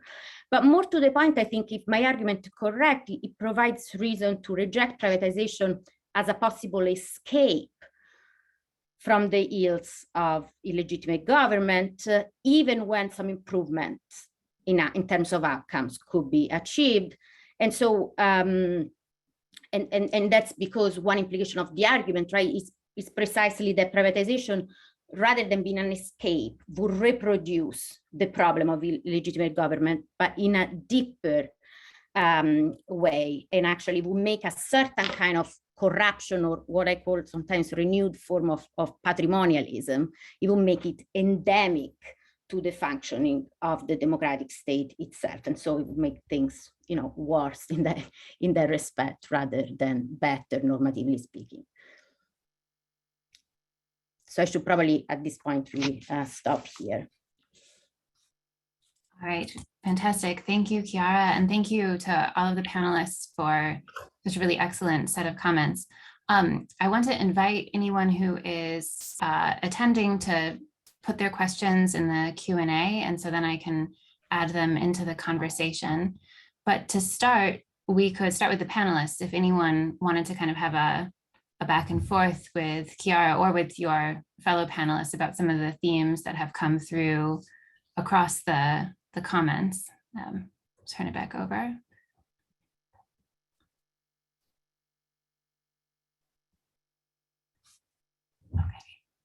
Okay. This is a kind of a left field question, Chiara, which is, if you were to be in some way in charge of a private body in our present, under a corrupted state that has become privatized, and we were in this very non-ideal world, but trying to work toward the picture that you hope for, and you were to be leading some kind of philanthropic private organization, what would you see as its first line goals toward the reconstruction of a properly constructed state? Are there things that you would, if you were in this role, and that you could see a private body doing in this transitional way? Yeah, that's a very interesting question. So the way I think about private organization or private philanthropic organization is in terms of they're having certain kind of provisional duties that are provisional because they're the grounding of the duty, which is to preserve a minimum of conditions for individual freedoms in a highly unjust state. It's also, however, the same independence is the value why they ought to exist in non-ideal conditions, but it's also what explains why discharging, try to achieve condition of justice through private action is always a form of domination. And so there is this contradiction that is internal independence itself within the practice of philanthropy.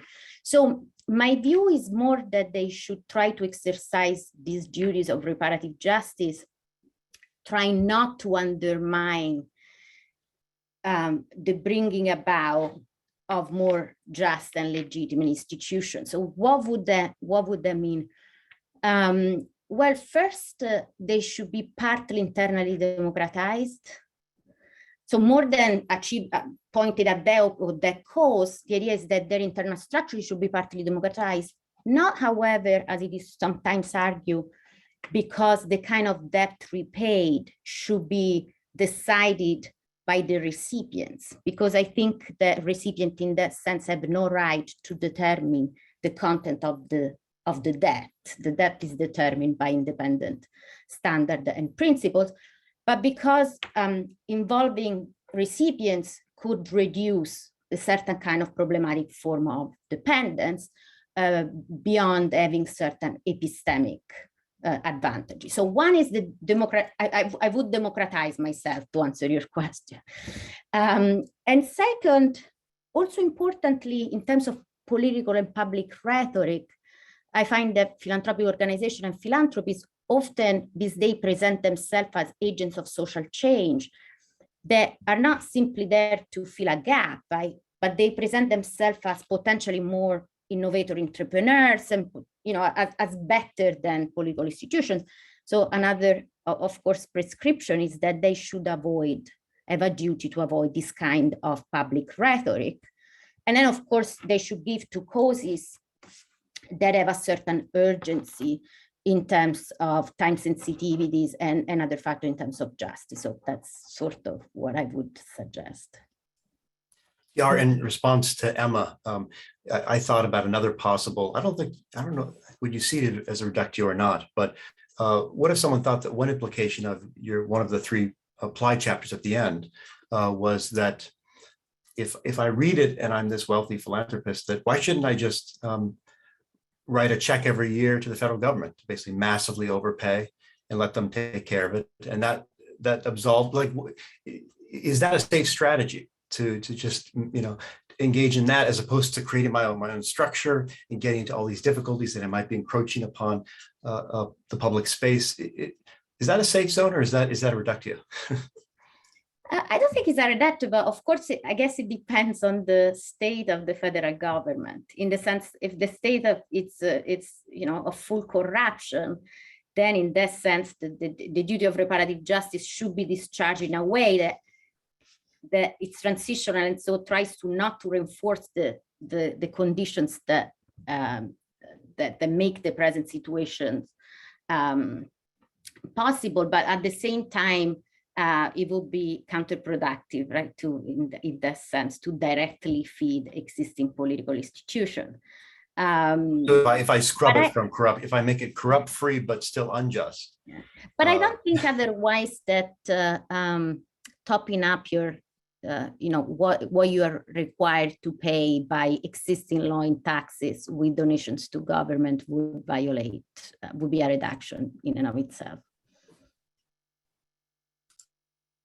So I might follow up too, quickly. And I'm not necessarily pressing you in this direction because this represents my own view, but it does represent I've kind of defended Kantian statism and other writings as well, just like you. But this is maybe an objection to Kantian statism, one of the ones that I find most difficult to answer and most troubling. And so, it's just whether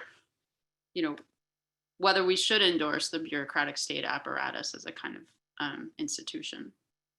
So you said, when I proposed that maybe you might go one step more radical and involve ordinary citizens in administration, thereby basically abolishing bureaucracy as an apparatus or institution that is somehow separate from the body of ordinary citizens themselves. You said, well, no, there's two reasons not to do that. One is that we need expertise. And yeah, citizens on these juries, they might need to know something, but you just need to know a lot less to exercise a veto than you do to design a good policy. And the other thing you said is that officials need to have an attitude of detachment. They need to serve the public. They can't let their personal reasons come into play. And that's really demanding. When for me as a qua ordinary citizen to have to serve the public all the time rather than my daughter or whatever, that's too demanding. So we should only let a separate set of people do this. I guess I'm just wondering if that, are those decisive concerns? So if you're going to use citizen juries anyway, could we imagine an institutional design that would allow for the appropriate expertise to filter in the process? So members of these citizen juries could consult experts, right? They needn't give experts the authority to design the policy, but they could certainly bring them in and hear their advice and maybe even hear their proposals. So I'm not sure that the need for expertise would be a decisive kind of reason to reject ordinary citizen administration. And detachment also seems like it's a good reason, but suppose we design these juries such that, it's not too demanding. You only have to do this every now and then, right? You can get out of it if you have a personal conflict. It doesn't mean that you can't, have your family and do other things as well. So, I'm just wondering how far to go with that. So especially the second, I will briefly then touch on the expertise, but I think very important is this question of detachment, because, well, at some point in the book, I had started with this Kantian problem about the fact, right, for Kantians in the state of nature, even if everyone was perfectly motivated, justice could never be achieved. And so then I ended up with a theory of representation and legitimacy for the exercise of administrative discretion that seemed to heavily rely on disposition and internal states. And so it seemed to be, in some sense, completely contradictory. And here is where the bureaucratic ethos also perform a philosophical function. Like what I argue is that citizens are not dependent merely on the intentional mental states of the office holders, but they're dependent on an institutional ethos. That is an institutional feature, not just a personal one. And so by being dependent on appropriate judgment of the office holder, they actually dependent on institution, not on the mere private will of someone. And so I think, getting to your question, that is very important in my account that, however, this ethos emerged from forms of socialization that comes with participating in certain kind of institutions. And here I think, although again, perhaps not logically, but I think empirically, but in an important sense, I think time matters. It matters that an office holder sees public service in some sense as a vocation, and public service becomes of a sort of a home, and the office becomes of a sort of a home, right, for the civil servant. And I think a short-term jury mandate would not be able to accomplish that. So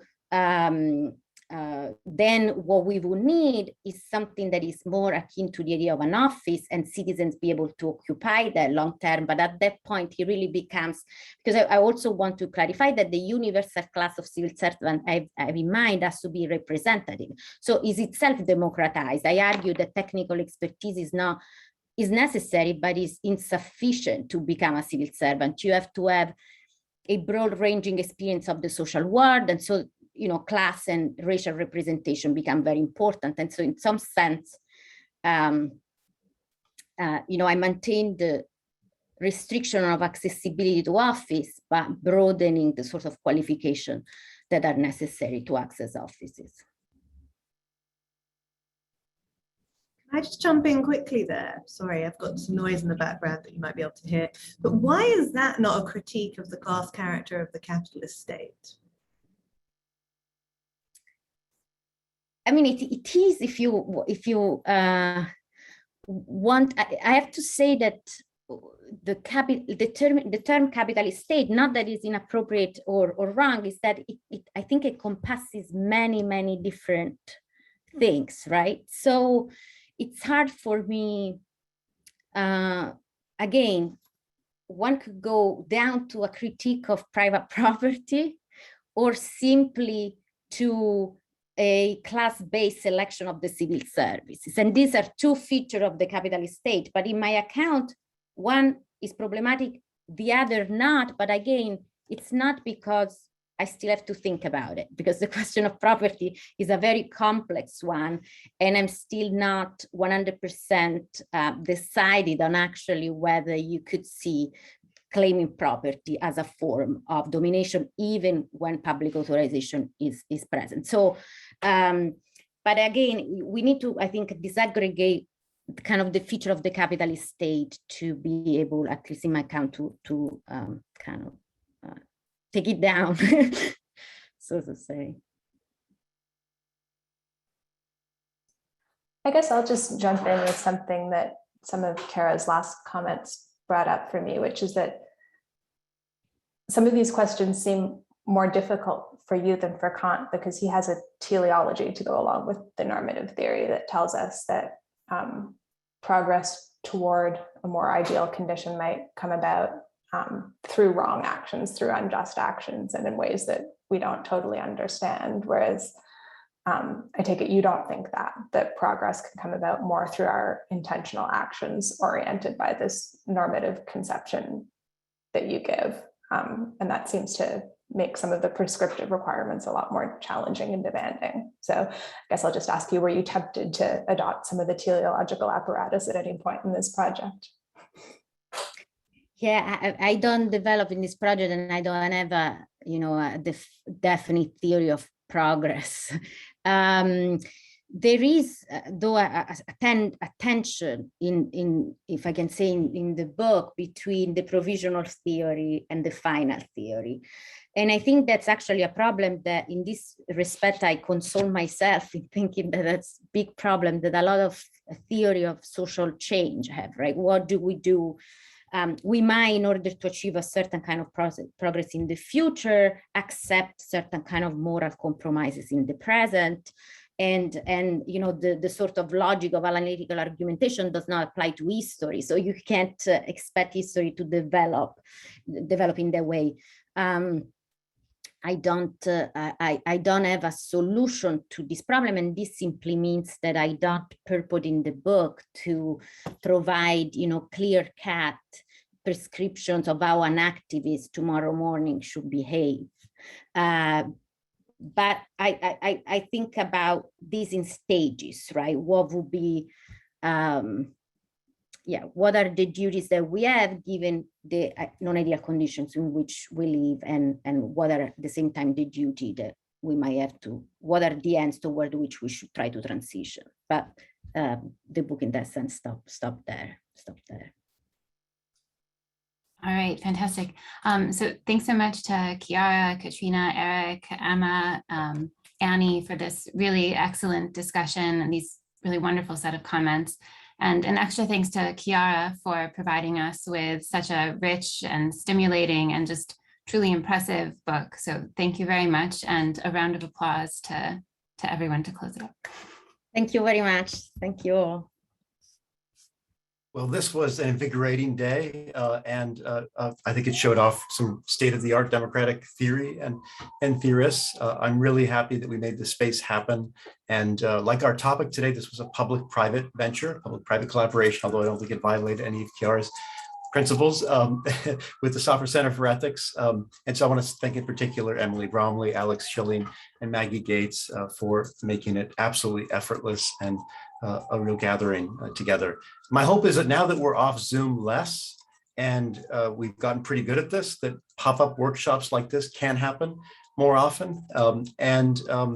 I know it's a busy world, but there are real advantages to this format. And I hope our generation of theorists can use these spaces more often. So in that spirit, I want to remind you that in 3 weeks, the Nomos volume will be gathering sponsored by the Software Center, but in a webinar.